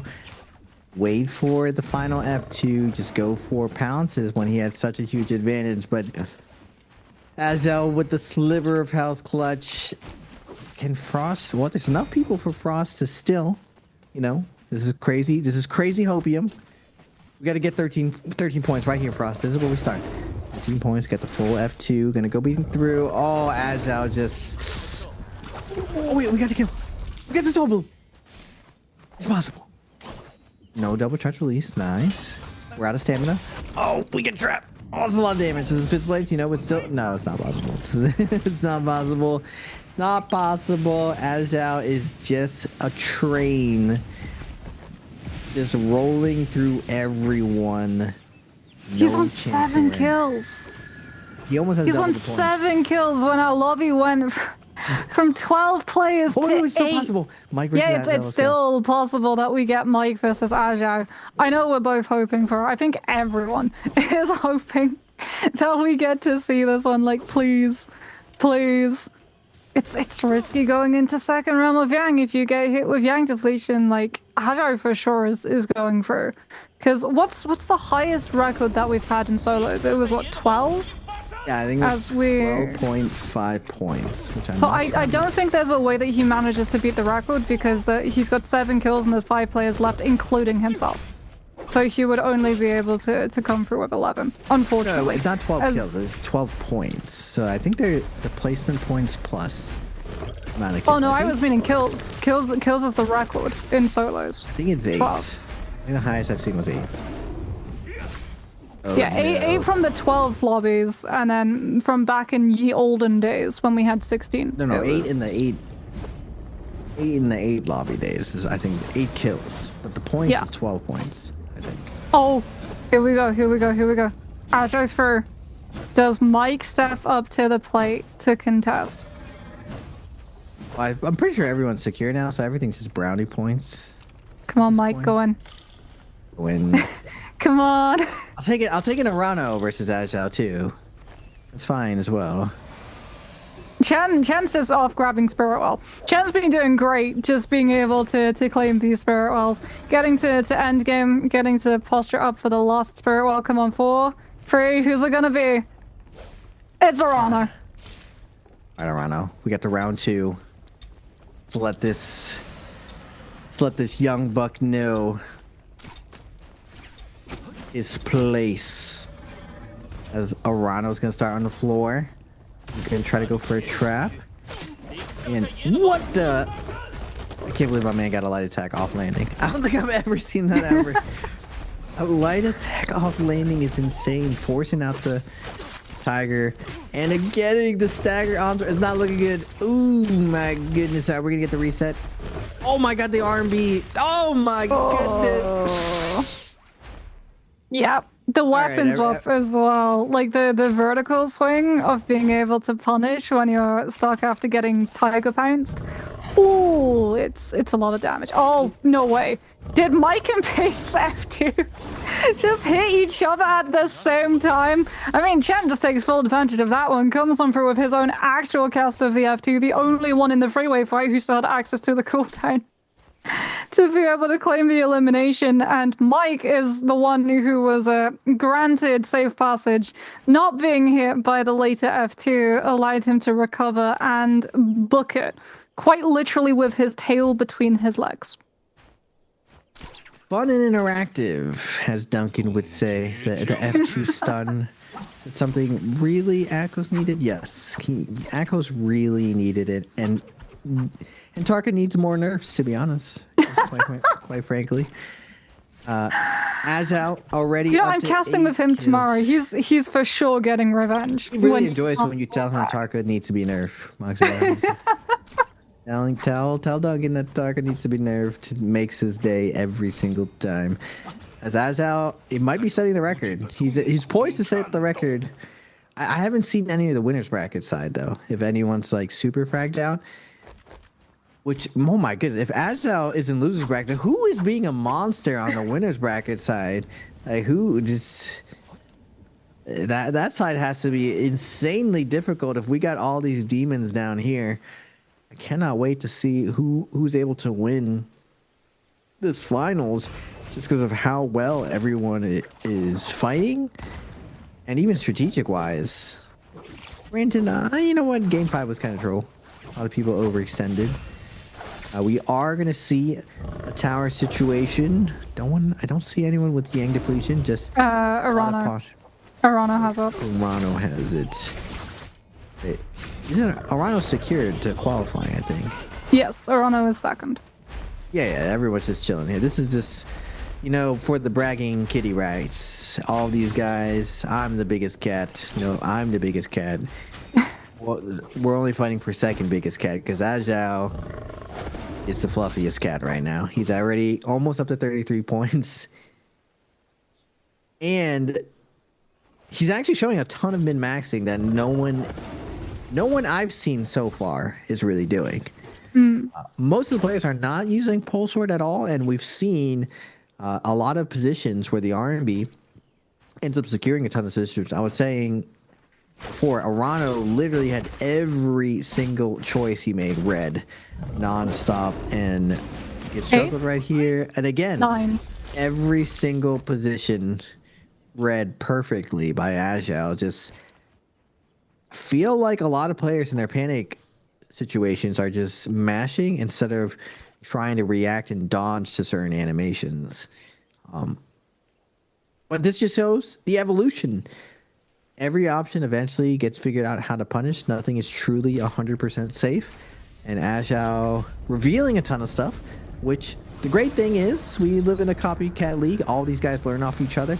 So I'm hoping that everyone's fighting is elevated just because you can't let the new guy come in and just like boss everyone around. That's crazy. Agile is just, he's taking all of the old veterans to school right now. The new school is beating old school quite handily. I think this is one of the first times outside of Verse and Shenyuan that we see the new blood really mess with everyone else. And Mike is known for being the number one Akos. I don't know if we can say that anymore when Agile has double his points. Now, it's a little bit early to say, you know, it's just one tournament. You know, the moment's not that big. It's just losers bracket. For these guys, the season might be over, but It's not like we're not talking about J-Cup finals right here, which Mike has clutched up multiple times on the back of his Akos. We won't give it to him, but still, kudos to Agile. I'm hoping still for the last fight to be Mike versus Agile. That's what I'm hoping for. But it's looking like Chen is gonna get it though. Oh, there is no way. Mike and Chen are 1v1. Agile's gonna get Spirit Walk for free. Mike, purple armor, disadvantage getting hit into the 1-2-3 coming through from the fist blades. Oh, there's a forbidden seal as well. Mike has to come through with the ultimate now. Can't go towards Chen. If he goes close to forbidden seal, then that gets popped and he loses access to the V1. Chen winning that fight starts to claim possession of the Spirit Well. But Mike actually heals one block of the purple back and comes right back around, coming in for the uppercut into the F2. Tiger pounds away before Agile can get a last hit, coming out with those nunchucks from behind both of them. Max distance RMB from the halberds steals the elimination for Mike, and now he has to take a 1v1 against Agile, who has ultimate advantage. Comes on through with the catch of that longsword into the uppercut, into, oh my goodness, the pounds before Mike can wake up into the pistol hot swap. And yeah, I think there might be a new Tiger King on the block. Agile made it look oh so clean. No rookie mistakes right there. If Agile doesn't pop his ult there, there's a chance Mike gets to the no ult zone, clicks it, and the advantage Agile has having his ult up goes away. So kudos to him to recognize the situation and immediately rush down Mike, pop his ultimate, and hit him with the consistent combo. Mike has had the same face every time. Every time I look at him, it's like we're playing poker. It's like a full blank poker face. It's like very neutral. He's kind of just like,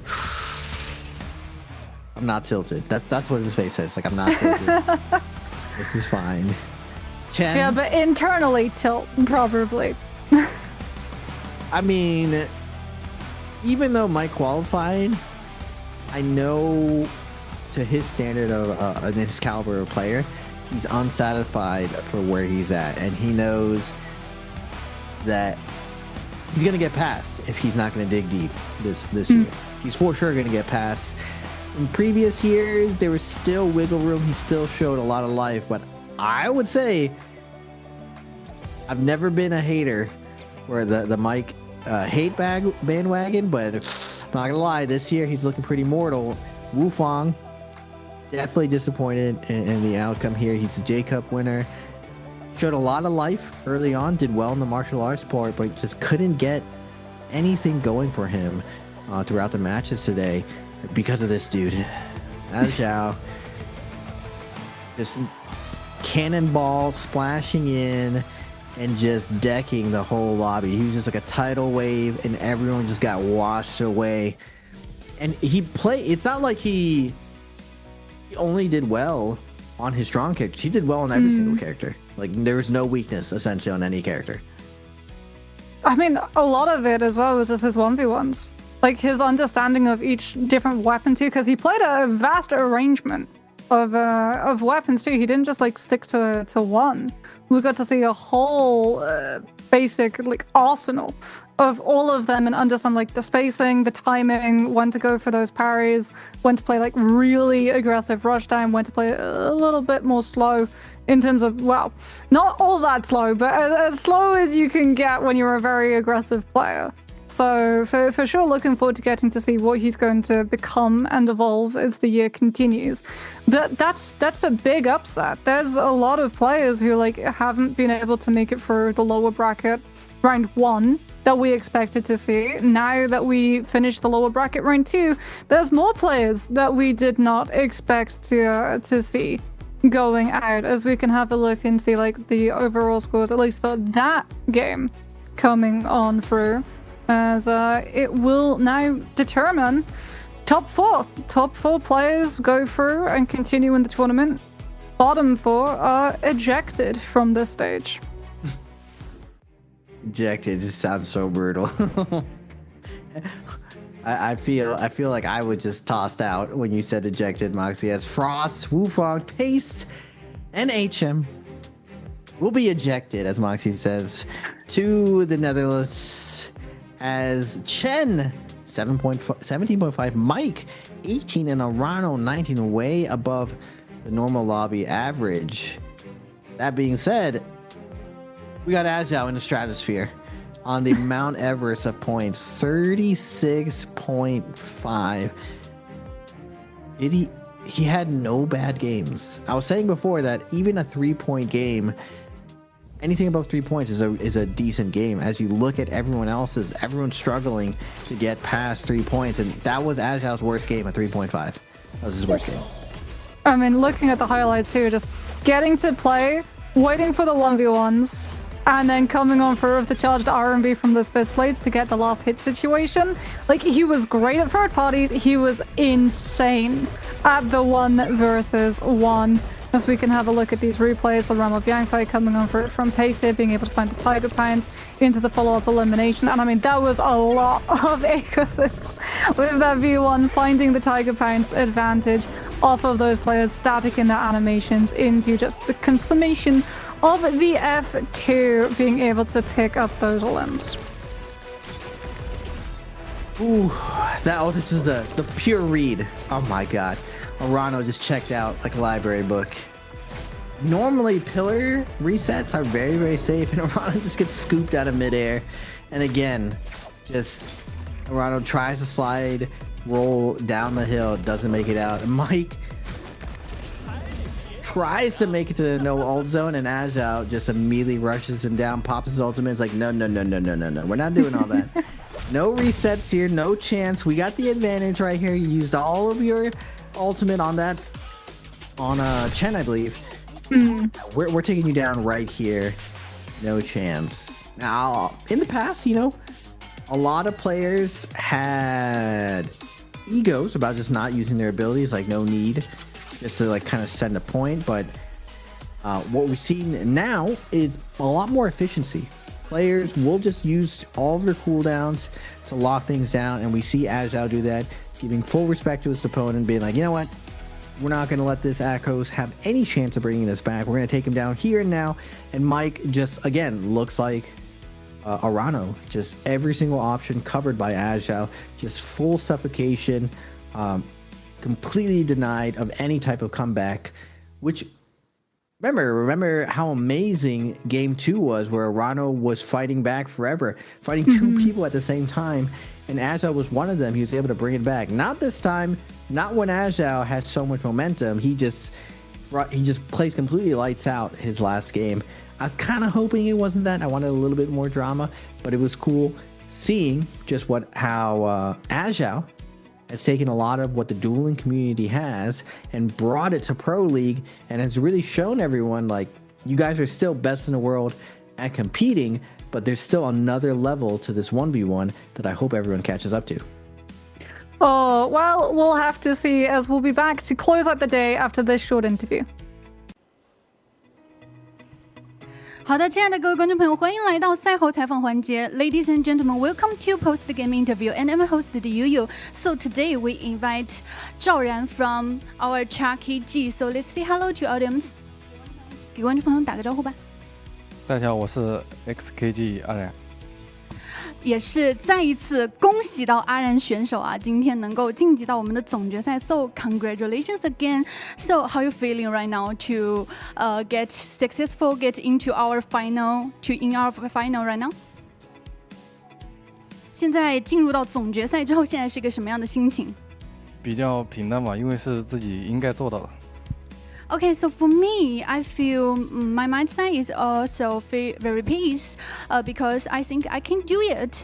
So 第二个 question 是关于说你拿到了在第5局的时候使用胡为英雄去拿到了一个我们的 MVP，那么想请问一下是怎样打得这么好的？然后这是你的一个秘密武器吗 ？So you get MVP in Game 5 by using Akos Hu. How did you play so well? Is he your secret weapon? 运气比较好，头 K 的比较多，然后最后1v1，然后就赢了。So just for me, I think it's just very lucky. Also, I get a huge point in Game 5. 那么也是进入到下一个环节 ，Go to the next part. Answer for pressure. 那么问题是 ，Question is what arenas are at range point with Echoes Who。那么也是想问一下选手，这个 Echoes Who 是我们目前来说现版本最喜欢的英雄吗 ？Is Echoes Who is your favorite hero in right now？ 不是我最喜欢的。Okay, for me, it's not my favorite hero right now. So 也是公布一下我们的正确答案。Let's get to cutting. 让我们一起倒数一下。3, 2, 1. Yeah, shot. So the correct answer is B. OK， 那最后一个问题就是我们选手非常关键的这个第2局的一个决赛圈的拉扯是非常非常的精彩。想问一下选手是在这个第2局的决赛圈是怎样去保持自己心里的一个平静，来去拿到我们最后这样的一个好成绩。那么 the final circle fight in game 2 was really exciting and your strategy was great. How did you keep your mind set in the situation? 就因为当时占了地脉有一个续命术，然后就想活下去嘛，觉得自己就如果能多拉扯的话，就还是有机会能天选的。So for me, I think I got to the very lucky point, and if I got to score with other players, I will be the winnable. So 也是再一次 congratulation our 赵然选手去进入到我们今天的 the finals. Let's get back to casters. What a day, ladies and gentlemen, for this lower bracket. Arano being able to punch his ticket through, close it out. I never doubted him for a second, Moxie. Maybe I did doubt him for a little bit. I was going to say, how many times did you change your answer for the 4 players that you oh my you God, I got set up. She set me up. She set it up okay. No, you just set yourself up. You were like, I did not doubt him for one moment. Yeah, we actually have video proof. You did. It was a joke. It was a joke, Moxie. It was a joke. It's all a prank, you know. And I'm actually surprised your pick on Chen. I was like, I would not pick Chen. But Chen makes it through. You know what? Kudos to Chen. Played extremely well. And he did exactly what he needed to do to get through by keeping the momentum up. Before, he only really activated last round. He had to clutch up with Mike and take 225 out. This time, he was very active even from round 3 and was pretty comfortable all the way through. The gap between 4th and 5th was huge. It was 6.5 points, 7 points, which in an 8-man lobby is a lot of points. Speaking of a lot of points, Agile got a lot of points today, Moxie. A lot of points. Yeah, I mean, that ACOS game, that's going to be looked at with a magnifying glass to see like what exactly went right, how he was able to look so dominant on the ACOS against so many other players. Because, yeah, mirror matches, those are going to be important. Those are going to be very important for being able to set yourself up to have a lot of points. That's also going to be potentially where you get to play the same character like multiple times. So you want to make sure you're really, really good at the character that the mirror match falls to. So especially in this ACOS dominated meta, being able to duel well with him both in the versus matchups and in the actual games is going to be crucial. Yeah, we saw ACOS really dominate the scene. Agile actually thinks Shuhan's a little bit better. Maybe for him, the matchup ends up being a little bit better. We also saw him bust out the hottie. Yeah. So, I mean, the league is kind of on notice. We already had Shen Yuan picking weird stuff, and now we have Agile, not as crazy as Shen Yuan, because Shen Yuan actually runs Tarka, which is a pretty wild move, busting out one of the most broken characters of all time. But Hottie being back in the meta, very surprising. And there are a lot of players where Hottie was one of their better characters. Mike was one of them. He had a really, really good Hottie. So I'm wondering what happens going into finals as these players are going to be locking in.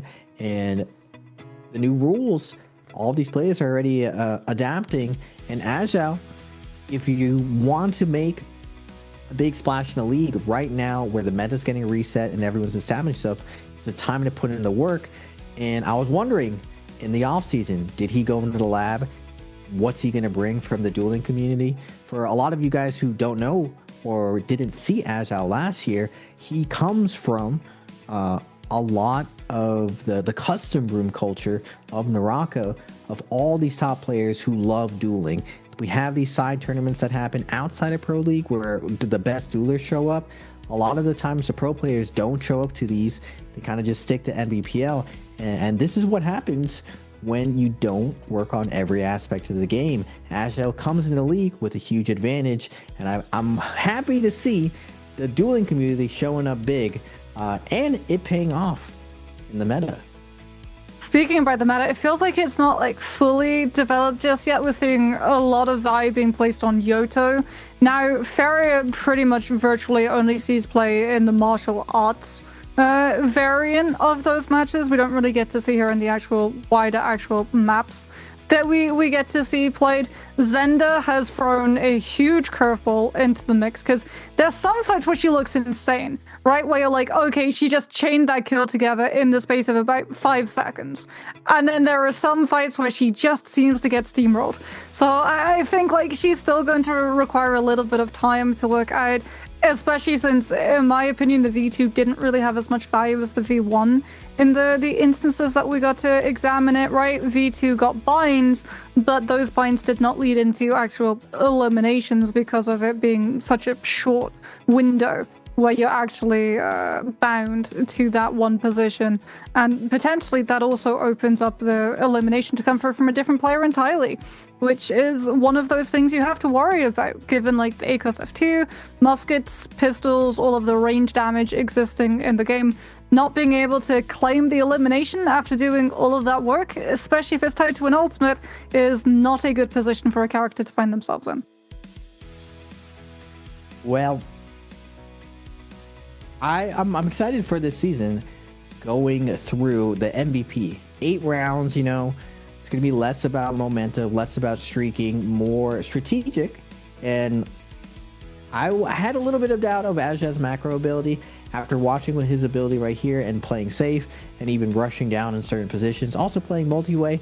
I think he's going to be actually a big threat this season, even to the more experienced guard. I'm curious now to see how he fights against Verse and Shenyuan in the lobby. But after seeing his fighting ability and measuring how those guys are doing, I gotta say, I was really impressed with what a lot of these guys did in the offseason. But I am even more impressed and blown away what Aja was bringing back. A lot of the players moved away from weapon swap, and we saw a ton of min-maxing that we're just not seeing from other players. Everyone's range is a bit better. But Azal has brought back the min-max, maximum advantage state, maximum combo damage, and we got to see my favorite part of the day, Moxie, green focus. Azal punished it, Mike punished it, and Frost punished it. So initial rage, playing green focus has finally made it to league. I'm wondering if more people follow suit in the future. Yeah, I'm sure they will. Like, especially because they saw the level of impact that it had both in the martial arts tournament, in the 1v1s, and also in the map itself. I feel like you're always going to have a specific path of glyphs designed for the martial arts 1v1 because it's such a concentrated area of the game where you can really prioritize like stuff that you can do in that match. You don't have to worry about some of the other paths which you would have more value of in the open world. Things like, oh yeah, I get more dark tide coins. That does not really factor in to the 1v1, so it becomes very easy for a lot of people to work out their glyph paths for that. But when you then weigh up some of the other glyph paths in terms of the actual gameplay, like, is it better to go for the green focus? Or do you want to try to make sure that you can play for something like a greater economy when it comes to those Rift Tide and Dealers and Dark Tide coins? Because we know how important being rich is in a Mortal War. Being able to buy the armor and soul jades that you want to hold some of those positions can go a very long way, not just in being able to secure the eliminations, but also making sure that you don't have to take fights that you don't want to. Like, if you're going up against a player and you see that they have legendary or purple armor and you're weighing it up against someone who's running blue, you know which player is getting turned on to, and it's not the player in gold. Players in gold, players making biscuits, Moxie. It's been very, very exciting for the future of the Solos Pro League. And Trios coming up tomorrow. I haven't been lucky enough to cast one of the Trios events, but I did get to check out to see what's going on for trios tomorrow. And looking at the overall leaderboards again, Agile so dominant at the top, no bad games, only a 3.5 game and a 12.5 game 6, tying the record for the biggest round. The previous record holder is Mike, so he tied Mike and with Mike in the lobby for Akos. Now I didn't get to see any of the winners bracket round. At the cutoff, Chen, you're seeing what it takes to get there. You got to have multiple showings at 5.5 and 7.5, and looking at that solo lobby, Wang Liang, Spider, Shen Yuan versus Azhao, Arano, Mike, Chen. Chen, definitely surprising he's able to get there, but all the hard work paying off. Everyone else been there before. Azhao, actually surprising he's able to make it to this finals, because when he was in the league, he was very dominant in fighting, but because of the lack of macro, he wasn't consistently in the top 5. Fighting wise, he was definitely considered one of the best fighters, but now with the lobby being smaller and fighting being way more important, we're seeing that play style pay off a ton, and he's looking very, very poised to do well. You saw him vibing out, really enjoying every single win in martial arts, almost doing a little shimmy, a dance, every victory he got. Normally these guys maybe give you a smirk once in a while, but tomorrow trios is going to be happening again. New compositions, and just like solos, like we were talking today, Moxie, a lot of the martial arts, a lot of the 3v3, which dueling in trios not as common as it is in solos, so still a lot to be figured out in trios. We're seeing a lot of counter comping when it comes to martial arts, a lot of teams digging deep into playing the matchups a lot more, even dropping weapons to each other. So I'm excited to see what these trios teams have in order and what the what the finals lobby is going to be looking like to round out the season. Yep, same rule of thumb applies tomorrow. It is still a lower bracket round for trios, so top 4 teams will be able to make it through into those final stages. Bottom 4 teams, we will be bidding a unfortunate farewell to, but getting to see them a little bit later on in the season as well. But no, like you said, Raven, still lots to be able to work out in terms of like the compositions. If we do get to see like Zenda, when I first saw what she was able to do, I was like, okay, this is a really good fit.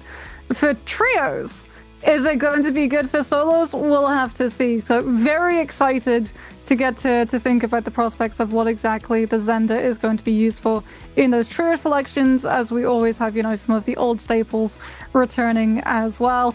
I'm hoping that we get to see the Tianhai versus Tianhai Attack on Titan compositions coming on through tomorrow as well, because like Monk 1 versus 1, I think in terms of ultimate matchup for Mirror, that for me is the highest expression of skill. Being able to stomp the monks that he's not able to complete the slams, being able to body block, being able to use the jumps as well to put yourself on top of those pillars, potentially play on his hip as well. There's a bunch of fun stuff that you can do in that 1 versus 1 matchup that we don't always get to see in terms of the Titans composition being played against its counters. Well, that's going to be it for me, Moxie, and Pro League today, ladies and gentlemen. Make sure to tune in tomorrow for some exciting trios play. Enor has been dominating the meta. A little bit of Monk play, a little bit of Takeda being peppered in, but make sure to tune in tomorrow for those drops. But that's it for us, ladies and gentlemen. Stay safe out there and have a good morning, good afternoon, and good night wherever you are.